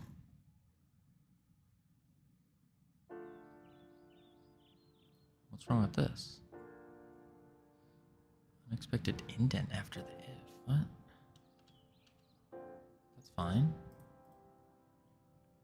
Above. Oh, whoops, I didn't comment that out. There we go.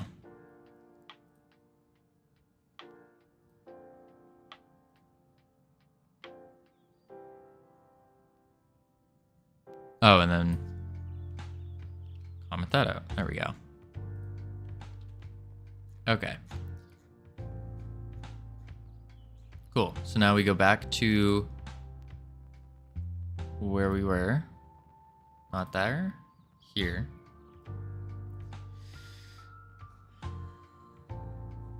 Equals dot mouse position.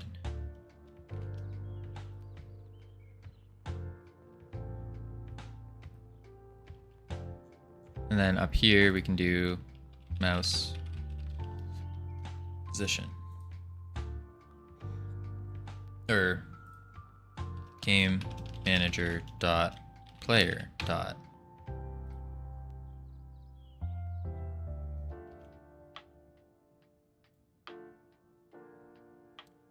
I don't think I need to call this twice though. I think it's fine calling results here instead. Or do I keep it mouse position or do I just do result? I think it's just result. Because we're calling the function above. We're using the parameter as the function. I don't know what this function does. The mouse position function is the one we just did, which this gets the mouse position. So creates a space state or like another built-in Godot server that gets the world, uses the camera, and then gets our mouse position through the camera, and then projects a ray from the mouse position to the ground, checks if it overlaps with an area, and if it does, then it will tell us the position. Oh, the other one. This function is dragging. So when we click, then it will add the companion leash, and then we take the companion leash length and make that equal to the distance from the center of the auto attack area to wherever the mouse is. That doesn't limit us through the attack range quite yet, but what I was thinking is we can do if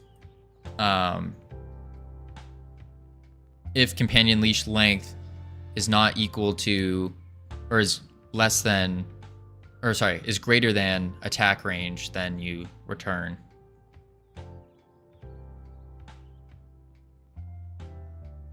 Yeah, once an input event of the click, because this will give our, like, the dragging mechanic. So it only happens once we release the click.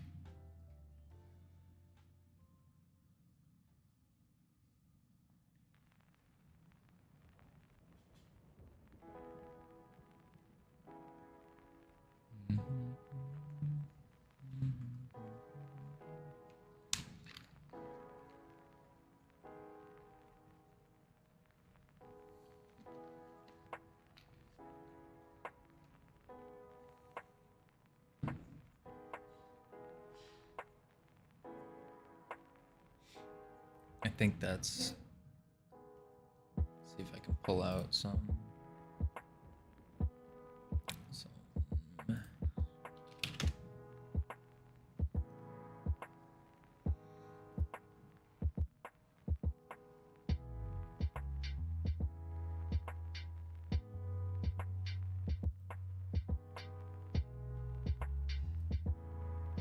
event wants.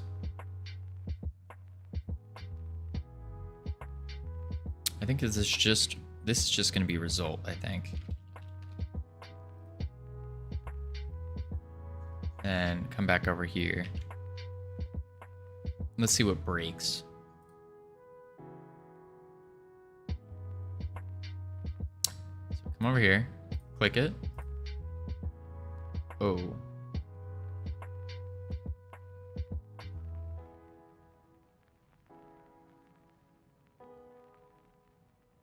Okay, that didn't work because it just thought we were dragging, even though we just clicked.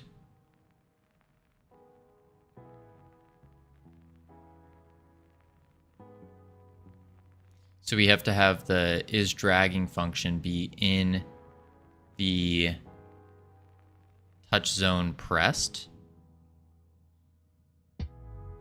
Oh, is action released is null.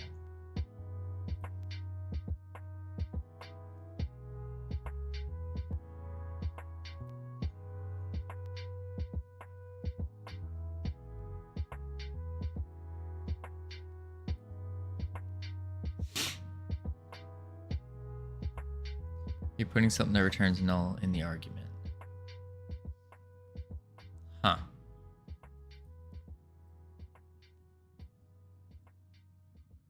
Let me make sure. No. click is left where you call this function. Oh, I called player.mouse position. So maybe instead we do results. And then down here we'll do the player.mouse position. That has to be event. Oh, it has to be called event.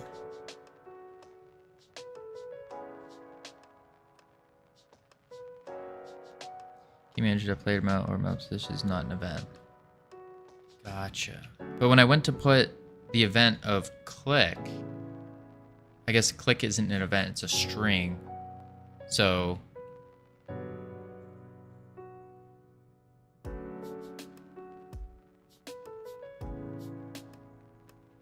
unhandled input event.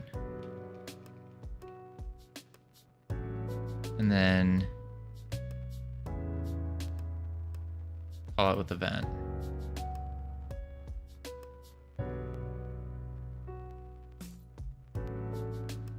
And then over here needs to be the click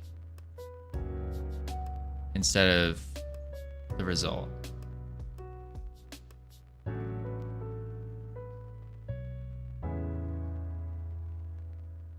Oh, it's just event.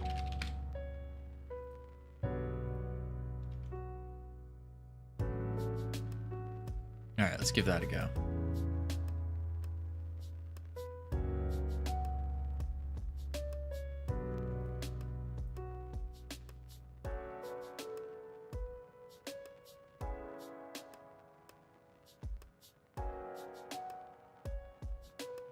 So we can't get the global position of the auto attack area either.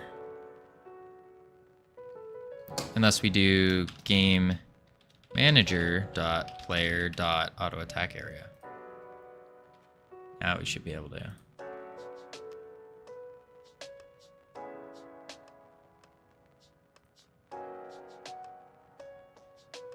I think it's actually get there though.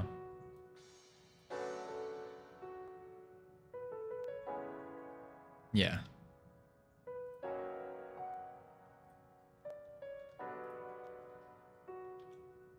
No, it's not.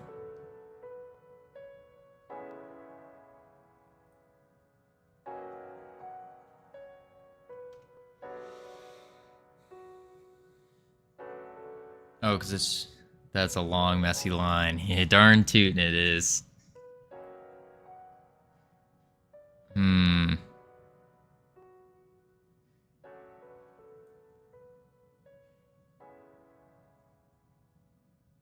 Maybe instead of game manager, it's just, can we just do get?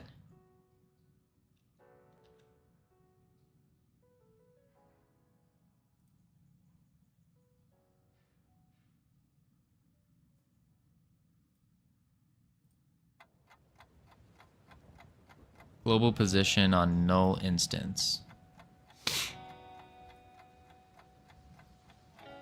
So it gets the auto attack area, but it's not getting the global position of it.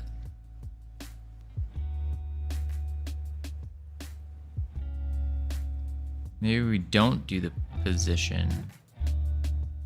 We just do the distance too.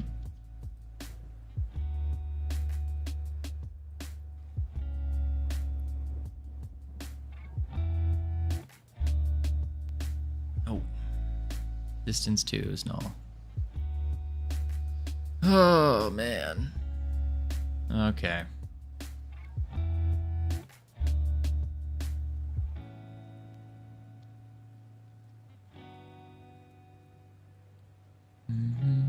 You have some real spaghetti here. Indeed. Good old spaghetti code.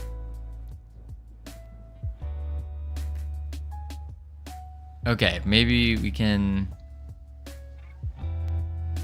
break this spaghetti code up by doing a function to set the companion leash. Func set companion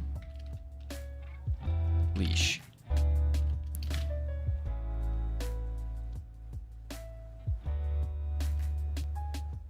Okay, and what we'll do is we can take this line here, cut it. And we'll throw it over here.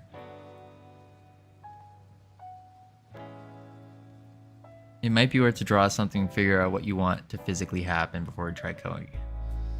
Yeah, that's probably a good idea. I just gotta go run and pee again real quick. Swear I have the bladder of an old lady right now with the amount of water I drink.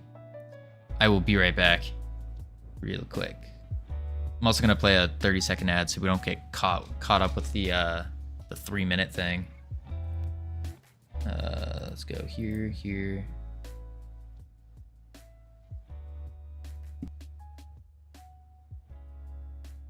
Oh, never mind. It's not going in a while, so we're set. All right, I'll be back.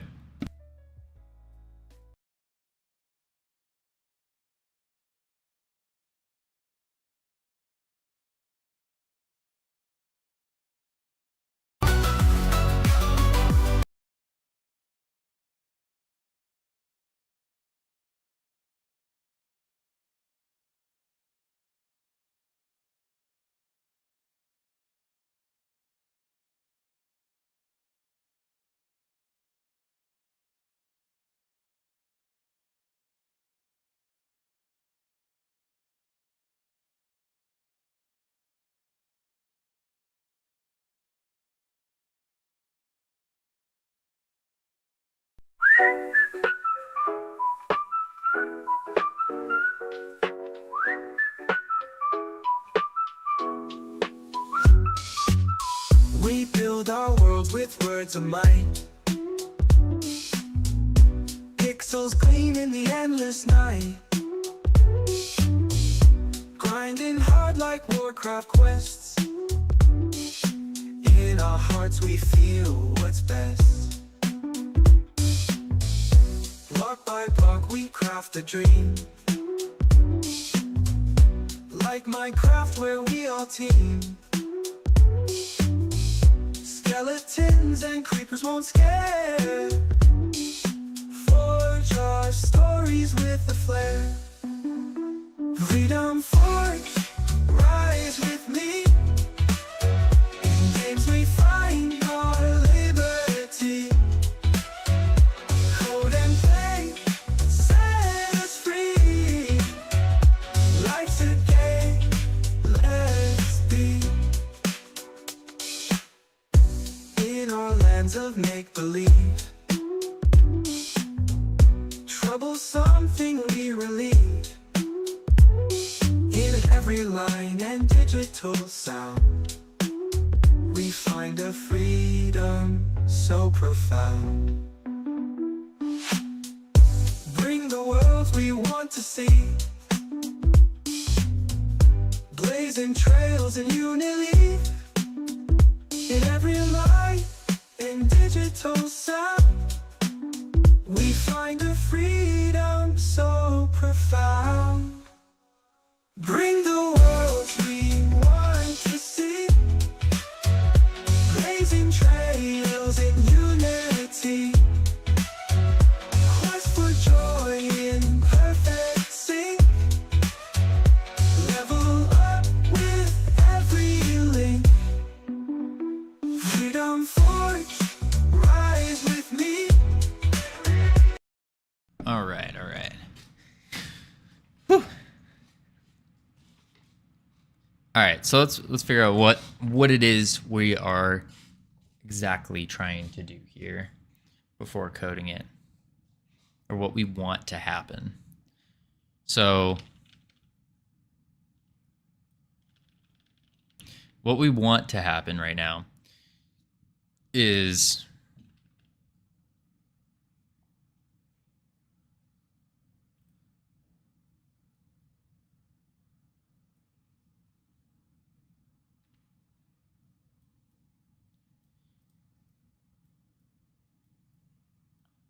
that's the party container.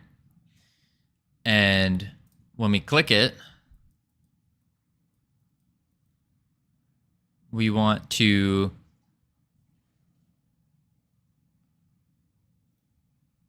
I have to make him green too, I guess. We want to spawn the fairy.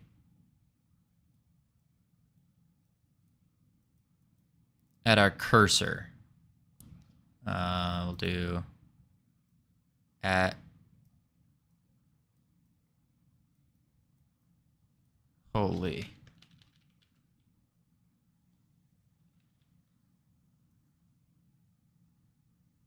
At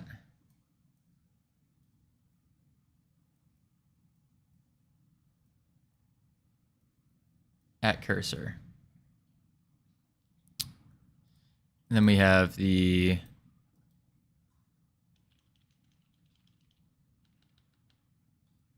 player. Nice little hat. Then we have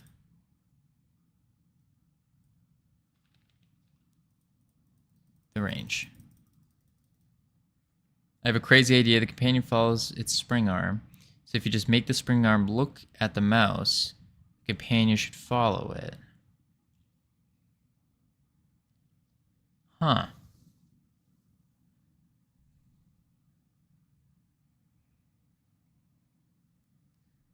So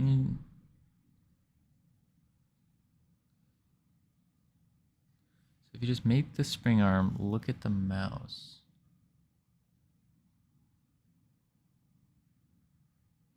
But how does that... How does that work? Like, I'm not understanding it completely. I get the logic of if you click the button, add a new companion leash, and a new companion. Set the new companion leash to be the new leash. Or set the new companion's leash to be the new leash. Okay.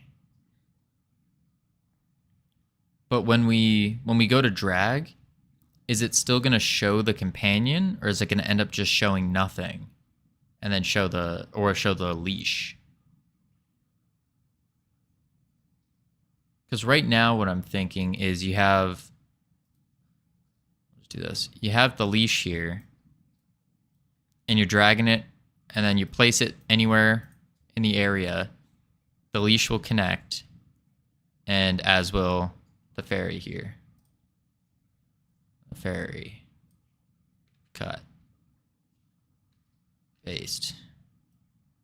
And the fairy will go with the leash. The leash gets added to the player. Oh. Okay, so when you press it, it adds the leash to the player and puts the companion on your mouse. Oh, companion's at the end of the leash.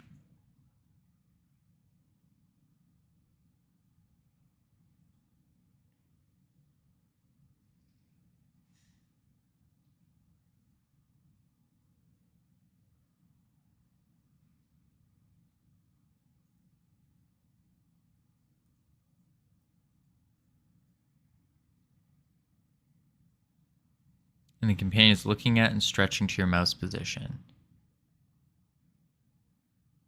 But from a user standpoint, what will that look like? Clone, we are trying to map out exactly what we're doing right now. A floating fairy. Yeah, this is a... Wait, you guys can't tell this isn't a fairy? Excuse me, this is a beautiful drawing. Thank you very much.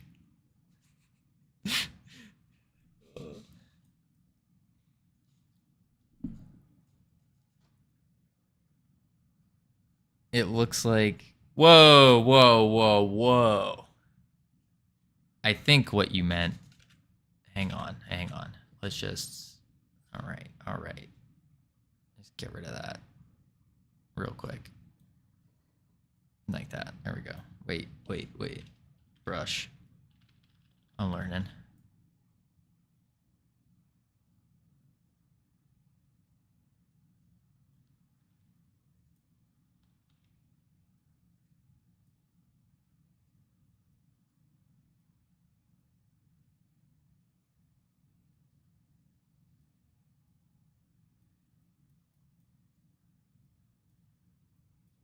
There it is. Big bicep. That looks worse somehow. You get the idea. It is a ferry.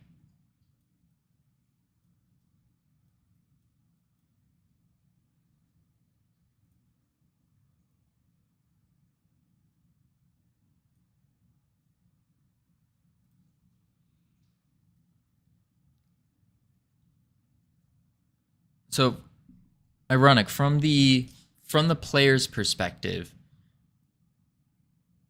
will it still look like you click here and you have the ferry and then you can drag it anywhere?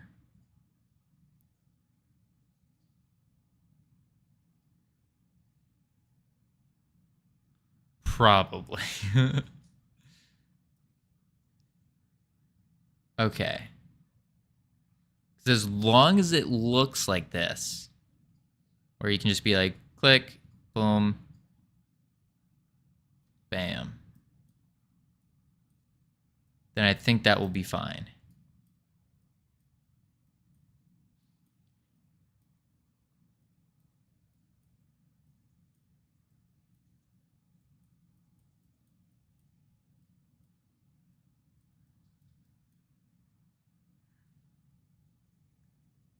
Spring arm just needs a variable for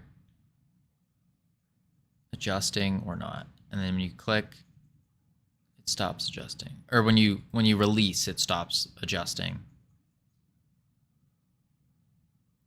Now, how do we set the bounds to be within the attack range?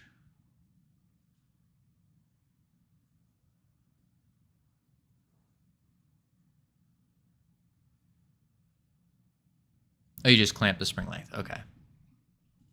That makes sense. Okay.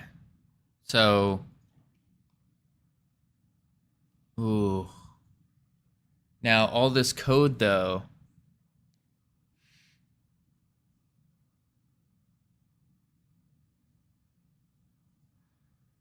should be going in the I guess it doesn't have to go in the player. It can go anywhere. Get the spring arm working first, right? I'm just trying to think where's the best place to put this code? Unless we just put it in the spring arm itself. That could work too.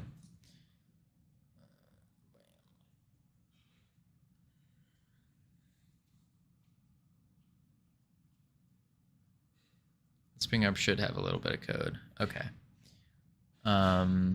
Let's go to this stuff doesn't matter right now. Does it not?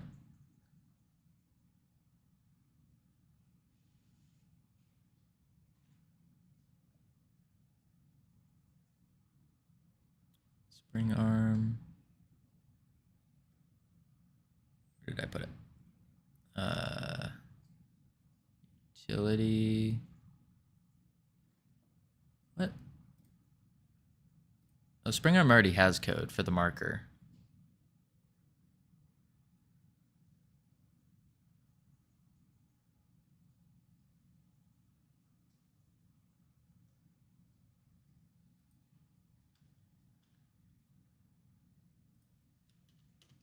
Func is extending. Yeah.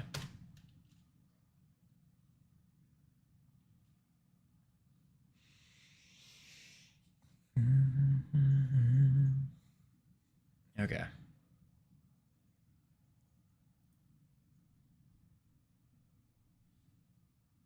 Is adjusting variable or something in there. So we got the is extending. And what this is going to do is self dot length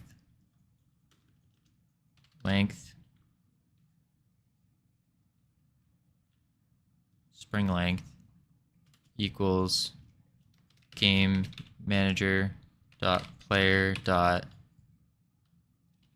mouse position. I think that's what we called it.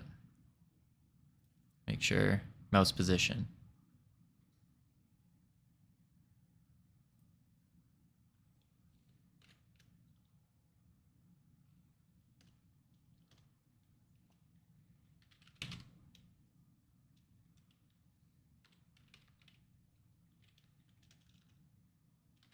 I think you can just do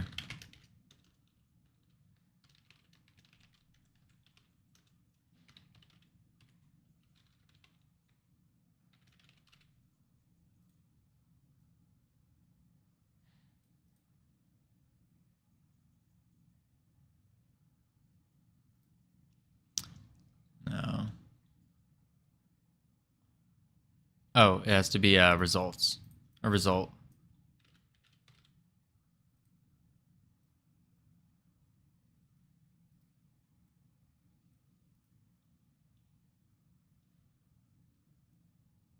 I don't even think I need self here either.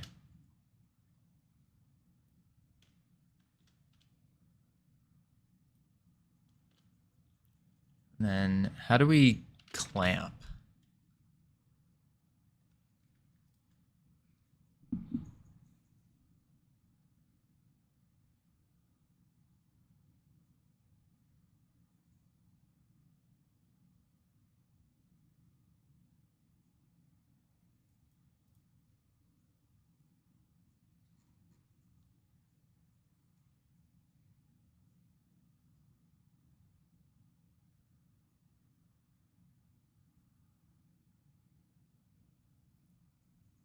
Clamp F.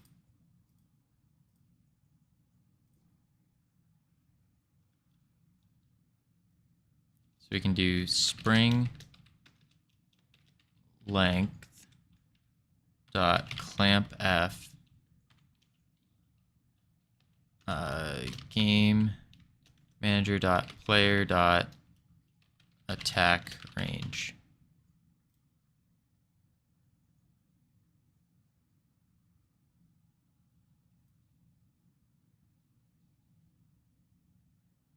Guess that doesn't work.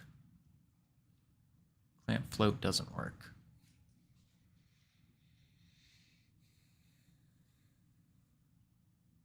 Try making a variable for the position first.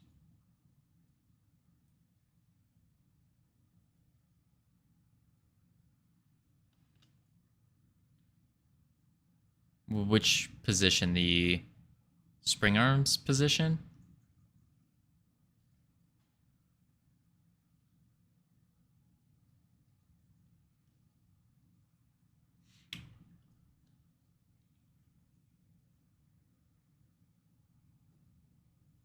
I think that's what you only want X and Z mouse position. I'm almost positive that's what we're doing here, is we're only getting the X and Z. Maybe not. No, we're not. Yeah. No. Oh.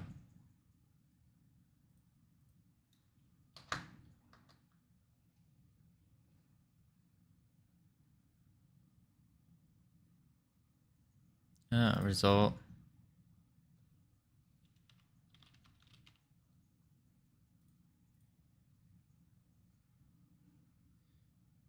If result is not. Okay, so let me do if game manager dot player dot result not greater than game manager dot player dot attack range.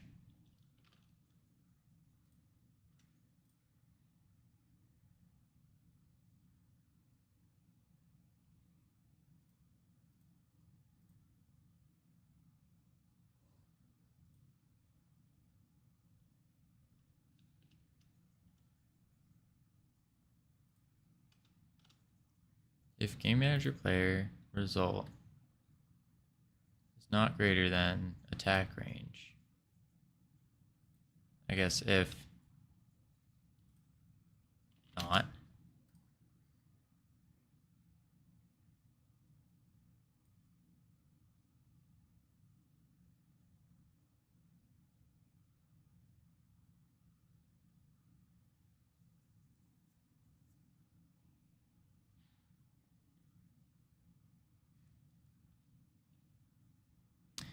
Get mouse position in doesn't return anything. The get mouse position in player doesn't return anything. Oh. You're right. We could, I think it'd be fine if we just do, why do I have so many? I don't need this many indentations. Return result.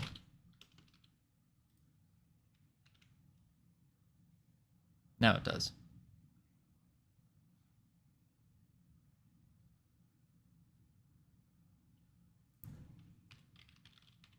Result dot position.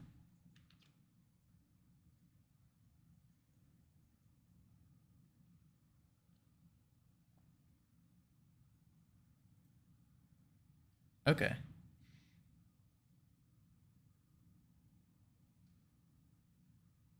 So just print that first, see if it works. Yeah.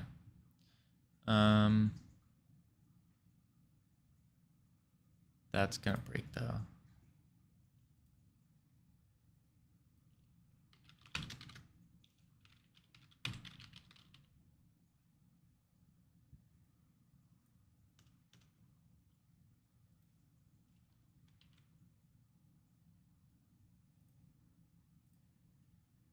I think it's gonna break though, because we have a bunch of other things that are breaking. Yeah.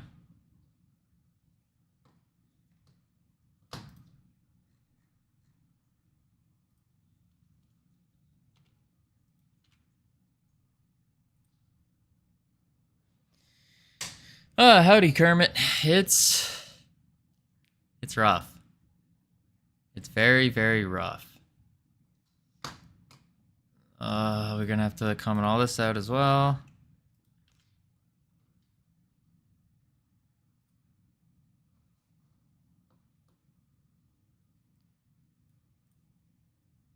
Oh.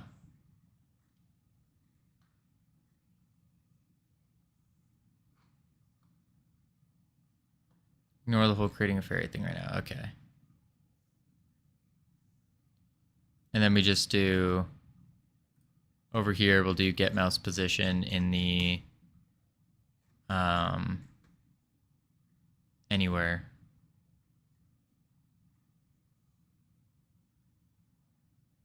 We'll do in the process real quick. If you're trying to get 7 different things working at the same time, you're not going to get anywhere. Yeah, that makes sense. Okay, so we'll bring the process back real quick, and we'll get mouse position.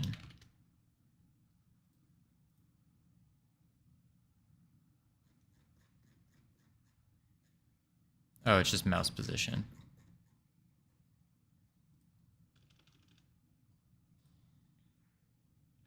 Save.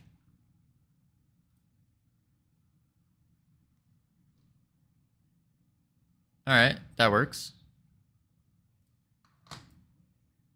Sweet. Comment that back out.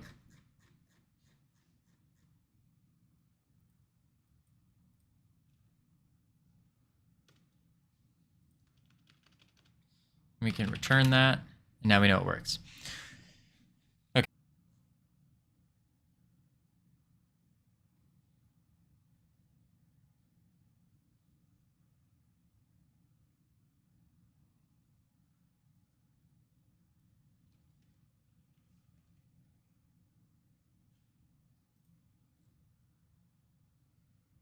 Back to the leash.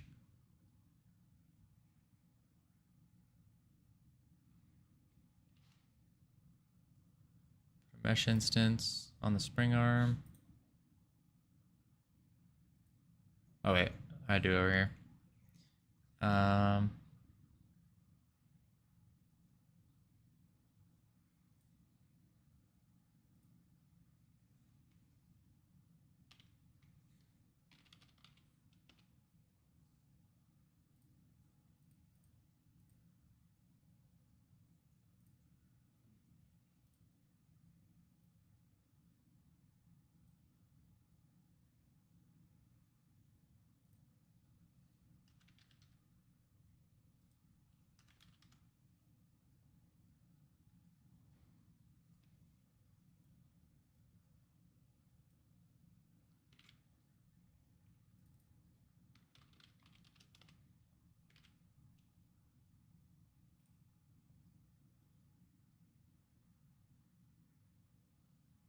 Check.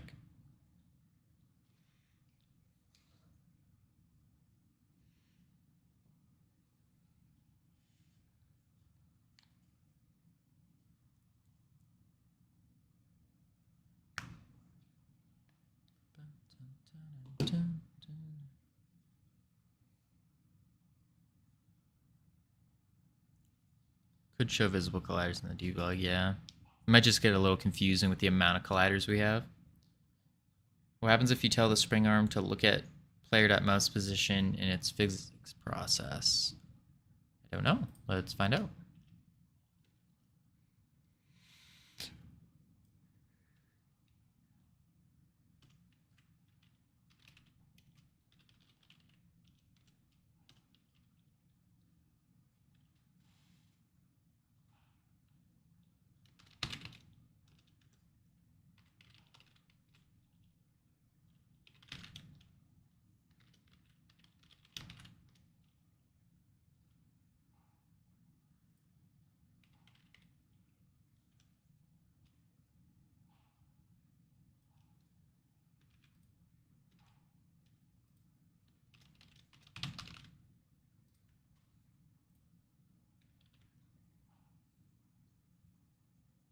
That's true. Raycasts definitely do.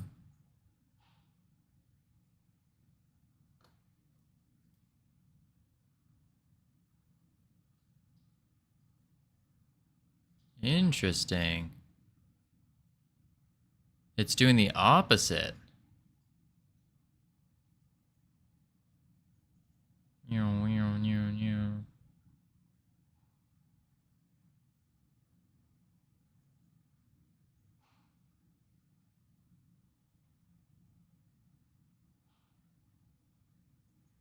It's also doing it at a weird length.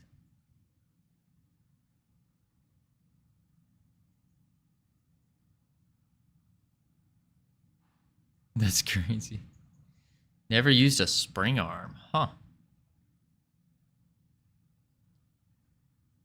Wildin'.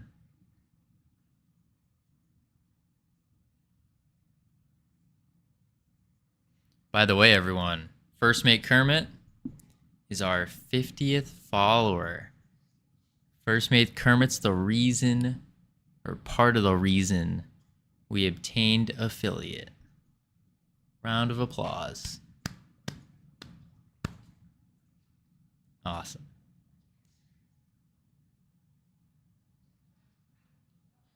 All right, why is it doing this? It's just getting, what if I go full screen? Yeah, it's just doing the opposite, but it's not even doing it to like a...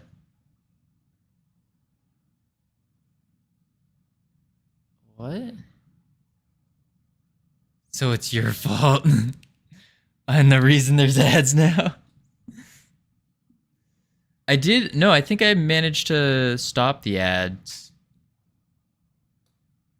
If you play an ad, or like a 60-second ad within the hour, then the 3-minute ads won't appear. But then again, like I need one of those ad tracker things to like make sure. Bam, bam, bam, bam. Can you print the player's mouse position too? It's like it's above the ground. It is definitely floating the mesh instance.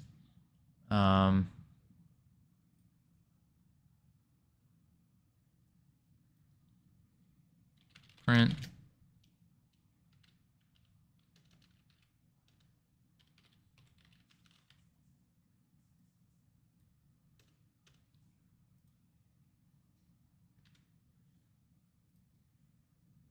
Oh, don't print it there. Whoops.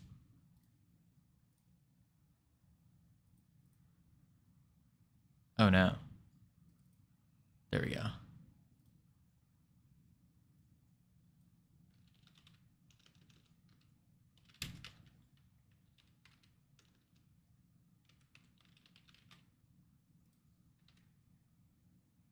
You're destroying your function.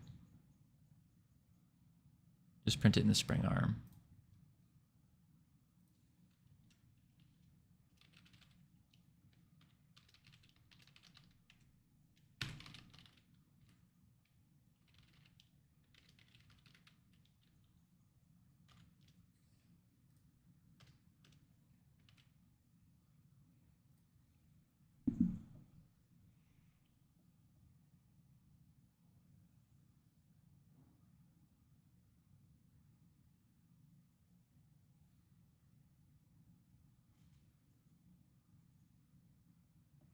Yeah, ideally we want the spring arm to be where the mouse cursor is. But it's doing the exact opposite and with a weird amount to it. Oops. Yeah.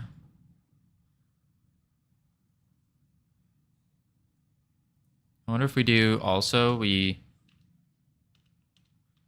print look at game manager dot player mouse position. I don't know if that would work. No.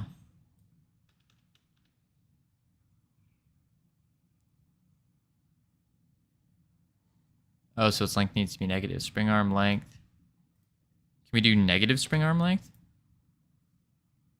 No, you can't. Can you not just use look at and pass in a vector 3 with mouse X and Z? Change it in the inspector.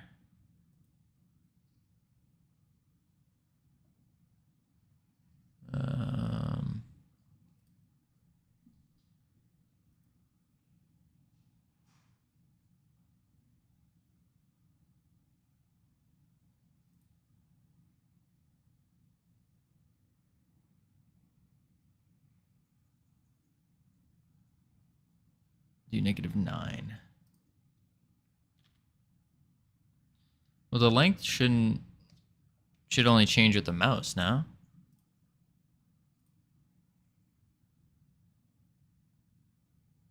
Oh, there we go.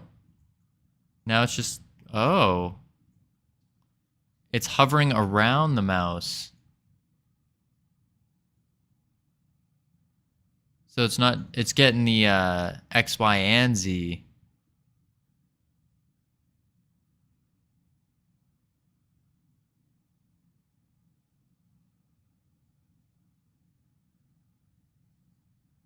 We just wanted to get the X and Z.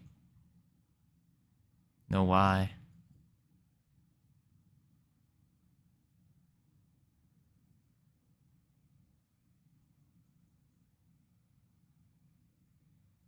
Is something crazy with your level? Oh no. Oh, that too.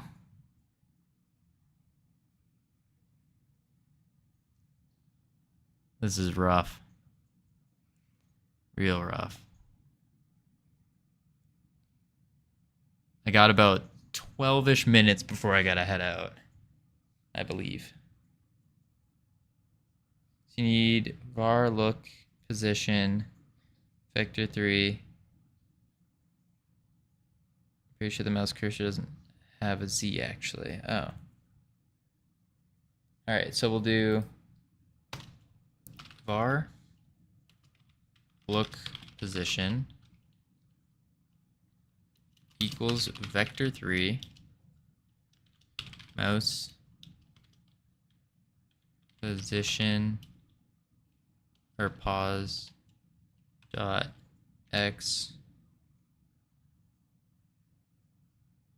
and process. Process or physics process?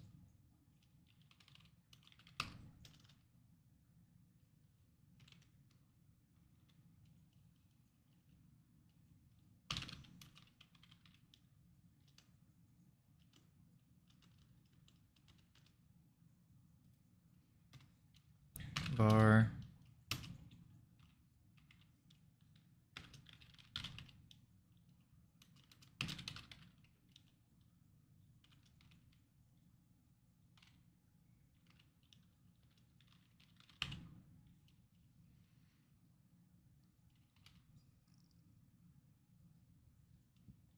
oh no.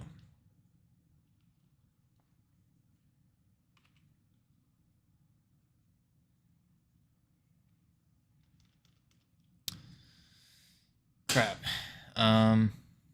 We're getting our mouse position through here, this thing.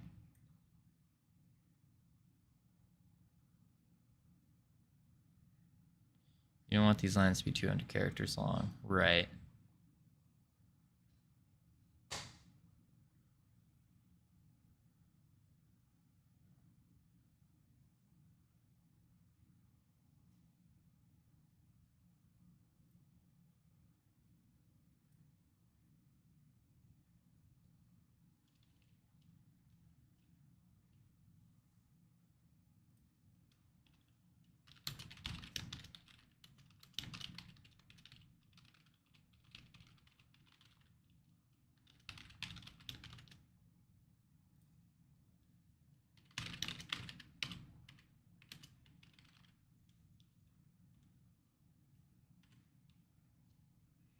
Okay, mouse dot Z or Y, mouse pause dot Z.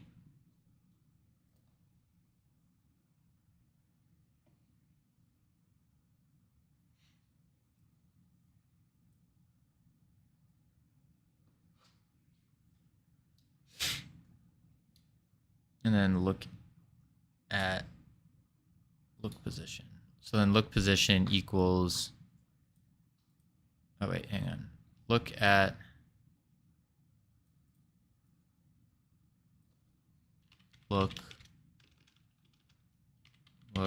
position. Doesn't the Y need to be 0? Yeah, I think the Y does need to be 0. Because we just don't even want to calculate that whatsoever. Look position Y should be spring arms Y position.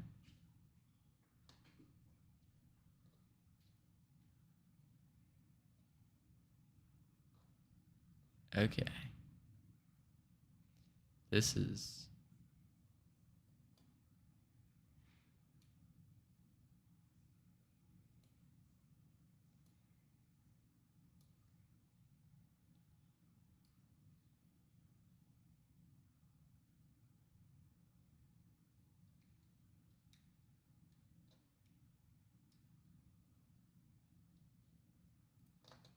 So we'll see what happens here. Hey, Infinite Coder. How was your stream?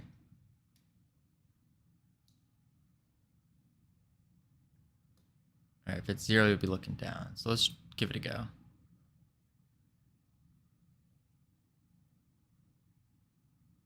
It's the exact same thing. I'm curious, what if we do 0?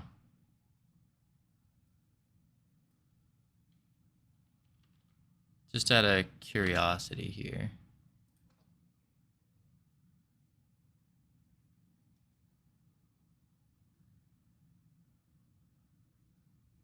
No, it still rotates around and all that.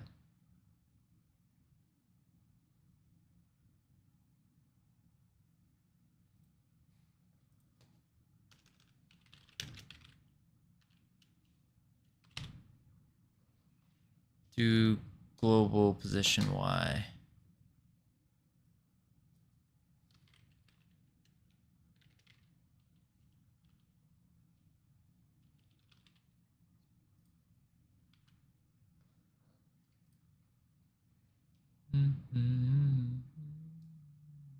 Oh, there we go. Yeah, global position Y sounds like it, but now it's not extending forward and back. It's just keeping that length. I could spin it though. Well, I started with the router restart as my internet fell apart. Ooh. Then YouTube was consistently breaking, but I did some work. Fortunate part, before internet problems, I had 3 to 4 viewers. After, 1 fake or 1 real. Ooh. Yeah, that's rough. That's real rough. Spring arm length should probably be the mouse position. Mouse pause.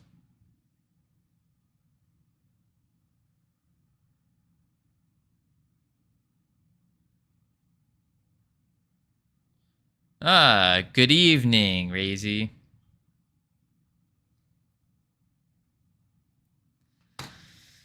Alright, let's see. Your global position distance, look to spring arm length should be here.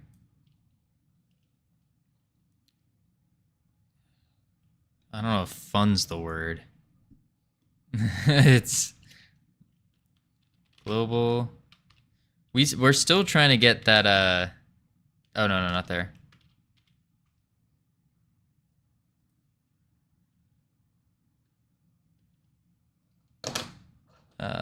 Not there, functions are being called, so you want global position dot distance.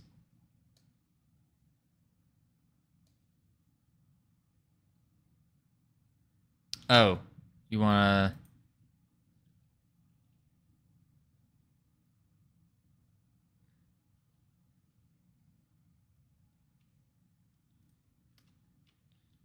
global position dot distance to look position. Felt like the universe doesn't want me to stream. I didn't stream yesterday, didn't stream at the morning, and then this stream got a whole lot of problems.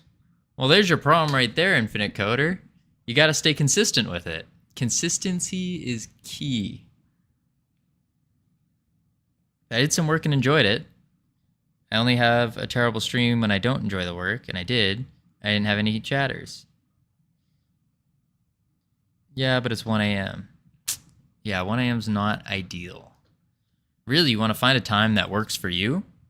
Or at least this is my noob advice for, because I don't know, I haven't been streaming too long, so I don't really know anything. But my hypothesis, if you will, is that just stay consistent with like a set schedule. Because so many times do I see people, oh, that didn't work. Do I see people like flip-flop when they stream? And it's like, how do I know? Like, it needs to be kind of like a TV show in a way where like, oh, I'm sure you guys have had this experience where like you get home from school as a little kid, you're like, oh, the second I get home, bam, I'm watching Rugrats or whatever you're watching. I tried streaming a project today, but my 2-year-old woke up. Oof. Yep, that's tough. I'm staying consistent except 24 hours ago. Ah. You are staying consistent. Oh man, streaming ain't about chatters. Honestly, we're all out here just deving and vibing. That's true. Yeah. I said this earlier, using stream almost as like a rubber duck. Trying to work through things. Then every now and then you get some mighty nifty devs that know exactly what they're doing or have a better idea than you. Then it's awesome. Okay, so global position. Maybe we don't need look position anymore.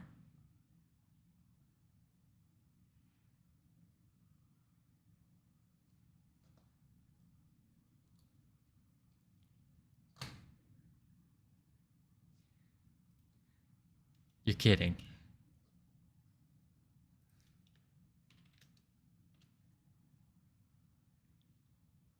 You want to look at this and set the spring arm. You want to look at and set the spring length. You want to look at and set the spring length. Look at, look position,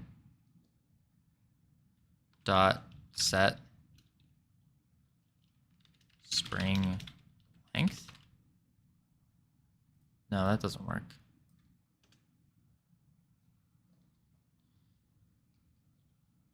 Spring length equals line 9. Oh. Spring length equals, oops. Global. I think it was global position dot distance to. I get a dev who has a better idea of compiler dev than me incredibly rarely. Happened once 2 days ago. Oh wow, that's crazy. Well, have a great night, Infinite. Don't give up, whatever you do. Even if it's to no one, I mean, you're still doing it and using that rubber duck, which is awesome. Making a platformer where you need to eat food to get enough fart power to propel yourself over the gaps. I love that idea. That's hilarious. Absolutely hilarious. Oh, now it's doing the opposite thing again. But we're getting the length now. So now we just need to do... What if we set the spring arm length back to positive?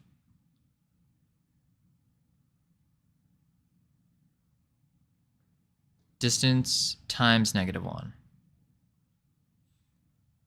Global distance to look position times -1. Do the distance. Or global position. No, yeah. Look position.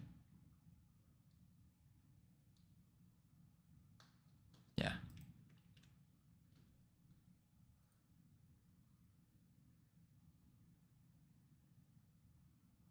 No, that didn't work.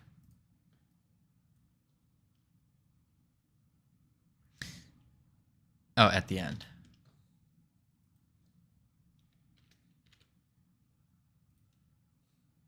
Yes, you were like, and sometimes you get people who know what they're doing. And I was about to be like, don't look at me like, I don't know, 3D. But suddenly ads started. It was intended by a higher power. Oh, my lord.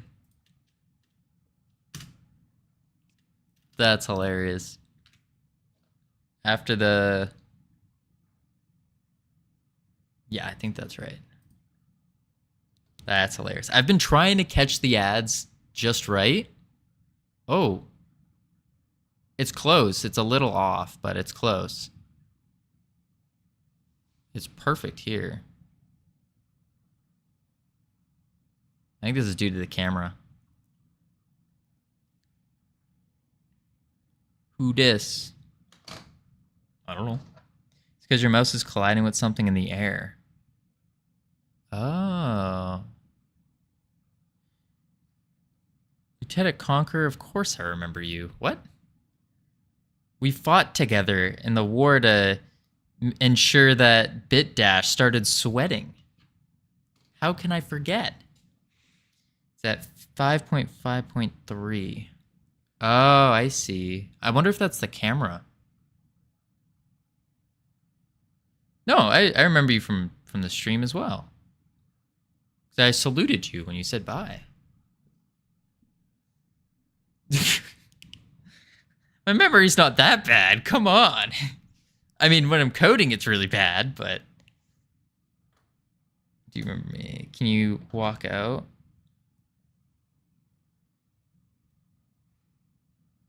I think it's colliding with the camera here.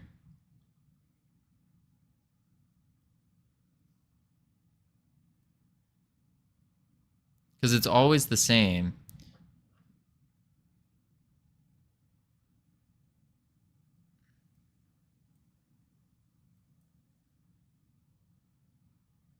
Or maybe it's... What is at 5.5.3?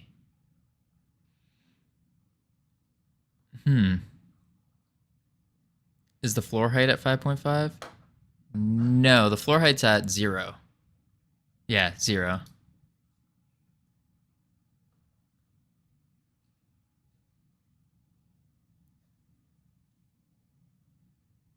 By the way, Razy, how was is it, I always mispronounce it. Razy? Riazy? I meant to ask you. But how was touching grass? That sounds exciting. Is it when your mouse goes over your joystick? No. Because I'm not even near the joystick right now and it's messed up. Can you just suffer not knowing? Oh, man. All right, I'm just going to change it up every time.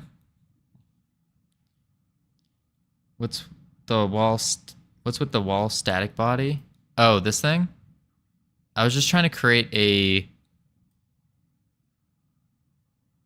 What just happened? I was trying to create just like a barrier wall around the world, and I didn't quite know how to do it.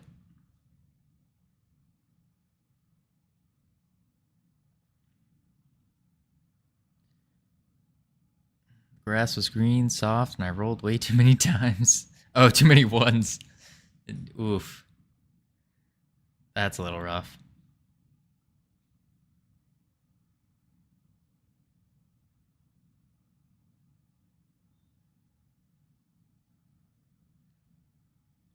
Let's see if I can pull that error back up.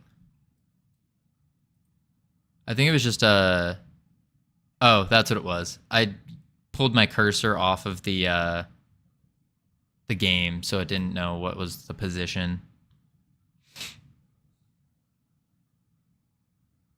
Yeah, I just yanked my cursor out of the area.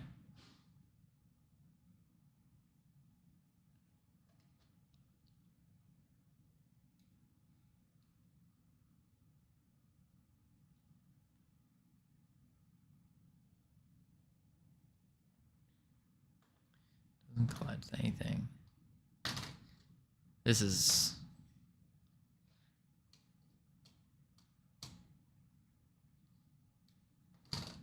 So I don't know if y'all heard it earlier last night, but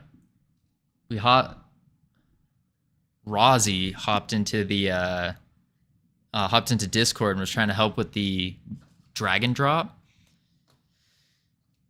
And she made it sound like it was really easy, and then all of a sudden, it's getting far more complicated than we had imagined. Far more complicated. And I'm guessing you will be making Infinite Arena at some point, so it won't happen. No, I don't think I'm making Infinite Arena. The idea is to make a bunch of smaller maps, and then you can kind of like, once you defeat the boss, you can go to the next one kind of thing. We have a bunch of assets to like that are being made and have been made that we still have to add in.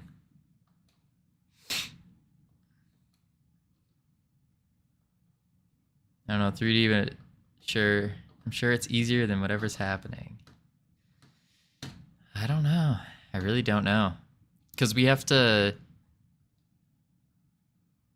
What we're doing now is we have to create the space state, which is like a separate server type thing in Godot.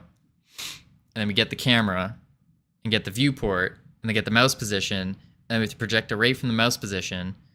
And then we have to do some kind of math to determine how that's all gonna go, because the camera isn't like a straight camera, is like that. It's well above my brain power. I'm colliding with areas. Comment that out.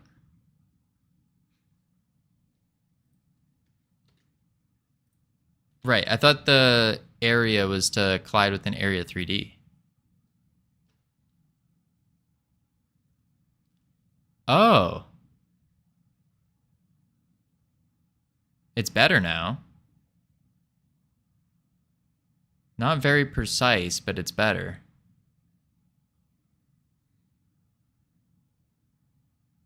Oh. Oh, because I was colliding.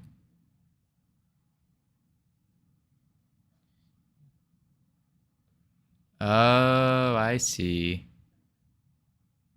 Let's move around a bit. I mean, to tell you the truth, because this is going to be a finger, I don't think anyone can be that precise with their finger. I think this is the best to as on cursor we're going to get.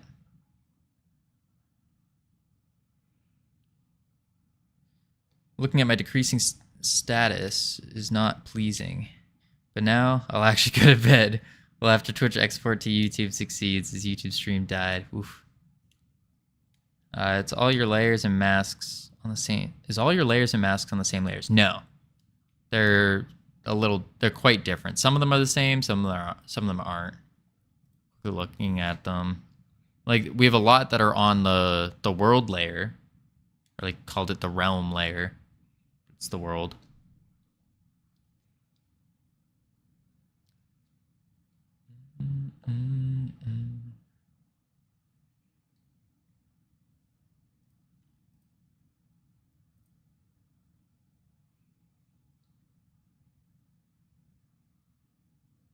I mean, I feel like this accomplishes what we need it to do.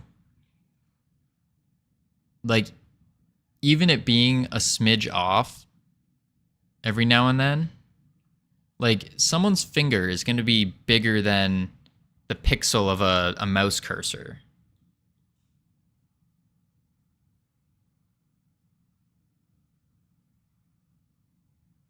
So I think we're set. Now we just have to do the...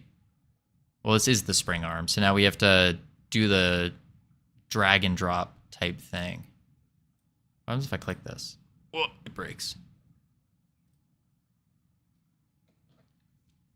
So if the leash is adjusting variable, you only do that if that's true.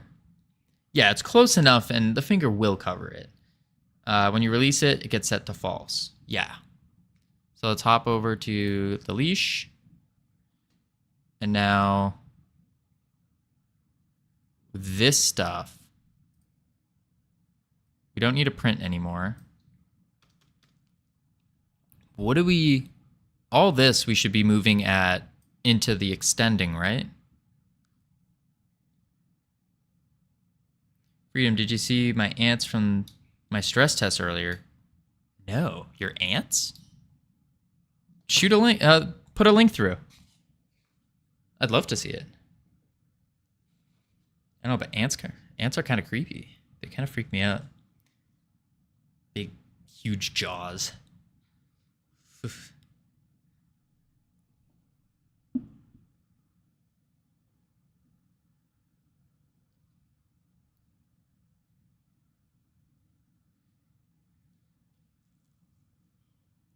Yeah, I feel like all this needs to be in the function is extending.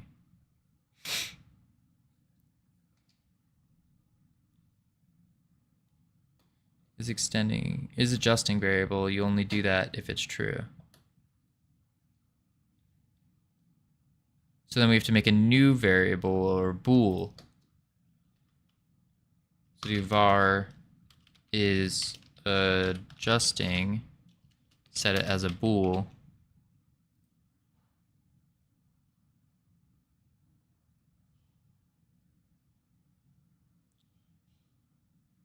No, wait. That might be way off here. Out of line.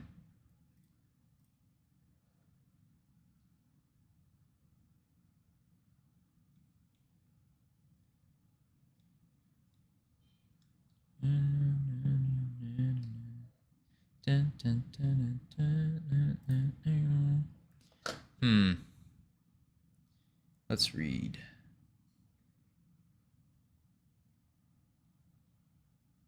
So if the leash has an is adjusting variable, you only do that if true. Testing out my sprite sheet flattening and a new type of pathfinding on like an old PNG. But all the characters are sharing the same sprite, so they look like ants. That's great.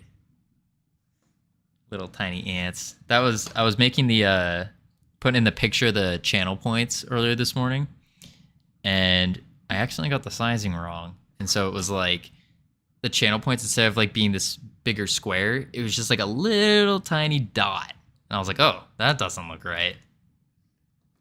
But we fixed it.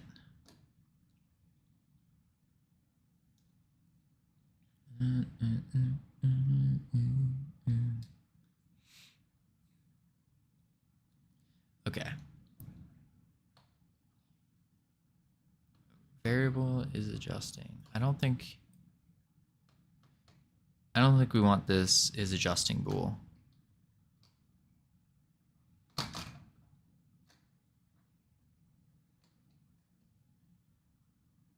think we need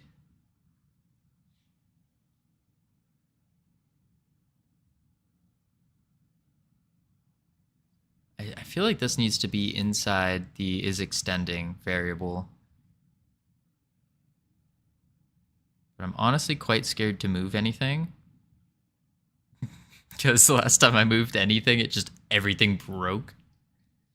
That was not fun.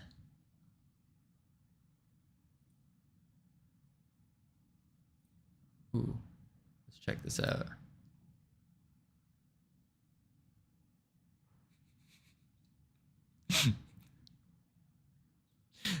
It's a little army of ants. You just have to give them little antennae or antenna.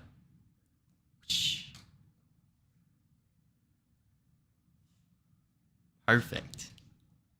Give them some mandibles as well. Beautiful. That's cool. I don't understand how any of this works.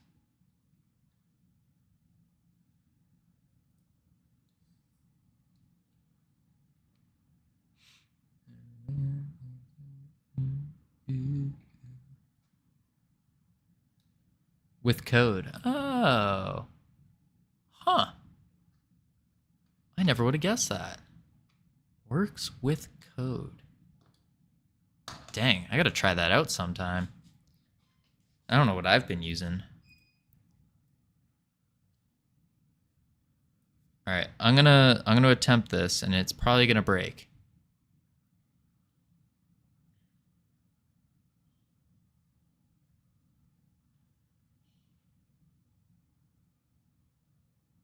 Put this into the is extending.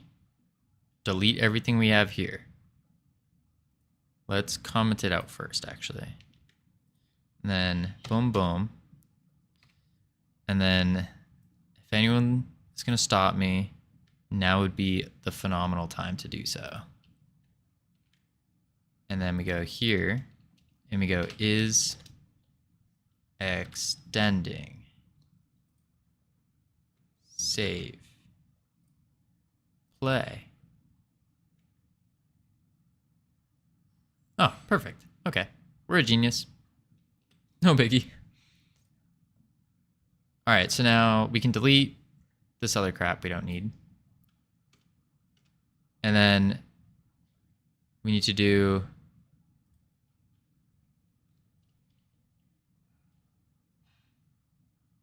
is adjusting.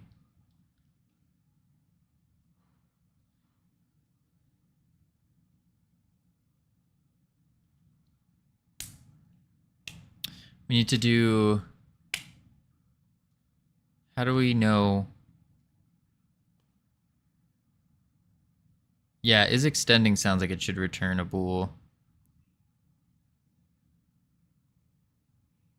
Maybe we just say spring arm extending or leash extending, and then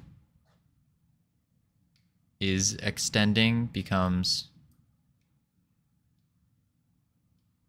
wait, or we can do leash position.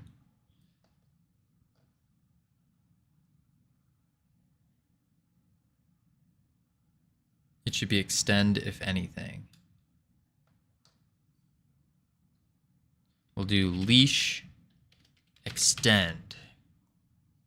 Go gadget leash extend. Leash extend. Okay. Set. Now we need to do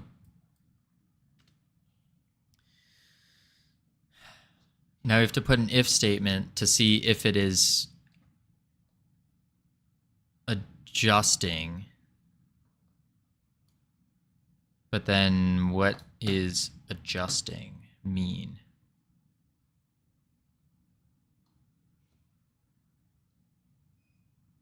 Oh.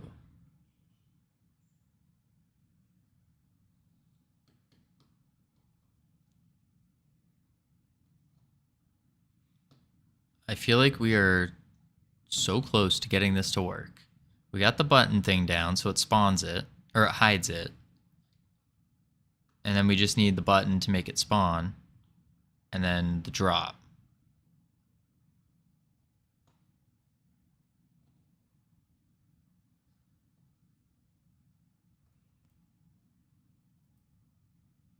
Hiding is only visibility, by the way. There's no show? Oh. Oh. So like if it was like if it's a caster, for example, it would still be shooting even though it's hidden. Yikes. So instead of hiding, we just do Q free.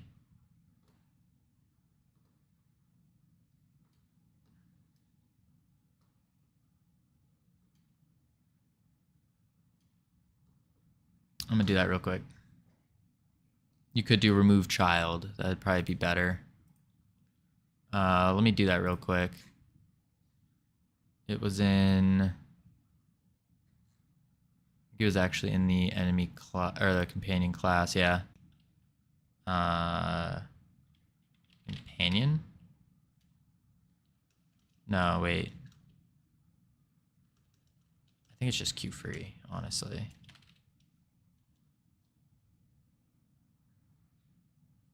I don't know what's better for data.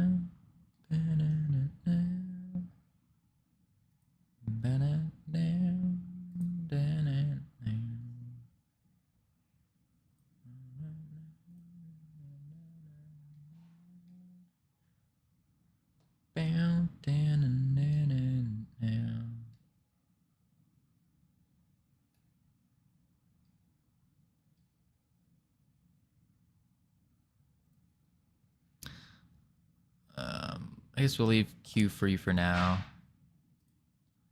Let's check this out.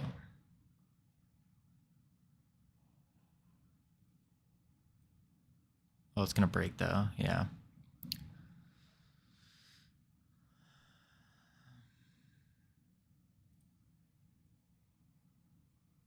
Yeah, 5.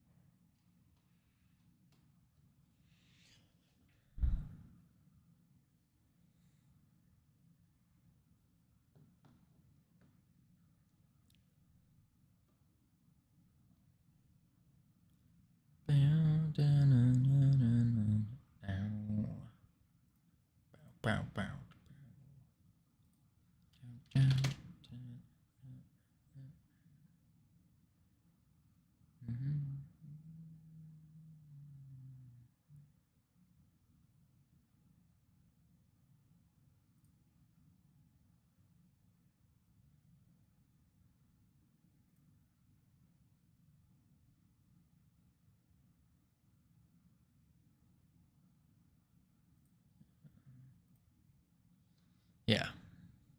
So my idea, or your idea, if the spring arm is in its following the mouse state, and you release click, it stops following, and it starts in that state.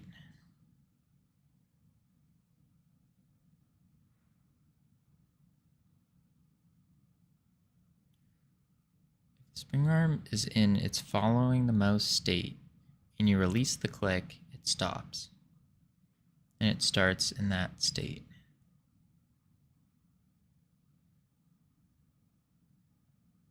Okay, so on click, so when we click the thing, it will start the spring arm, it will create a spring arm and start it in the state of is following the mouse and extending, doing that. And then on release, it will swap states and stop following, and then we'll be good.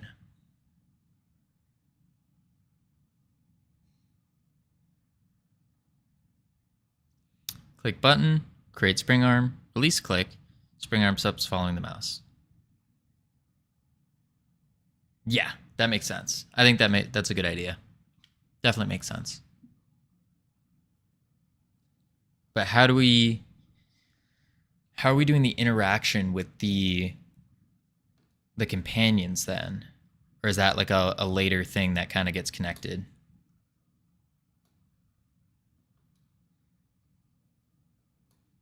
Okay.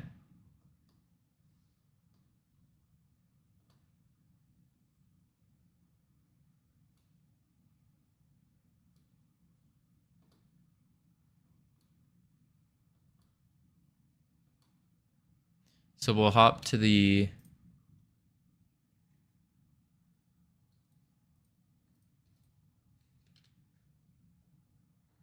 button also creates the companion, sets the companion's leash to the new leash.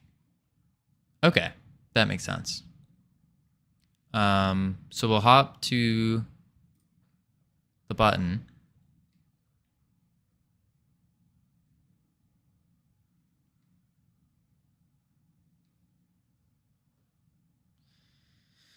And then we have, right now we have our attempt at making Raze's is dragging function. But I messed it up too much, I think. It worked, oh, no.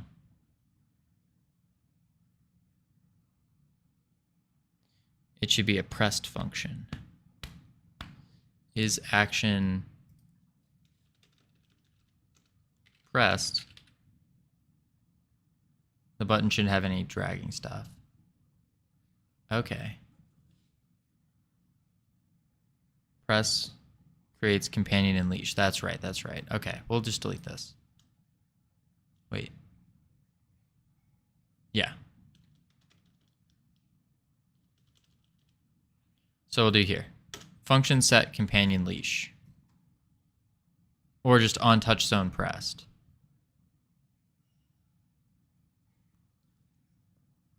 Crap. This is when the button's pressed. Yeah, on touch zone pressed.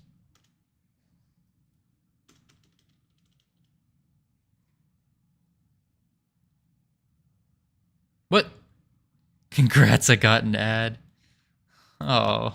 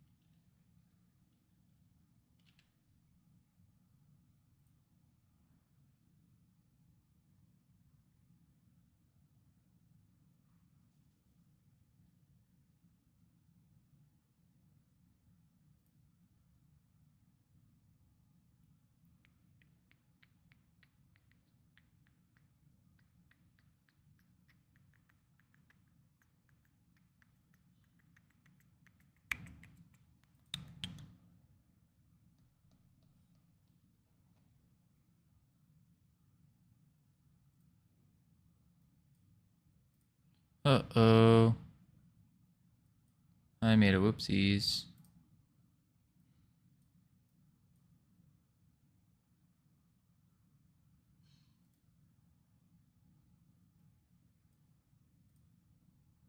There we go.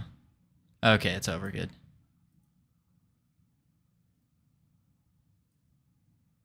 There we go.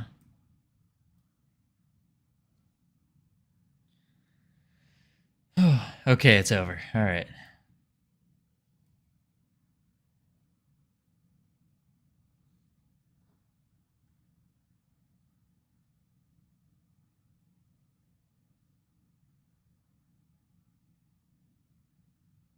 So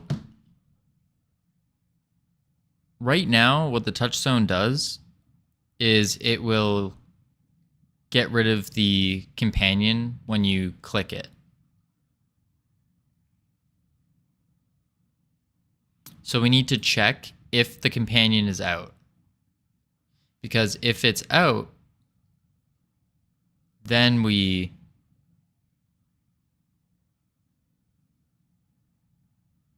it has to be where we admitted it to or connected it.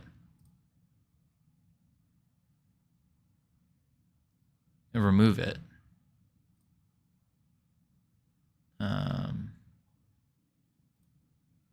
Dang. Okay. Why am I...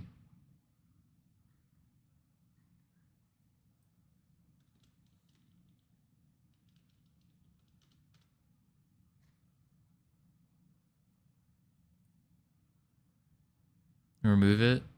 I don't. Dang. That's the one way I got it to work, was to connect it so it gets rid of. We'll comment it out for now.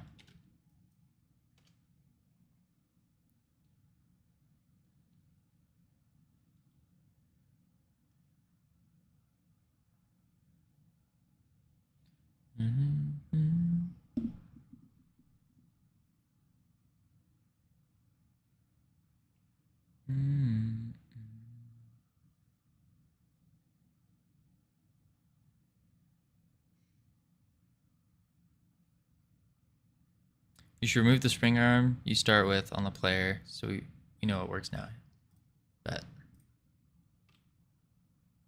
Done.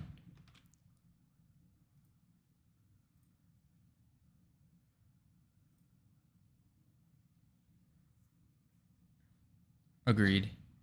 Yeah, you should only have leashes when you have a companion.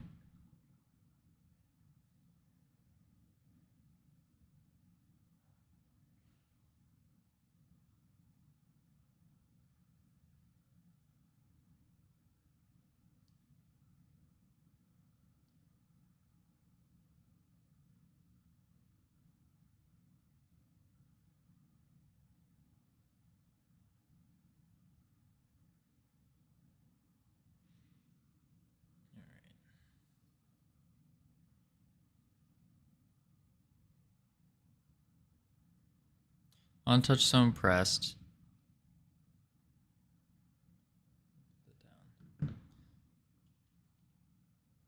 Try making 2 variables for the new leash and the companion in here, just to get it working. Okay, so var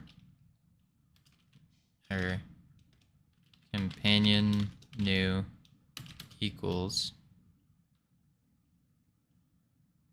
instantiate one of each. Okay, load res add-ons. They're not add-ons. What am I doing? Res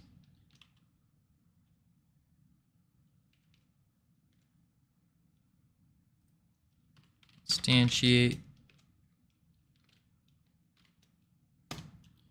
var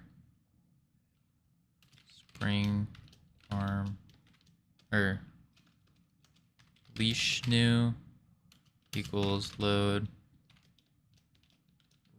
res utility companion leash.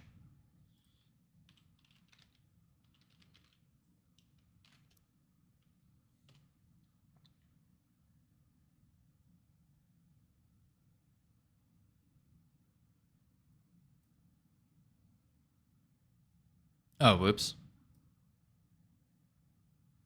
Good call.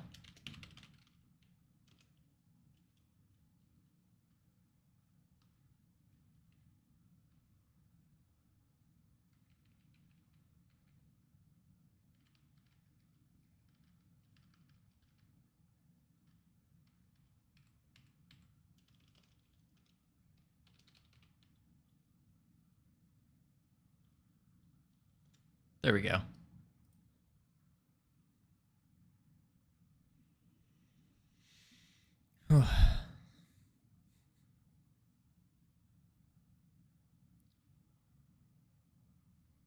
So now when we press it, it should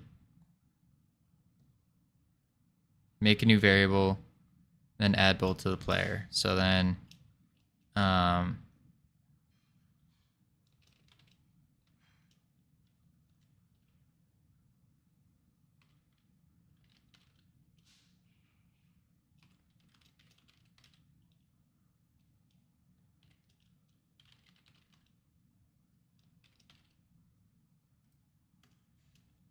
and set the companion's leash to the new leash.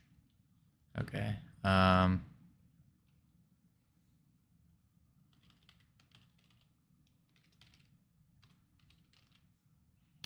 forgot what we called it.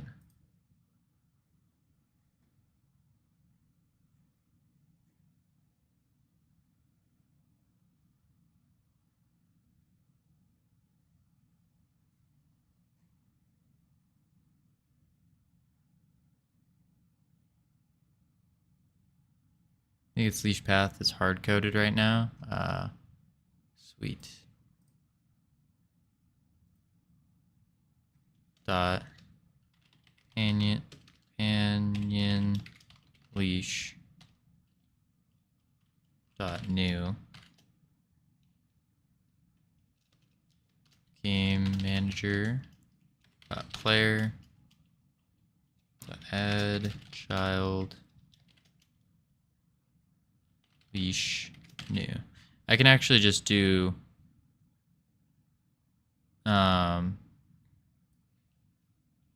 companion new dot companion leash equals new leash, right?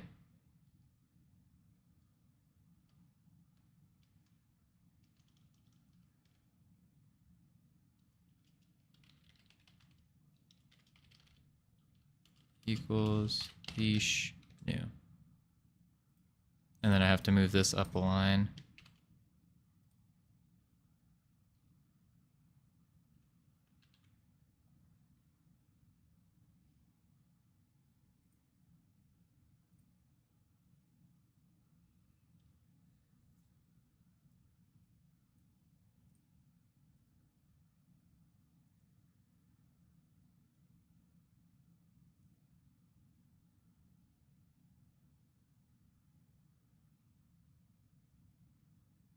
Yeah, no, we need that.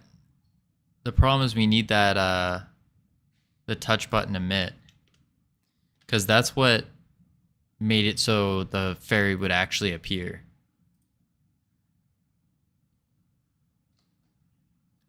Although this might cause issues. Yeah.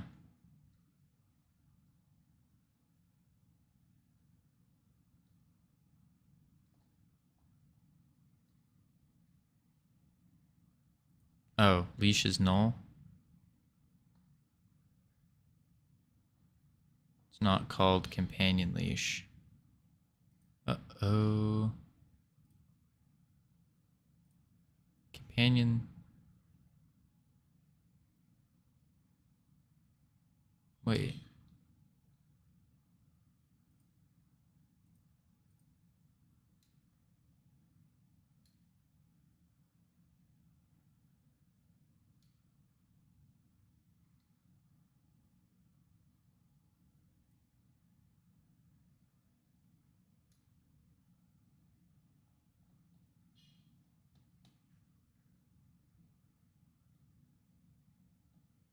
Oh. So instead we need to call it, instead of leash dot, it should be companion leash dot marker position.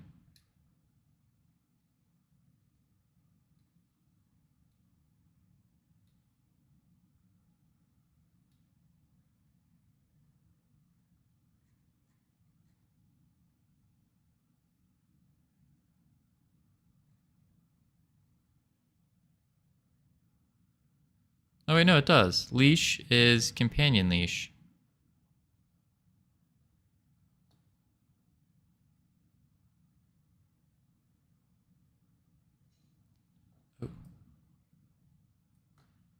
Oh, this is where we do the load, right? Load. Res. Oh no.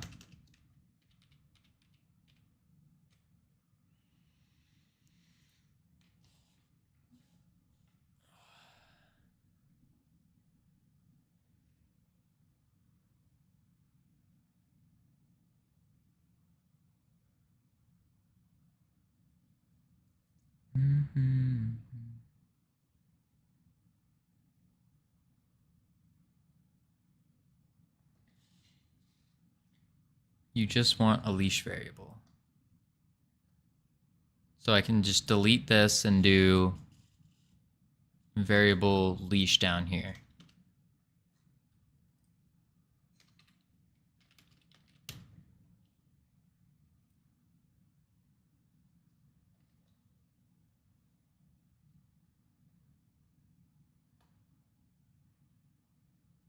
I think that's...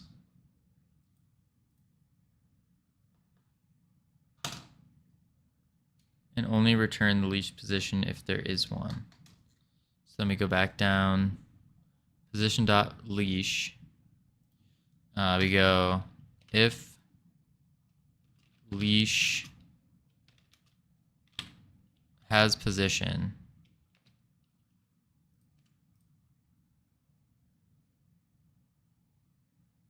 Oh.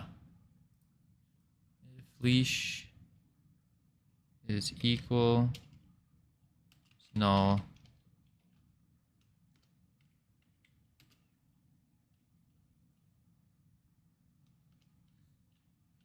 return vector 3, not edit, vector 3. Like that.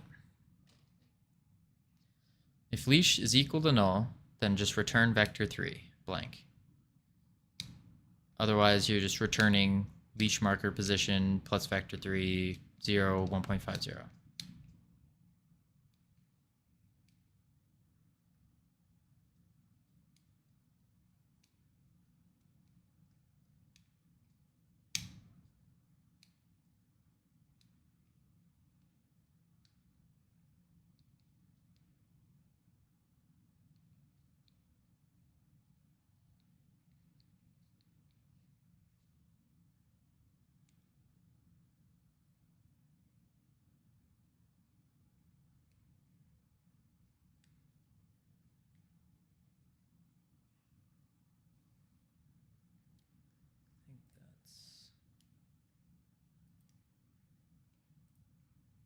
Oh, whoops. This whole time I had my music off. How dare I?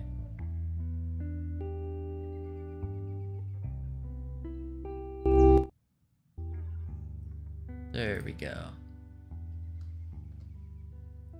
Alright, let's try that out. Moment of truth here.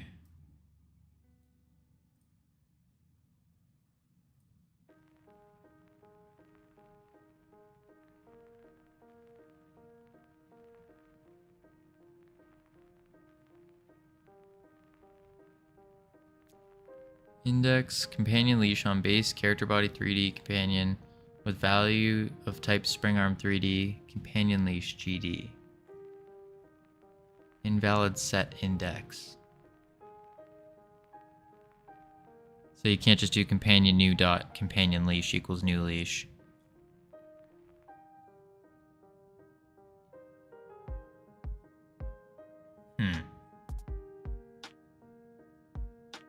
Oh, the property's leash now. That's right. That's right.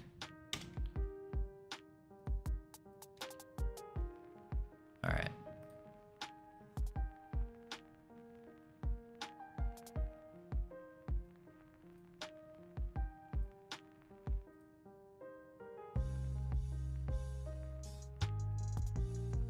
Oh!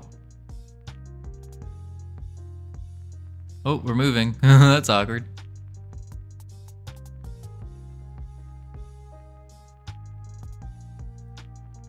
I can't place it, but...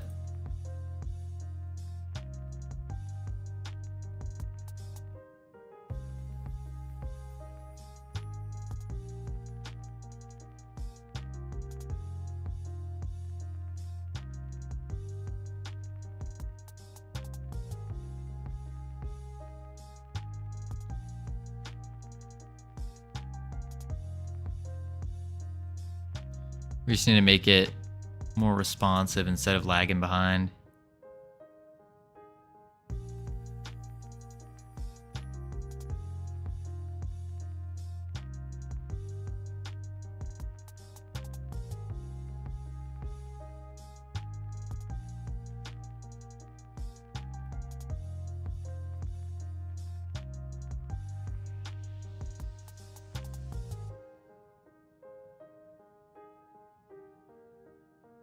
Oh, you can add a lot.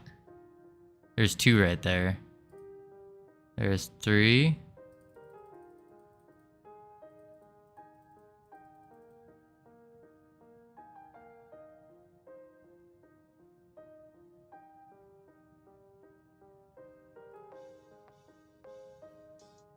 Okay.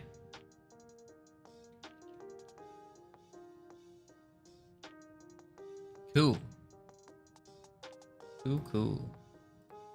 We're getting there, team.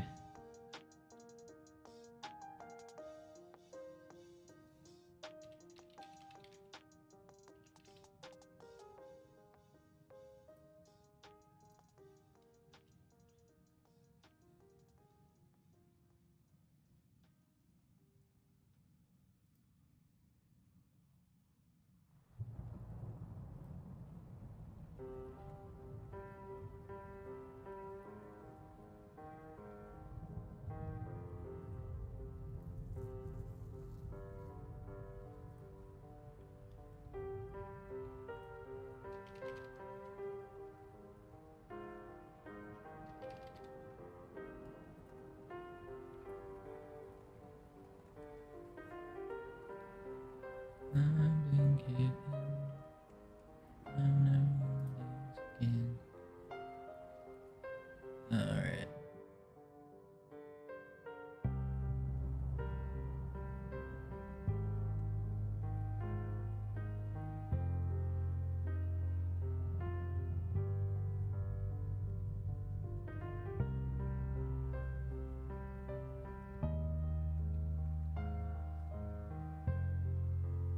Okay, team. I am getting dizzy because I am so hungry. I think what we're gonna do is call it there for today. We got the spawning of it and like the positional movement down. And then tomorrow we can do the actual just drop feature and then ensure that we can't make multiple by mistake. I think that's gonna be the play. But for those of you who don't know, we're myself and let's see, and myself, Bit Software, and Wolfric, who I can't tag right now, are joining a game jam the end of July next month. So we're gonna be doing some like team stream there, showing off what we're doing, but hopefully we'll get the game done by that time. I think we might be able to do something. Get it there.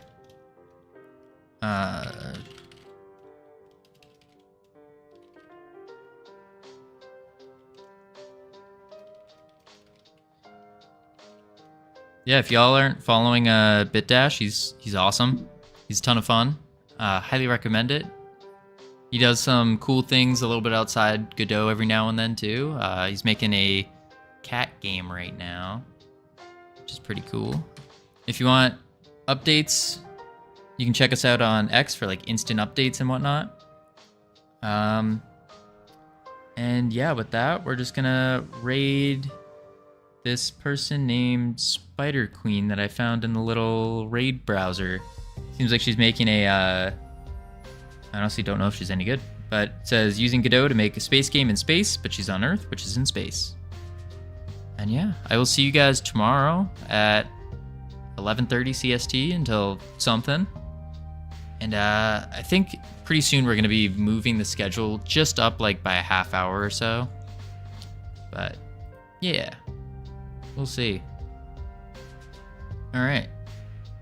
I will catch y'all tomorrow. Let's start this raid.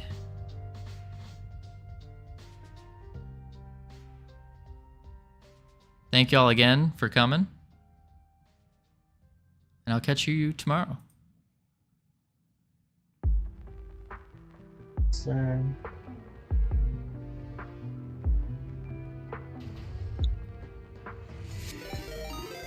Oh. Thank you for raising